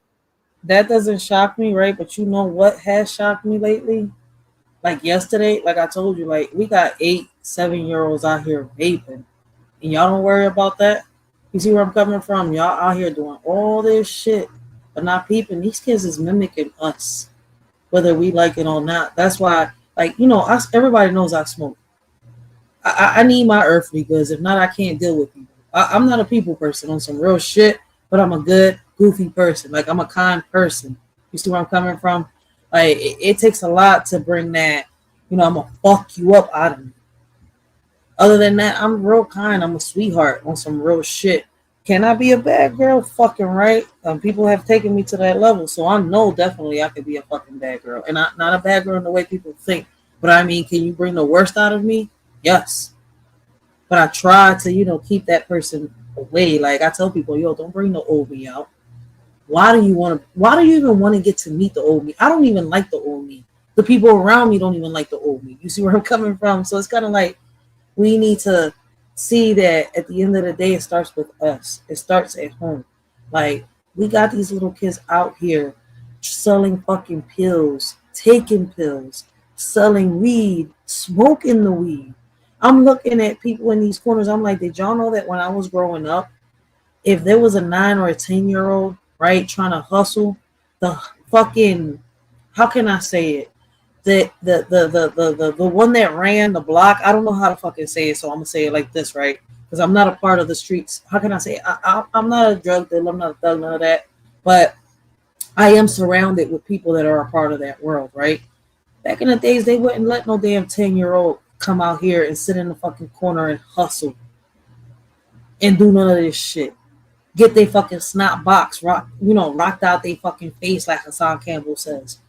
Like these little kids is dying younger and younger, right? And then doing things they don't even know. They think that the way they're supposed to do these things is what they see on Grand Theft Auto in the fucking movie. At least I could say that back then the motherfuckers that sold drugs protected the kids. Now what the fuck they doing? Shit, we got 40 and 50-year-olds that can't get out the fucking corner yet. Still living in mama's house, depending off their girlfriend's welfare after she's gotten pregnant. Like, come on, man, you're not a man. You're still a little fucking boy in a man's body, right? Covering for this 8-year-old over here that's fucking selling your pills, your wet, your heroin. Then 3 years later, on the road, you're going to see this little motherfucker smoking that wet or that heroin or fucking smoking that rock that he's selling himself. Why? Because he's not making enough money off this bullshit. Because the game is not like it used to be. I'm sorry, but it's the truth, Gary. Like, I mean, you older than me. No, Like, listen. You ain't gotta tell me. I'm from New York, so I know what it is. I know what it is. I know exactly what you're saying. New York too. See, so I know so he understands exactly what I'm saying. Like, what the fuck did our generation do to this generation is fucking up this generation coming up? Y'all not seeing it. We're not waking up. And I can't even say got 40 50-year-olds still on the block. That's what I'm saying. I don't know how that worked, but okay. Fucking block. Like, with some real shit, I'm looking like, dude, you like 40, almost hitting 50, probably 50, hitting 60. Why is you in this fucking corner? What you slinging? Nothing but your fucking death sentence. People been doing this for 30. Them people been doing that since they was 15 themselves. So 35 years, they in the same predicament. Mm-hmm. You ain't pick up the sign yet. This ain't for you. But who am I to tell people what their destiny is? They don't want to listen. So got these kids. I'm saying like, yo, if you can make something out of it, then why didn't you do it? Oh, well, back in the days, you keep bringing back in the days. What is you doing now to get the fuck out the game? Because you're telling this young bull, don't stay in the game. It's not meant for you to, but you in the fucking game. So the young bull's not going to listen to what you're saying. He's going to follow what you're doing, dumbass. That's why I'll be looking at them like, y'all know how fucking hypocritical y'all sound? How contradictive the words that come out your mouth are? These dumb ass old heads are stupid. That's what's like, what happened to our fucking old heads? Where'd they go? Like, they just disappeared and left us behind. Like, I know I was supposed to, follow in y'all footsteps, but I'm left alone solving this puzzle that y'all left me solving with riddles. Like, what the fuck? Like, damn. I'm confused because these men are not what I seen grow up. Like, come on, man. Now I'm sorry to say it, and I'm not bashing the community. Like, how you in your fucking 30s and your 40s outside, mad as shit because I think you're a man, but you think you're a woman. I mean, I know we had somebody explain this shit on my panel at one point, but some of y'all are not what y'all think y'all are. If not, y'all wouldn't be mad. Like, what the fuck? I didn't know you was this. How am I supposed to know you're dressing like a man and talking like a man? Oh, fuck, you fucking selling drugs in the fucking corner. How am I supposed to know? When I was growing up, it was a straight man selling drugs in the fucking corner. And if he was like that, I didn't know. So don't come and confuse me now that I'm fucking 35. You could have did that shit when I was 15 so I could ask questions then and solve the problem by now. I mean, not the problem, the fucking equation. Shit. The fuck is wrong with people? You still in the motherfucking corner telling the young boy you can't stay in the trap. But you're stuck in the trap, lost in between the gaps. I don't get this shit. Then they come online talking about I'm a gangster. No, motherfucker, you're like 50 Cent said, you're a fucking wankster. Because back in the days, but even when social media started, I remember them. Hey, that shit ain't for me. I ain't downloading that shit. I'm a man. What the fuck I look like being on fucking social media with all the drugs? I'm like, where'd they go? What happened to them? Abracadabra, man, magic don't work. The fuck? It's not gonna say that. I'm not gonna bash nobody. But we sit here wondering why our kids are doing this shit. Why? Why we got 15-year-olds in the fucking driveways? Because we still got these old heads stuck in these corners teaching our kids. This is the influence that our kids are seeing. Telling them that it should be like this, should be like that, how to get out of it when they're still in it. They still haven't even figured out how the fuck to get out of it while they're still driving our youth in the fucking ditch. Like, how the fuck you telling him to avoid that car crash, but motherfucker, you crashing? Is you blind? Let's make it make sense. You're still sucking on your mama's nipple, stuck in her couch while you're feeding off your girlfriend's fucking baby's child support. But you're telling this young boy, go get a job. You know, it's okay, get a job. Come over here, come to the corner, invest in this. Oh, so every time he smokes his weed or his shit, he got to use his paycheck to invest in this. Let's make it make sense. So how is he going to keep a job and still stay in the streets at the same fucking time? He's going to have to pick one. Dumb shit I'm hearing on there. That's what they say. You can't serve two masters. So you got to pick one. Like, That's what they say. Hell? That's what I'm saying. Like, y'all expect our kids, our generation and the generation before us have fucked up our kids. This generation is coming up. Can we change it? I don't know. I think it's too late. I used to say wake up before it's too late, but I don't know. I really don't fucking know. Because I'm still young myself. Like, I just grew up a few years ago. There's a punch of chance, so there's always a chance. Yeah, shit. It's what they do. It's what they do with the opportunity. It's what they do with the chance that it's what's going to matter. Somebody got to figure this out. That's the best way to put it. There's nothing securely saying that there's no chance. You got a puncher's chance. Whatever the number is, you gotta use it. If it's 5% chance, use the 5%. If it's 10%, use the 10%. There's a puncher's chance. You just gotta know when to hit and when to strike. So that's the best way to do it. The street business and shit, that shit is out the way, man. Gary, come on, man. From New York to Philadelphia, we got crackheads trying to be hustlers too, just to fucking smoke their own shit. Let me invest in a little bit of crack. Bust some crack to a crackhead while I smoke my own crack. I'm cracking the fuck up. I'm like, wait a minute. Hold the fuck up. You just sold to a crackhead to get high? Yeah, like, people been hustling to get high. I'm like, no. That's been a mainstream of the society for the longest period of time. Yo, you bring me these many people, I could take care of you. All right, cool. Come on, yo, let's go over here. And then they getting slick. They over there smoking with the person, and then they get their thing, and they gonna go smoking by themselves. That's been a MO. I didn't listen. Like I told you, I just grew up a few years ago. I grew up a long time ago, but that's what I'm saying. Sometimes you can learn by just observing. You don't have to have the experience. You can just sit back and watch them. You know how many people's parents went through those situations? Like, damn, bro, I'm sorry you had to go through that. Damn, sis, I'm sorry you had to go through that. Sex is rampant. Girls is running away from home because ain't nobody at home. They listen. They depending on the dude that's telling the story. It's all the same thing. Back when it was different, like on some real shit, a little bit different. But is it on some real shit? Because people are just waking up and not realizing, oh shit, listen, I had sex with a predator.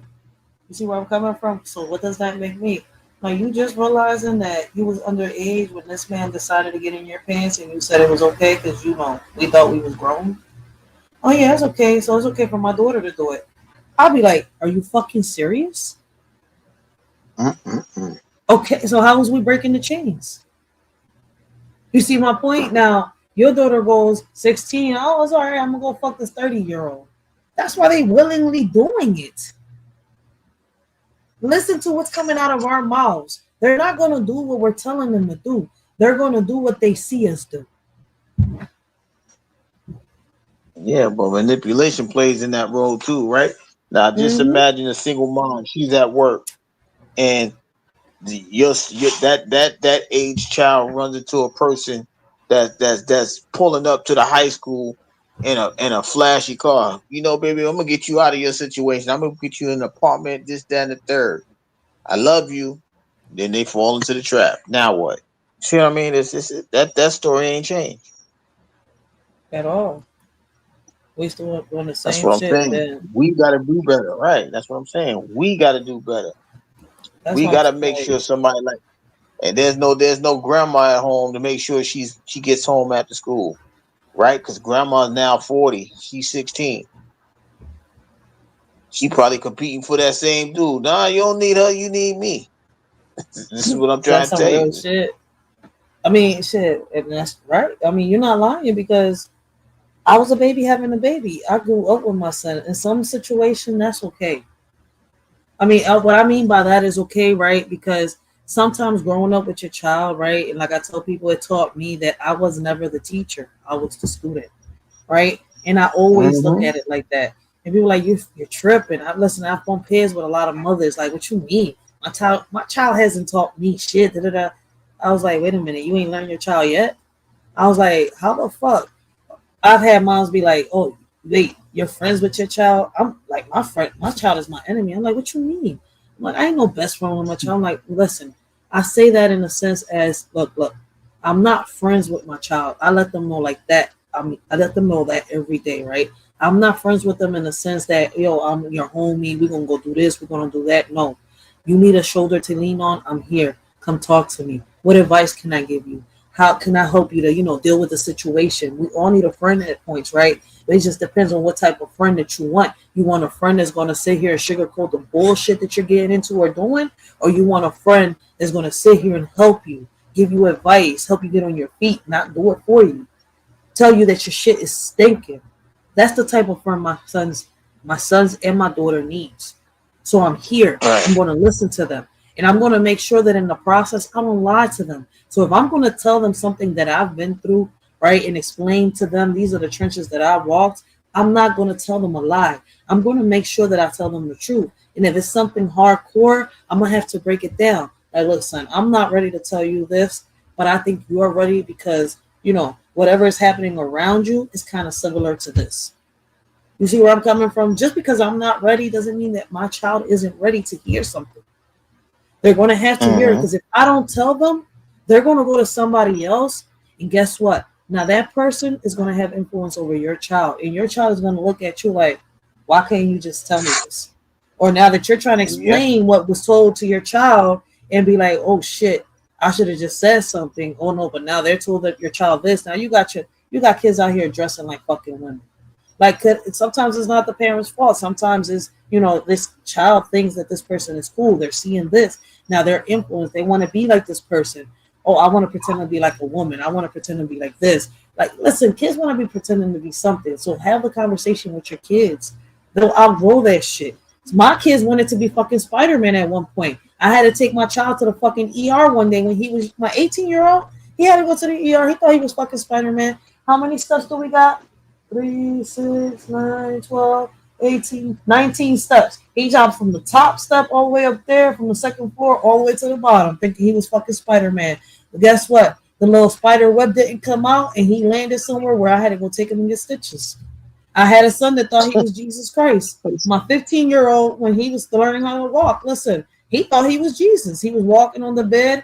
I guess he didn't see that the bed wasn't there no more, and he thought he was walking. Boom, fell down. He was a snuggle puss for like 5-6 years on some real shit. I can't with you. I mean, I'm being serious. Like, kids are kids.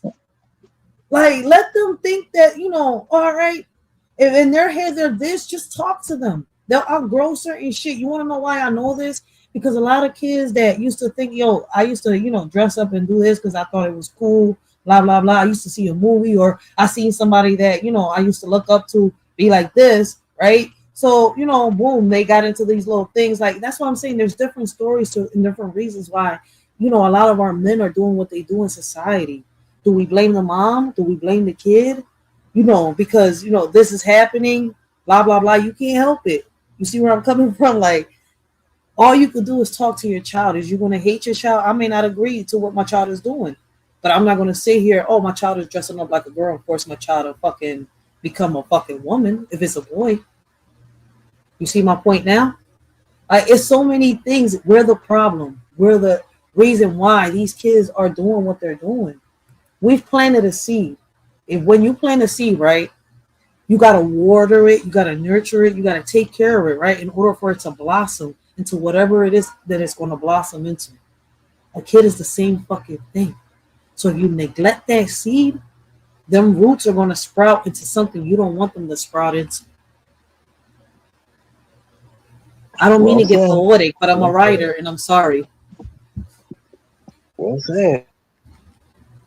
No, like, that shit is crazy.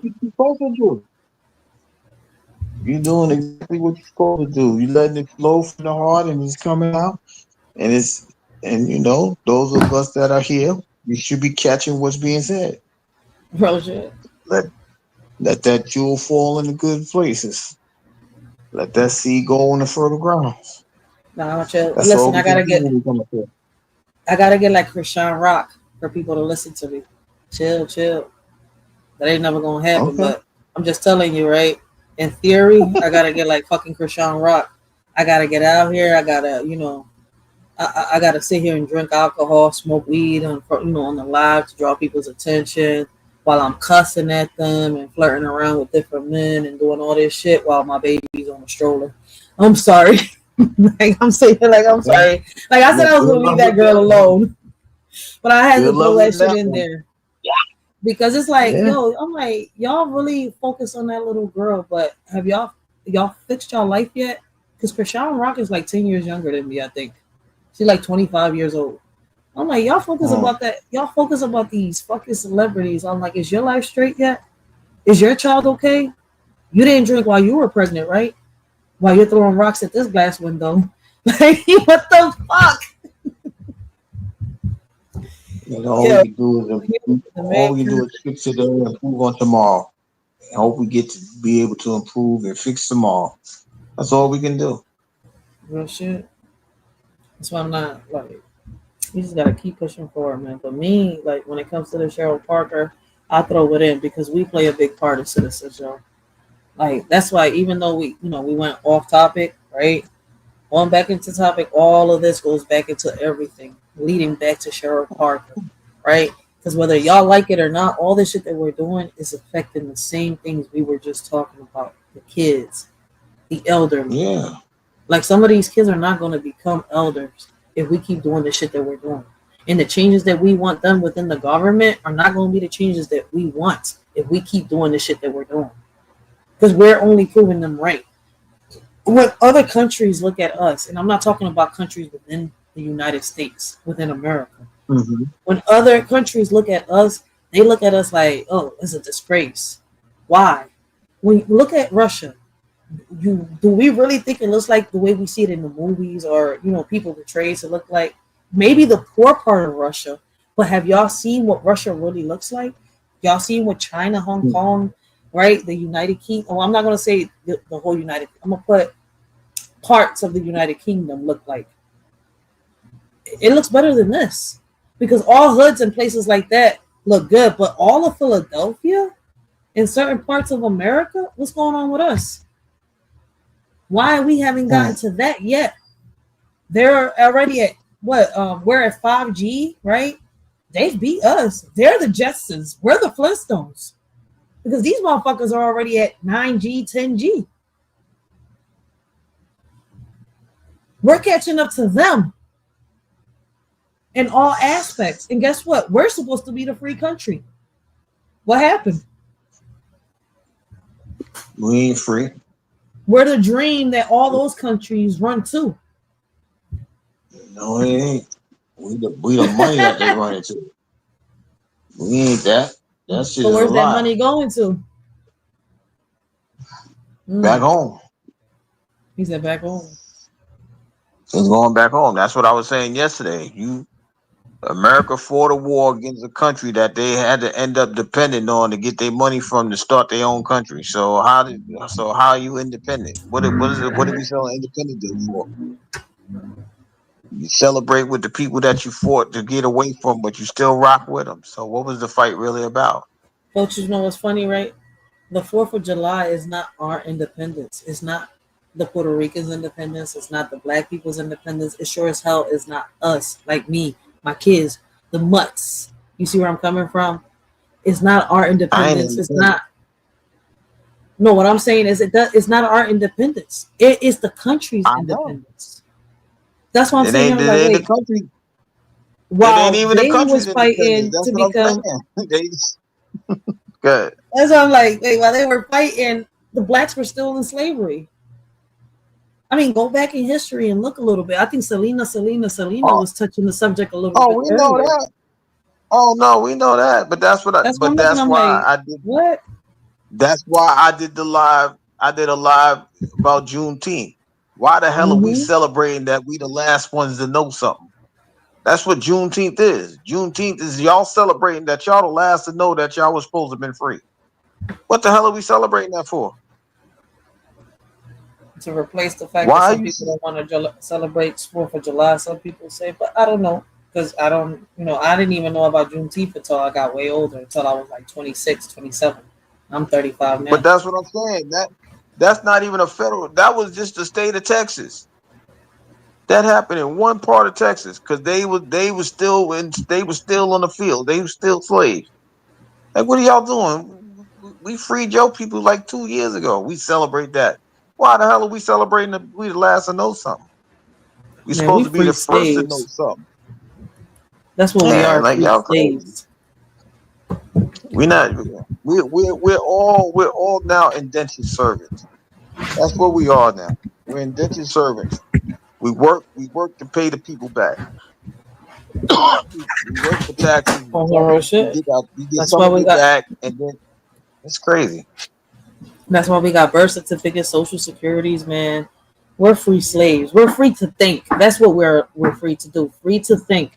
Because in reality, why do y'all think we get a paycheck? Why do y'all think that, man, why do y'all think they like, I'm going to put it like this, right?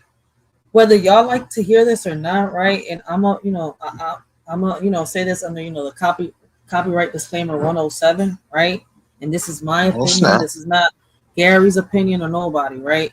At the end of the day, right, y'all fail to realize some of us are still blind and ignorant to the facts. Half the world is chipped. It's only but a few of us that are not. You see where I'm coming from? Why do y'all think they're doing that? And they're trying to get all of us to get chipped. For those of y'all, that's not true. Why do y'all think that some people can go into the airport and pay with the palm of their hand? They don't pull their phone out.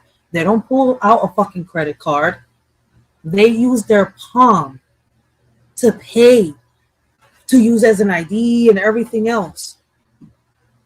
Y'all haven't noticed that yet? I haven't been in the airport, but I've noticed it with other people in certain places that I've come across here in Philadelphia. I'm like, you don't use an ID? You don't need none of that? They're like, no, I have the chip. I'm like, oh shit, get the fuck out of here. Like, look, and they can scan their fucking hand and pay with their fucking scanners at a Walmart or some shit like that. Y'all haven't seen that yet? Like, what the fuck? Am I the only one noticing shit? Me and a few people? No. Did y'all forget? Like, damn. Like 2 years ago, when was it? No, I'm lying. That wasn't 2 years ago. When the fuck the pandemic happened? Around 2019, 2020, I'm gonna say, right? 2020, 2021. So it's about 5 years. No, I'm gonna say it was around 2019, 2020, because before the pandemic hit, the news reporters and certain people like around the world were going live, and they were getting the chip implanted in their hands too, saying that they were going to be able to do the things that they do in Japan and Hong Kong. That's why I was like, if y'all don't even peep, people were doing this shit in front of our faces. They went live on news programs and social media. People were going lives and doing lives about this shit. Did y'all hear about people getting chipped when they thought that they was going to shut everything down? People was going to really die and all this bullshit was happening. Like, did y'all forget that shit? That's why I'm like, it does exist. People are starting to use it now. I'm like, it's not going to happen as fast as y'all want it. Little by little, they're going to give us and show us the things that they already have. It may be new to us, but it's not new to them. And it's sure as hell not new to other places in the world. That's why I'm like, we're the last to know. But we're supposed to be the richest and the best country, America. But we're the last to know about everything, even about what happens within our own cities. We're the last to know. So let's That's be real why about it. information is key. Yeah, that's why information is key, and you got to stay on top of things, right? So it's not about if you got to be caught up on current events, right? Whether it's your city, whether it's your personal life, whether it's national, international, you got to keep your eye out because you're gonna have to defend yourself from it, right? Like what happens in Philly doesn't affect me, but what if I have to prepare with that in New York or LA or whatever? I have to prepare myself for things like that. So That's a fact. you gotta keep your Let me eyes. ask you You a gotta question, keep your Gary. eyes and ears to the street. Yeah. People are playing around with what the president is saying, right? But what people don't understand is, right, that the places that we're at war right now with, right, have access to the majority of our grid, right? And what I mean by that, I'm not talking about by hacking or none of that.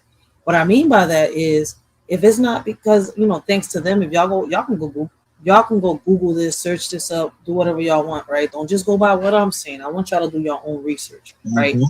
Most of our electricity and shit that we get it doesn't all come from Philadelphia. I mean, from America. It comes from other places. That's what y'all fail to realize. Like, they got some things under the water. Shit goes hand in hand within these countries. That's why so many deals and so many shit gotta go about. You see where I'm coming from? So it's kind of like, wake up and smell the coffee. What if the war was to go fucking, really happen and all three of these countries can't come into terms, right? And they decide the fucking grid is really weak. They decide to fuck with the grid and it goes down. At any given moment, they can hack the computers. They can start with that. And it wouldn't be the first time they've done it. You know how long it's going to take to get this weak ass grid back up? How many of us, if we can't pull it together like on a strike, or what's going on right now with the riots and shit like that in LA and stuff like that, we can't even pull through a single protest without rioting. Doesn't matter the city or the state that you're in. How can we come together, right, to survive, right? It's going to look like Resident Evil. It's going to look like Mad Max, I think it's that movie called, and shit like that. If we don't pull it through, because we can't come together now. Imagine us when the fucking grids go off. We can't use our stoves. We can't use our computers. People are so used to having their fucking phones in hands that I think some people will go crazy. Mental, if I'm not mistaken, is the correct word, right? And look, I'm not trying to offend anybody, but have you seen people go? I mean, have you seen somebody go without their phone a week? I have. And I'm telling you that relationships have ended because of shit like that. On some real shit. Like, could y'all start a campfire? Cook outside? Get along? Like, would y'all be able to trade food without fighting and beating people up or robbing each other? I'm telling you, Resident Evil is going to come to life. All these movies that we see, it's just the minus is going to be the zombies, the vampires, and all that extra bullshit they put in the movies. Now, picture the world like that. It's going to look like Mad Max. People trying to become leaders and shit like that. That's why we don't need a virus. We're going to destroy ourselves. Whatever mad scientist is out there trying to throw a virus like Resident Evil or The Last Ship and shit like that, Last of Us and all that stuff like that, man, that is not what's going to destroy us. We are. For the simple fact we don't know how to come together. There was a point in time that people knew how to boycott, but now we just protest. That's why I said, I'm like, if what's going on right now in Philadelphia with this strike, right, was really that deep and that serious, why not boycott? You take away their funds, right? They'll stop taking away our sons. And I forgot who said that. Jennifer Lewis, if I'm not mistaken. Come on. So if striking works a little bit, imagine if you boycott it. But you know what I hear people say? Well, I can't go a week without my paycheck. I gotta put food in this house. I gotta pay the bills. But the whole point of boycotting is to get them to do what they gotta do. Because right now we're going through it because they don't have employees. Imagine everybody not working. The city would have to shut down. How are they going to get their funds? They can't get no funds because there's nobody to pay. Right now, there's no robots, not enough robots. And they probably do got enough robots. They might smack us with it. Like, hold up, let's see how the world is, with the robots. But shit, if AI is backfiring, I don't think they're going to arrest the robots yet. So we need to really take the time and analyze the shit that we're doing. And maybe I'm overthinking shit. Maybe I'm not. It's just that what I'm seeing doesn't make sense, but I'm thinking with a logic head. I'm not thinking off of emotions. I'm just trying to bring some reason to the table, some type of reasonable solution. But maybe I'm wrong. No, you're right. You're right. Like you said, we hitting on each other's viewpoints.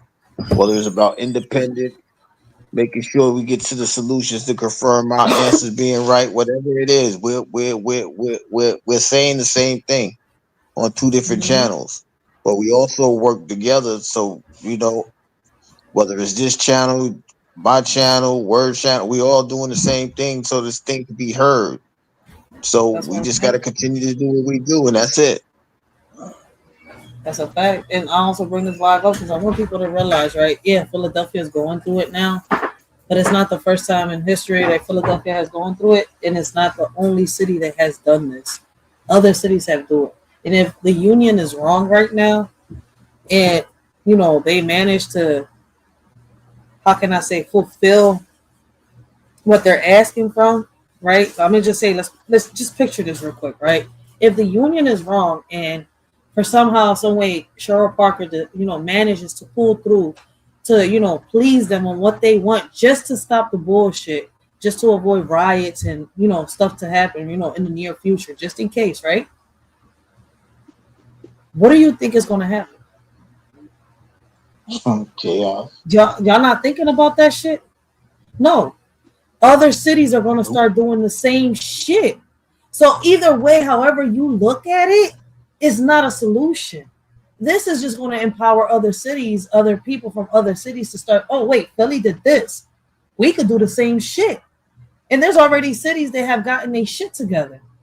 You see what I'm coming? Like, are we thinking right? No, we're not. Because you got to realize this is just a spark, right? This is just the tip of the iceberg. This is just somebody lighting the bomb, right? Or just taking the little clip off the grenade. What do you think happens when the fire reaches either one? Come on, man. I'm just thinking logical. Like, what would happen if, all right, Philly started off like this. All right, the union managed to pull that shit off. What happens if the city of New York starts doing the same? Oh, wait, Philly just got a raise? Oh, wait, we going through the same shit. And New York is more expensive to live in than what Philadelphia is. Imagine living in New York. It's hard to live in New York. On some real shit. Wait, you in there.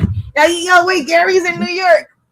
So imagine New York, the union in New York, the biggest union of New York, in each bureau of New York, right? The 5 bureaus, each union getting together, doing the same shit that Philly did.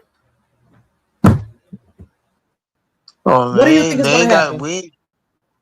They all work together, so it's one big union. So it's like it's one big union. 33, like 37, yeah. So they represent the whole 5 boroughs. Oh shit! So they got to worry about. Worse. They got to worry about 11 million people. Damn! Over here is 9,000. So yeah, they got to worry about all. They got to worry about. Now, see, imagine that now. The union in New York does that. Now imagine, okay, New York pulled it off. Now Detroit's going to try it. Now Florida's going to try it. Like, that's what's going to happen. And y'all don't need to keep, because there's unions, that's how they work. They all work together. It doesn't matter if they're separated in different states. They'll find a way to come to. That's what a union is. Look it up. Yeah. Like, come on, let's make it make sense. And they will outpower us. And that will be a one big ass division of citizens. Because what people fail to realize, the union is still citizens that live in every city. They just work for the government. They work for the city that you're living in, but they're still citizens like me and you. So we're not looking at what are the consequences of the shit that we're doing. And that's why I'm sitting here. I was like, okay, I see why she was starting to get a little like, I'm not going to risk the integrity of the city of Philadelphia and the members of Philadelphia just to please y'all. She's like, we don't need you then. And look what she's doing. She brought up the offer. She brought up another offer. And I think 2 offers already been rejected. This is the 3rd time they go to the table in 1 week. So how many offers is going to be rejected? My point, before this shit goes left and people start rioting within the city. Because you got to realize, a lot of people don't know how to even pay their bill online. Some of the elderly people need people to pay their bills online. Some people get frustrated, right? When some people don't have patience to deal with people on the phone. So imagine the phones being busy, right? Not being able to pay your bills on time and shit like that. Now your bills are getting, listen, y'all not understanding what y'all setting off. It's a chain of reactions that's going to go after everything. Everything that we do, there's consequences to all of our actions. And then you got to be careful with the reaction that comes behind everybody's consequences. I think I said that right. Because it sounded different in my head. But yeah, we've been 5 hours. I've been 5 hours on this drawing, yo. But yeah, I just wanted to prove my point. Yeah, I know nobody's gonna want to listen to it, but when shit go left, y'all gonna remember that Gary busted down and the Shorty sat here and said this shit on July 6, 2025 at 1:28 a.m. New York and Philly. See, 2 different states talking about a situation that could happen in any city. Nah, we got the editor here. Rachel know how to edit, so y'all stay tuned. She gonna break it down the way she need to break it down. I'm not gonna let you be Rachel break it down. Oh shit, he said break it down. I can't break it down. I don't know how to dance. Michael Jackson didn't influence me. Oh Lord. I was influenced by Eve. Which Eve? Let me stop. Eve. Man, what Eve? Who's that girl? Oh, okay. I thought you talking about Eve. Eve's that girl. No. Oh shit! Wait a minute. Listen, if you want to say that, look, if I can compare it to my story to any story in history, including the Bible, I bit the apple. I seen what was going to happen, and this is why I'm saying the shit that I'm saying. All right. I saw the future. I didn't mean to. All right. I wasn't supposed to get all this knowledge at the age I was, getting it. I wasn't supposed to be solving these puzzles, putting them together, none of that. Because when I was young, I was told that I don't know what I'm talking about. I'm crazy, right? Go over there, blah, blah, blah. And the more they said that, the more I researched and the more I asked questions. And guess what? It got worse as I got older. I can't change it. So, shit, I'm Eve, just not in a temptational way. All right, y'all. She trying to tell y'all something. I don't know what she telling y'all, but I am. No, not like that understand. shit. Not in a temptational way. You ain't tempted. You ain't tempted. This bitch got the knowledge. Eve got the knowledge and didn't listen. You see where I'm coming from? She should have went back to God and said, I'm staying over here. I should have never bit the apple. She got a little too cocky with her. No, I got the knowledge. I got the knowledge and got scared. You got Adam behind you. You got Adam behind you. Yeah, shit. I'm supposed man. Listen, that's my backbone. Listen, like I tell that's people, what I'm trying to tell you. You the real Eve because you got Adam behind you. He's not going to allow you to go to the left. You ain't Beyonce to the left. I'm dead. Nah, because it's true. Like, yo, people be like, I want a papoose. You hear so many females be like, I want a papoose. Well, guess what? I got my papoose. He just don't look like papoose. He's better than papoose. On some real shit. So it's kind of like to me, all right? To me, that's my beast. We're gonna make sure your ass don't go to jail. You can't go picketing. You can't go protest. Stay your ass out of jail, Remy. I can't see. I'm the opposite of Remy. You can't afford it. I'm the opposite, but shit, he be real cautious. He's like, yo, man, chill. Cause he know like my tongue sometimes, and when I believe in something, yo, he be like, nah, come on, man. He's like, don't do it. He's like, let's go. I'm like, come on, like, let me just say. He's like, nope, that's not the way to do it. He's like, if you would have did it another way, then all right, I'm 10 toes down with it. He's like, it's not that I don't agree with you, it's just the way you're trying to do this shit. He's like, let's get the fuck out of here. I be cracking the fuck. I was like, you serious? He's like, yeah, it's just the way to do it, Ray. He's like, you're right. You're just not doing it the right way. That's why I'm like, man, you think I'm gonna let that go? Shit. One of these days, he knows it. He says it himself. He's ready. That's why I was like, yo, I know that if anything happens to me, what I'm doing is going to, continue. He knows it. One of these days, there's a chance I might end up in a fucking orange jacket, though. Not in a casket, in an orange jacket. Fighting for what I believe in. He says it. Like, he tells people, like... Is the arm strapped or are you in handcuffs? Which one? Huh? Are your arms going to be strapped together, or are you just in handcuffs? You said an orange suit. Yeah, I'm gonna be in a fucking orange suit. I'm gonna be in a fucking jail cell already. They gonna skip the handcuffs. Okay. They gonna throw me in that fucking car. Like, hey, fuck that shit. Nah, they gonna put me in a straight jacket. If you in a straight jacket, you going to the crazy house. That's why I said it. Your arms strapped, or you in handcuffs? Which one? They gonna put my ass in a straight jacket. Like, this bitch crazy. Yeah, you going to the loony bin. You going to Arkham Asylum. Yeah, I'm shut out sometimes though. That's why he be like, you gotta fall back. I keep telling people, man, there is a crazy side to me. It's just that I got a good support system. It's just that I know that I'm right sometimes. I just don't know how to express it sometimes. Yeah, the little hood come out of me. No, see your passion. That's what you gotta understand. Your passion is going to show if it's going to show if you're right or not. It's very hard to be passionate and be dead wrong. Mm-hmm. It's very seldom, rather. It's not hard. It's very seldom because there's a lot of people selling their passion and they know they dead wrong with it.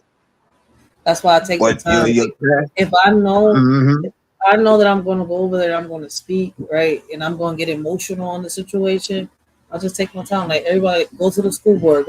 I'm like, you know why I'm not going yet? Because I've been watching the meetings. I need to get my speech together, and I don't need to write it because that's just going to slow me the fuck down. I need to get a speech that I can remember, short, quick, because you got a certain amount of time when you go up there and you speak. Then I can give that speech without getting in my emotions, which means I have to practice that shit. Because I know that I'm right. It's just that what I'm doing and what I'm going to say cannot be done unprofessionally. I'm in a professional manner. Like, even the politics, when they in front of that screen, in front of that mic, they have to act one way. When they're away from that mic and off that screen, they're like me and you, and people fail to realize that shit. I've seen it. The word bitch slips out. Oh shit, what the fuck? Yeah, they say that shit just like me and you. The same way they eat, they shit. Like, what the fuck? They fuck, they make babies, they do all that shit. The only difference is that what we shit don't make them eat. And what they shit don't, what they eat don't make us shit. What the fuck? Right. And what we eat don't make them shit. What the fuck? I was about to about the Centipede movie and this shit. What the fuck? Like, not the Centipede. Yeah, because I was like, what we shit don't make them eat. Yeah, you eating that? We got a bigger problem than what we thought. Yeah. Like, I'm telling you, like, New York getting it together with the trash bins and all that. I was like, Philly, that's what the fuck I've been talking about for a minute. And if y'all look at the news, and I know not every part of New York got it, but if y'all look at the news, they're planning on getting that shit for all 5 boroughs. If y'all look up, right, if y'all go to meetings and all that shit, because here in Philly, right, we got people from all different places. You got to realize when the community meetings happen, we got people that come from Philly, we got people that come from Florida, because, the economic, the parks and all that shit, people come together. That's why I was like, if y'all go to these meetings and these events that they have, it's different people from different cities, different communities coming together to talk about what resources we need and what we could do to come together to get these type of resources.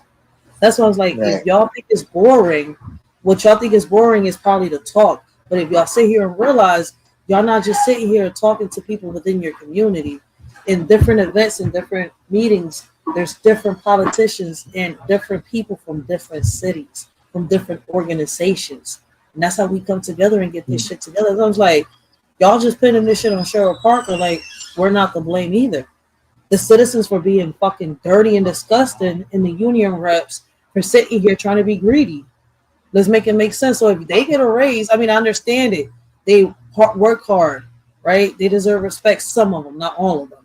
I'm gonna be neutral about this shit. I'm gonna cut this shit right down the motherfucking middle. All right, some of them deserve respect because some of them are assholes, just like the fucking citizens or the civilians. Yeah. On some real shit. Absolutely. So don't sit here and tell me like, come on, like, let's give the fucking nurses a damn raise. I'm not even gonna mention the doctors, and if I do mention doctors, let's give the surgeons a bigger raise. All right, because they do save lives. Now let's go to the police department. Right, to the police officers that do deserve it. Fuck the corrupt officers if it was for me. On some real shit. Let's give them a raise. Now let's go to the fire department, the ones that go into burning houses to save your loved ones or your ass the day that, you know, something's caught on fire. Let's give them a raise too. Oh, wait, better yet, you know who's really underpaid? The teachers. Let's give the teachers a raise. Well, they can't do that because they gotta fund that themselves. That's what I'm saying. You gotta rob people to pay for. See my point now? They don't want to. That's who they would be stealing from if they have to give the union workers a raise. I understand. Woe is the Commonwealth state. Ooh-wee. That's what I'm like. Y'all don't get it. There's consequences to every action.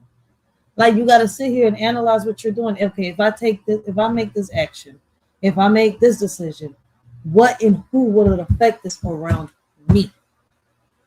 So right now, like Gary said, everything's me when it comes to the union workers. I mean, hate me. I mean, I know I walk around the city of Philadelphia, but this shit got to be said. If y'all scared to say it, I'm saying it.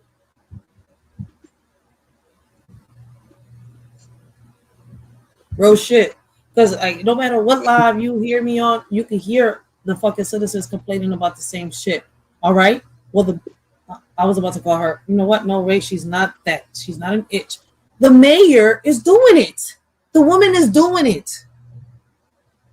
But us mofos, what the fuck are we doing? It's my point. That's why people are saying she is breaking history. Because she's doing things that other mayors didn't fucking do. Things haven't been done here in Philadelphia for the longest. Programs have been taken away for years. And in a matter of a year and a half, she's bringing them back little by little. How long was Philadelphia without the Girl Scouts? They just came back when she came into office. Wake the fuck up. You know what these programs depend on? Funds. You know who's got to get them? Her. She's got to sit down with a group of other people, right? Politicians, right? And judges and all this bullshit to get these fucking funds. It's bad enough Trump already cut the funds. So if y'all got a problem, go deal with Trump. Especially the ones that voted for Trump. Why don't y'all go fucking deal with Trump? He's the one fucking cutting the budgets. He's the one taking away Social Security, as y'all say, right? Isn't everybody he's taking my welfare away. So Philadelphia, you are a Commonwealth state. Isn't this what he's taking from you? Oh, my bad. Y'all think the mayor is the one. Oh, y'all dumb motherfuckers think the mayor is the one taking the stuff from us. Oh, we can't go back to school. We forgot that in school they taught us about the legislator, how it goes, right? The Supreme Court, right? The legislators, right? And then the president. There's 3 stages to this shit, motherfuckers. That we forget. Oh yeah, we did. Some of us smoked too much back in high school, and it wasn't weed. Dumbasses. Like, what the fuck is wrong? I didn't mean to get like that, but like, I'm serious. What the fuck? I know Gary ain't forget. And Gary knows about the good shit. Do you smoke, Gary? Nope. Nope. Oh, see, Gary got all his brain cells. I'm naturally high. I'm naturally high. What's going on with the ones that don't smoke? I mean, shit, I get fried, and I still remember this shit. I mean, sometimes you have to trigger that shit and remind me certain shit, but it's there. It's in my head. You see where I'm coming from? Like, what the fuck? I'm just trying to figure out what's going on with the ones that don't get high. I understand the heroin addicts and the crackheads, but y'all motherfuckers don't get high, don't drink, don't. What did y'all forget about the legislation system? Lord have mercy. That's what I said, man. We're not slaves. We're free slaves. You know what they gave us? A square box. It doesn't matter what size it is. It could be a TV, it could be a laptop, it could be an iPad, or it could be a phone. All of them are square boxes. That's what they gave us. A box and a screen to stare at. Something that you can scroll up and down or chatting. Let's make it make sense. Are we really that free? How long can you go without your phone? How long can y'all go without your laptops? Can y'all really get out of social media and have fun with y'all kids? Can y'all do what I did with my daughter yesterday, every day? And I'm not saying people out here don't do it, right? So if the shoe don't fit, I mean, if the shoe fits, wear that bitch. But if it doesn't apply, let it fly. Because I'm just speaking in general. Yeah, that part. Like, I didn't sit here and celebrate the 4th of July, but my daughter wanted to see fireworks. My daughter wanted to go outside. So instead of staying in the house being a couch potato making lives, I said, hey, I'm like, baby daddy, I need more money than what I got.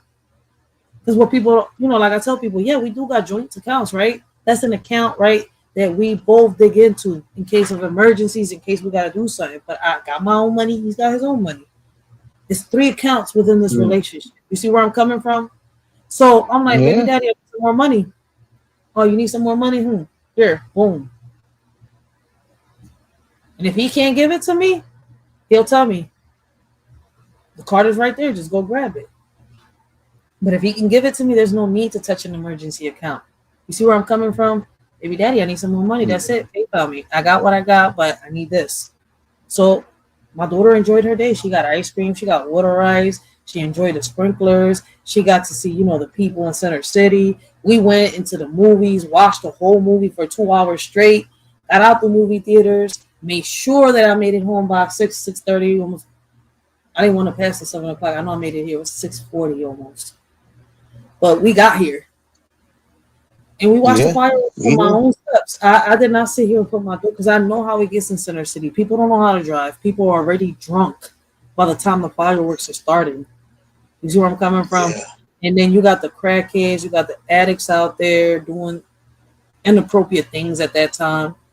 So it's kind of like, we can stay home, we can watch the fireworks. And then I went live the same night, and I told everybody happy 4th of July.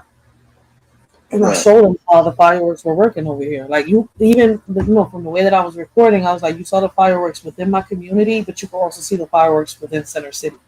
That's what lit up the back. Like, every time you saw that shit from a distance that I had to zoom in, I was like, them fireworks from a distance, them drones were from Center City. So it's kind of like, come on, man, there's other ways to do things. We're just making too many fucking excuses. I don't want to keep hearing that shit.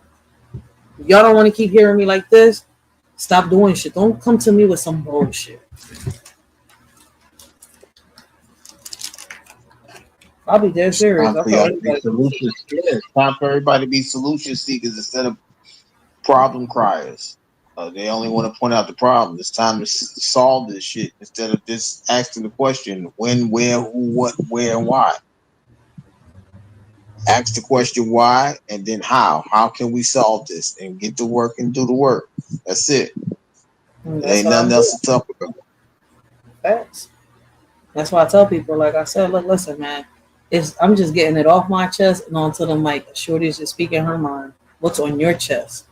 Let's talk about it, man. Like I tell people, just leave your comments down below. I've had people email me, right, on subjects where I can go to the governor. And what's crazy, what y'all don't realize is, even if we talk about it here in Philly, when it comes to these meetings, a lot of these people, like I told you just a minute ago, from different cities and different states get together.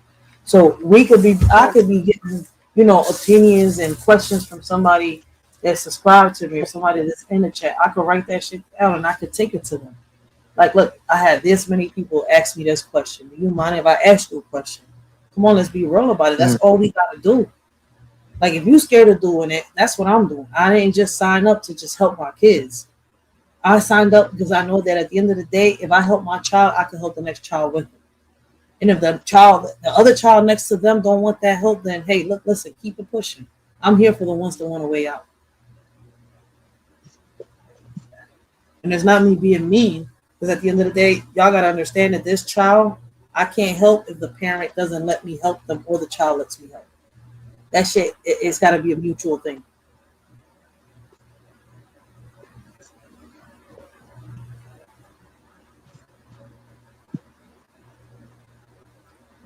And that's the problem that we're having. Like, so fuck it. That's why I'm like, I'm gonna keep doing what I'm doing, and I'm not gonna break my head, because I'm still gonna do me in the process. I'm not losing myself in this process, and that's where people go wrong. Like, a lot of people stay so focused on trying to help people, especially the ones that don't want the help, that they lose themselves and forget that they have a family, forget that they have a life, and those that do care about them. That's why I'm saying that at the end of the day, even though sometimes I may walk in the line of danger, like like at one point there was a situation where, one of the young bulls, mental issues got shroomed out, right? And, pointed the gun at the owner of the store right here in the corner. The owner of the store needed me to translate to the officer that was with him. And it was crazy. The officer that was on the phone with him was one of the higher ups from then the officers that was, coming up, pulling up, because it was taking forever. So as a block captain, I was making a complaint, and I was, translating what they were saying. I was like, look, listen, this was happening. Boom, boom, boom, boom. This officers took this long, blah, blah, blah, blah. Yo, in the process of me doing this, one of the officers comes like, you can't be here. You got to get out the way. I was like, first of all, y'all took forever to get here. And I'm talking to one of your higher ups.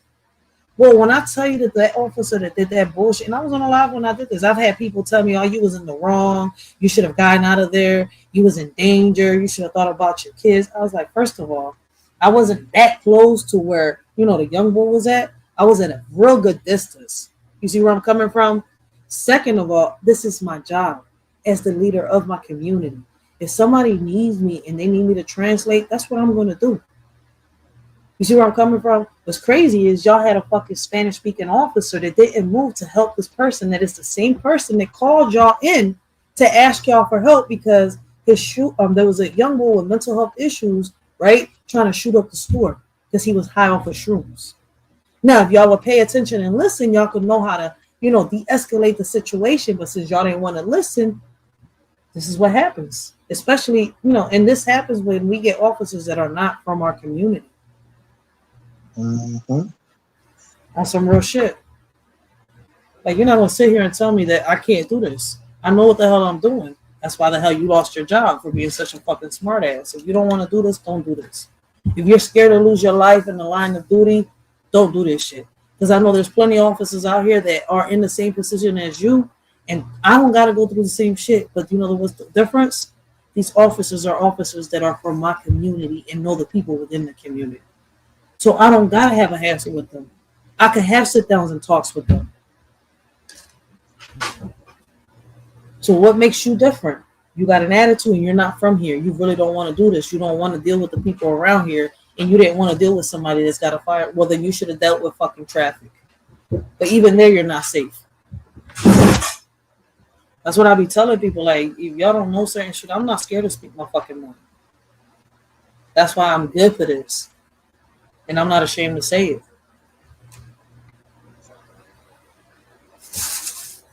It's just that I'm not going to speak to a politician the way I'm speaking here. That's the difference. You got to know your place. And I know mine. Mm-hmm. If I'm the leader of my community, I'm the leader of my community. You see where I'm coming from? Yeah, at times I've had to sit here and get ratchet with certain people, but not ratchet like this where I got to curse somebody else. Listen, one person did it at one point. Everybody was like, Rachel, you cursed that old head out. I was like, yeah, she was disrespecting me. I was getting fed up. I'm tired of being nice and polite. Like, you got to bring that shit out of me. And don't disrespect me and think you're going to just sit here and act all. It's not. I don't know what it is. I don't know if it's an ego or a pride thing. But don't disrespect me if I've been respectful to you. This is what the fuck you gonna get.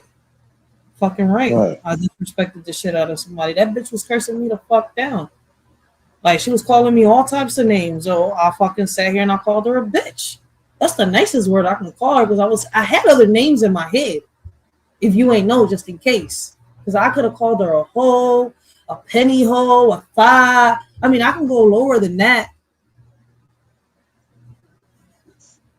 Like, what the fuck? She's acting like a bitch and I called her a bitch. She could have respected me, woman to woman, even though she's older than me. Like I tell people, like I meet people energy, like, and it takes a lot to get that shit. That's why people were shot like, nah, there's no way. And Rachel did that. Yeah, Rachel did that. I've done that shit on social media too. Like, leave me the fuck alone because I'm very respectful, but I'll meet you right where you're at and leave you where the fuck you at. I could top your disrespect. Just leave me alone. That's why I warn people, like, no, motherfuckers. I know what I'm doing. I know I'm young, but I'm not stupid. I was raised by my grandfather. People forget that part. I didn't have a father, and that's where people try to use as to my advantage as a weakness. Like, oh, you was just raised by your mom. No, motherfucker. I had my grandfather in my life, so I have some wisdom in me.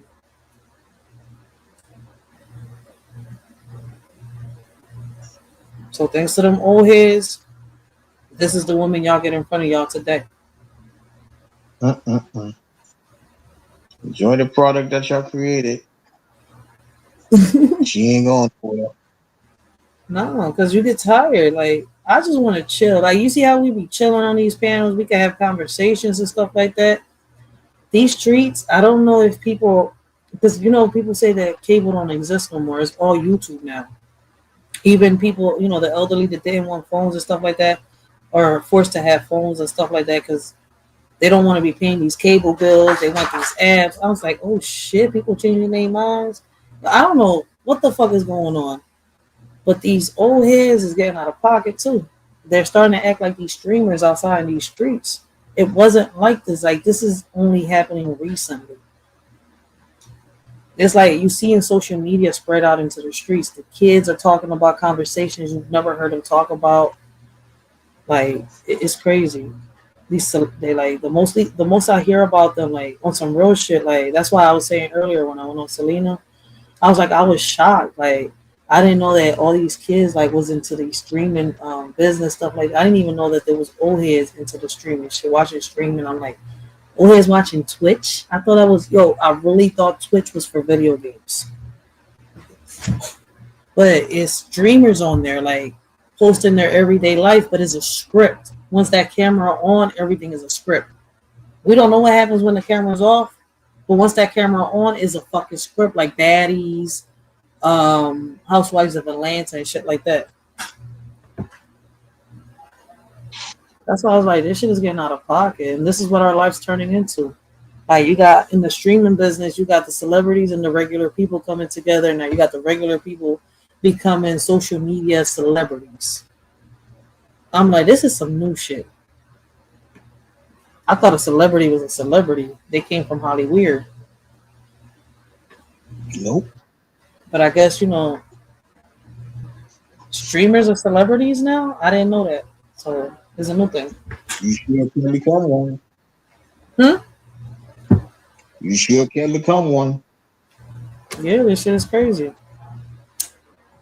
So yeah, it's new to me. Old heads is respecting the our generation and our generation getting out of pocket. I mean, it wasn't like this. It wasn't this bad. But I guess people got what they wanted. So yeah. What you saw? You just continue to do what you gotta do and be who you are.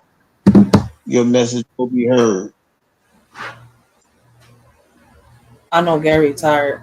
I'm about to get off this joint so he can get some rest. I've been on this joint 5 hours. It's about to be 2 a.m. He was rocking. Yep. Yeah, it's almost 2 o'clock. He was rocking.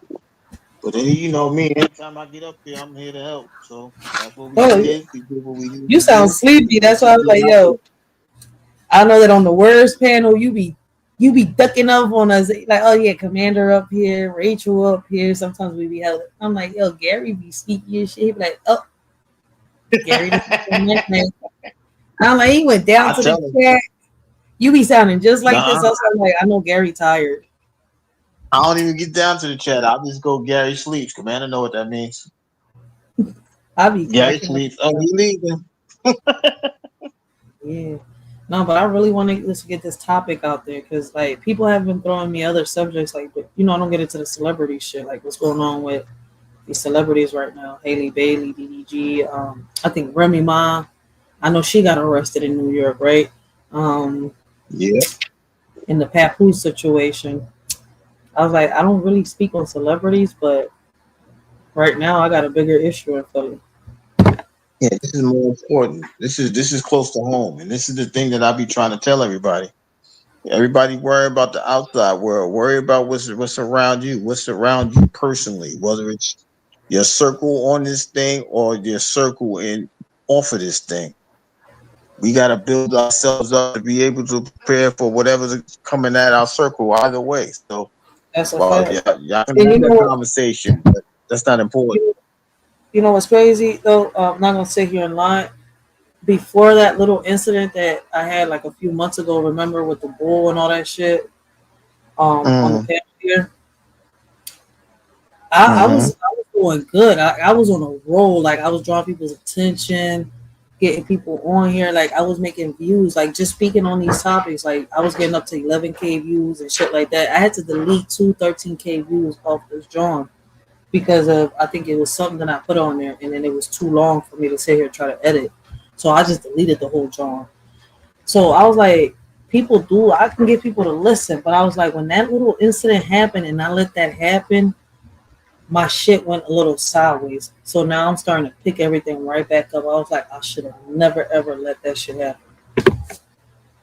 Ever. Because that shit really distracted everything that was happening on this side. I was like, I was really going on the road. Yeah, some things stop your momentum, but now you starting to pick it back up. So now you picking it back up. You got to make sure you don't get stagnated, right? You don't get distracted. Keep your eye on the prize. Finish the race. So you know what I mean? Just finish the race. You got this. I'm noticing the difference in shit. And then the subscribers that I did have that I was drawing the attention unsubscribed when that incident happened. I'm like, I lost a lot trying to let, the people bring that bullshit to my channel. I'm like, that shit don't work. That shit is really a big downfall. Yeah. But what you got to understand is, you're still in the race, right? Whether people want to sprint, people want to do all that. The race is never given to you got to endure these things, right? There's going to be good days. There's going to be bad days. Your endurance is going to get you to the finish line. So you just got to get through this, endure your way to the end. And once you get to the end, you're going to be back where you're supposed to be. That's all that matters. That's a fact. It's crazy because shit do work out. Like I tell everybody, like I do know I got the petition, guys. The petition is down in the description box down below, right? Keep signing that petition if you're in Philly, right? Because listen, my daughter's school and the few schools that they are putting cameras in and trying to get more security into these schools, like police and all that, aren't the only schools that need it. Right? We need more schools. We need all schools. We need more cities, more states, to do this within their schools. All right. So if you have a zip code, right, in any area within the United States, right, you can sign the petition. I'm gonna also leave it in the link down below. I gotta get into the website real quick. So I'm gonna get the link real quick to the petition, and I'm gonna leave it down below for anybody. It doesn't matter what city or state you're in. If you have a zip code, you're able to sign this petition. Now, if you're outside of this, outside of America, you don't have a zip code, you cannot sign this petition. I said this before. We came to that conclusion when a lot of people that were from like the UK and Australia and stuff like that were trying to sign the petition. They couldn't sign it. If you're in a, out of America, you're not able to sign it. But if you are within America, the United States, Detroit, Florida, Atlanta, New York, anywhere. You in right? the You 50 can sign states, this you can sign petition, and you can even start your own petition within your state with your concerns so that it can reach your mayor. All right, because the mayor and Congress are the ones that deal with these type of situations, and you can get a lot of these solutions resolved. So I know Cheryl Parker. Hopefully this shit gets out. It'll get solved. Trust and believe. The question is, how fast will we come to a resolution? I have faith we're going to have a resolution. The question is how long it's going to take to get there, and how many people are going to suffer in the process. Like, is it even, was it worth it? You see where I'm coming from? So, like, things are possible. I'm getting the petition right now. So, like, for petitions like this, right? This is a new one I started, but for petitions like this, we can make changes within our communities, and that's how you get shit done. Like, if your voice is not loud enough, start speaking and get people to back you up. They don't gotta sit here and do no hard work. All they gotta do is just put their little John cock into a piece of paper, and you take it to the mayor, the governor, whoever you gotta take it to in your city, and they take it to the damn judge, and boom.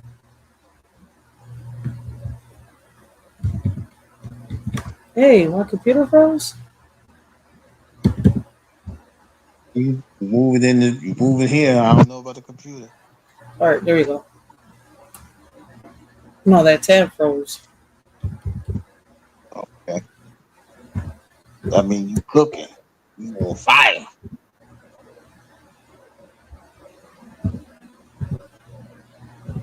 But yeah, there's many ways. I mean, I'm glad that, listen, if it wasn't me for meeting up with different people and stuff like that, I wouldn't have known about this shit. Like, I learned that through petitions, I can get a lot of shit done, especially if, you have, like, a lot of people that is around you that's hard-headed.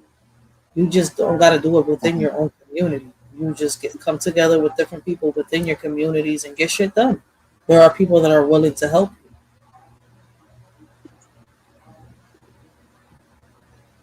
Here we go.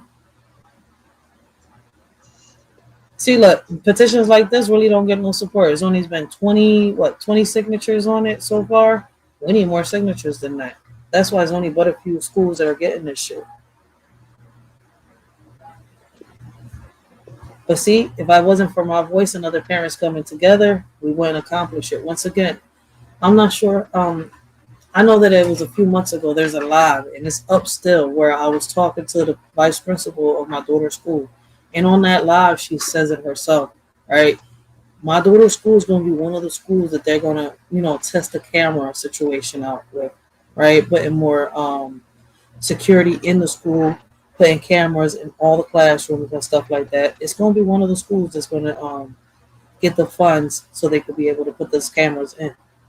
But if we get more signatures, like on my petition and other petitions that parents are starting to make and already have out, we'll get more cameras into these schools. Now, I have an older petition, but nobody paid attention to that petition 4 years ago.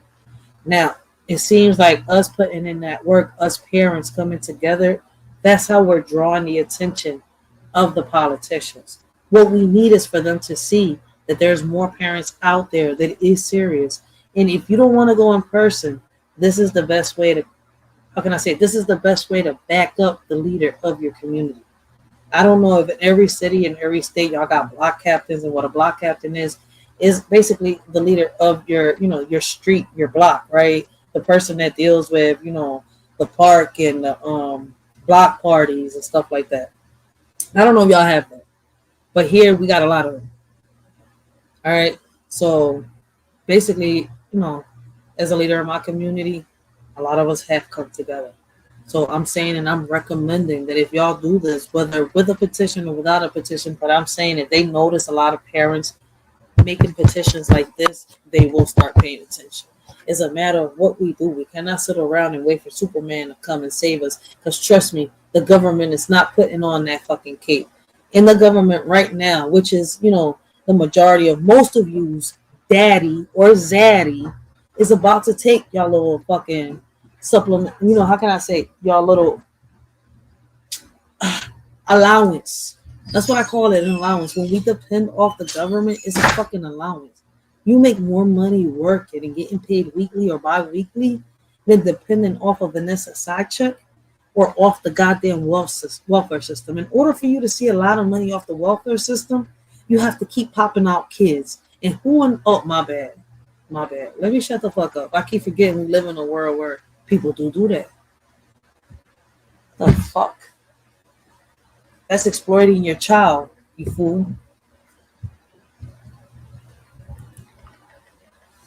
Gary finally went down. Thank you, Gary. I appreciate you, Gary Busted Down, man. Big shout out to Gary Busted Down, man. Big sure y'all go check him out. All right, great conversations, great topics. But Philadelphia, man, we need to get it together, yo. All right, we do not need to keep having our elderly, all right, our children suffer because we cannot come to terms on what is going to happen. Now, one thing I am going to say. If y'all got actual proof that the mayor gave herself, right, a 9% raise, right, either prove it or shut the fuck up and let's find a solution to the problem that we're having in here.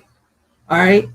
Because some of us have a habit of blaming God, right, for the problems that we have, right, or blaming the devil for the mistakes that we make. When in reality, the problem is us. The solution is in front of us. We know what the fuck to do. Sometimes we either, I don't know, I guess, scared to do it or don't want to do it. And I feel as though that the majority of the time, some people are just don't want to do it. I know some do it, don't do it out of fear, but others, what's your excuse? Man, until next time, it's your Shorty Rachel. I hope all of y'all have a blessed and humble day. Continue to have a blessed and humble day, man. I'm going to see y'all in the next live. Religiously, understand the 7 principles of hell. You'll understand the 7 demons within you. You'll understand that whole concept. It's a whole metaphysical concept. We ain't go over that, but anyway. Love is pure and true. Now it's just a show for all to view. People use it for their own gain, leaving hearts in sorrow and pain. Once a sacred bond, now just a game. Hearts are broken, never quite the same. Love used to be a beacon bright, now it's lost in the shadows of the night. Oh, how we long for those days of yore, when love was honest forevermore. But now it's twisted, tainted and cruel, leaving us drowning in an endless pool. What can we do? In the spiritual world, all seems bright, but shadows lurk in the dead of night. Half of humanity wears a wicked guise, evil deeds hidden behind virtuous eyes. Beneath the surface, a darkness lies, masks of deceit veiling their lies. In this realm where good and evil collide, the line between them is blurred, hard to decide. So tread carefully in this world so grand, for not all that glitters is gold in the sand. In the spiritual realm where illusions endure, evil and good dance in eternal obscure. Just imagine that. Karma doesn't ask you how you want it. It just comes and take it. So be careful how you treat others on your way up the ladder, because your way down, trust me. In a world of empty stares, fake love fills the air. Sincerity's distant glare, leaving hearts in deep despair. Truth is lost in a web of lies, hiding behind deceitful eyes. Love that fades and slowly dies, leaving us with heavy sighs. Aching souls in a loveless land, yearning for a genuine hand, but fake love rules with cruel demand, leaving us to understand.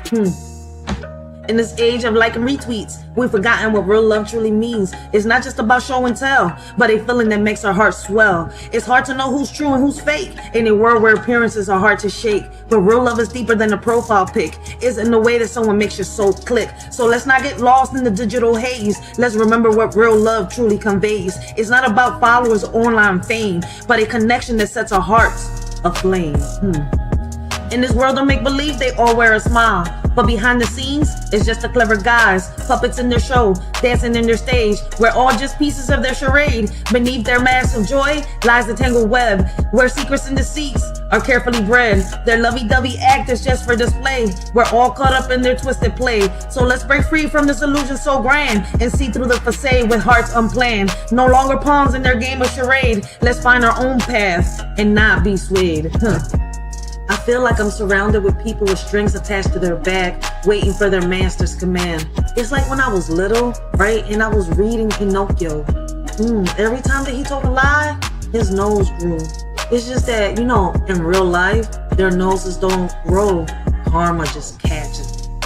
In the shadows we see a love so pure and meek, but all that's left is a ghostly echo, a memory bleak, longing for a bond that's true in this world so cold and weak, yearning for the love we knew before the all turned antique, lost in illusions of affection, bleeding like the mist, hollow hearts yearn for connection, any realm dismissed, seeking solace in echoes of the past where love truly exists, but all we find are mere reflections of what loved ones kissed. Amidst the ruins of our hearts we search for something real, yet all we grasp are faded echoes of what used to appeal in this world where love has become just a commodity to steal. It's just a little food for thought. You got motherfuckers talking about that they want to make a change, they want to make a difference, but still stuck in the same phase. You got motherfuckers talking about that they want to chase a bag, but stay at home and nag. Then when you ask them what they need, they say less talking, more opinions, no prayers with division. You ask me, y'all need to focus more on division, rely less on television. How you want a future you have no vision? This world is just like fiction. What we need is more talking, less opinions, more prayers with no division. Before you come up with a conclusion, giving people false illusions, pick up a book, do your research, learn your history before you end up in a ditch making history. Division and religion isn't working. The only way to show God our faith and love is through our actions. Our convictions is the only thing that really unite us. One God, one nation, different beliefs. There's words that can't fly with the wind. There's insults that are not violent. Meanwhile, while you're holding them, they're killing you on the inside. If I was to tell you that I didn't hurt, I would be lying. Would you believe me if I was to tell you that there's truths that lie, especially when they're telling you that they're indifferent? Getting shoved to the side because you're different. There's a hug out there someone didn't receive today. Probably because of what was said about them yesterday. Probably because of the way they was dressed today. Not realizing that the one that they hate could be the one that saves their day.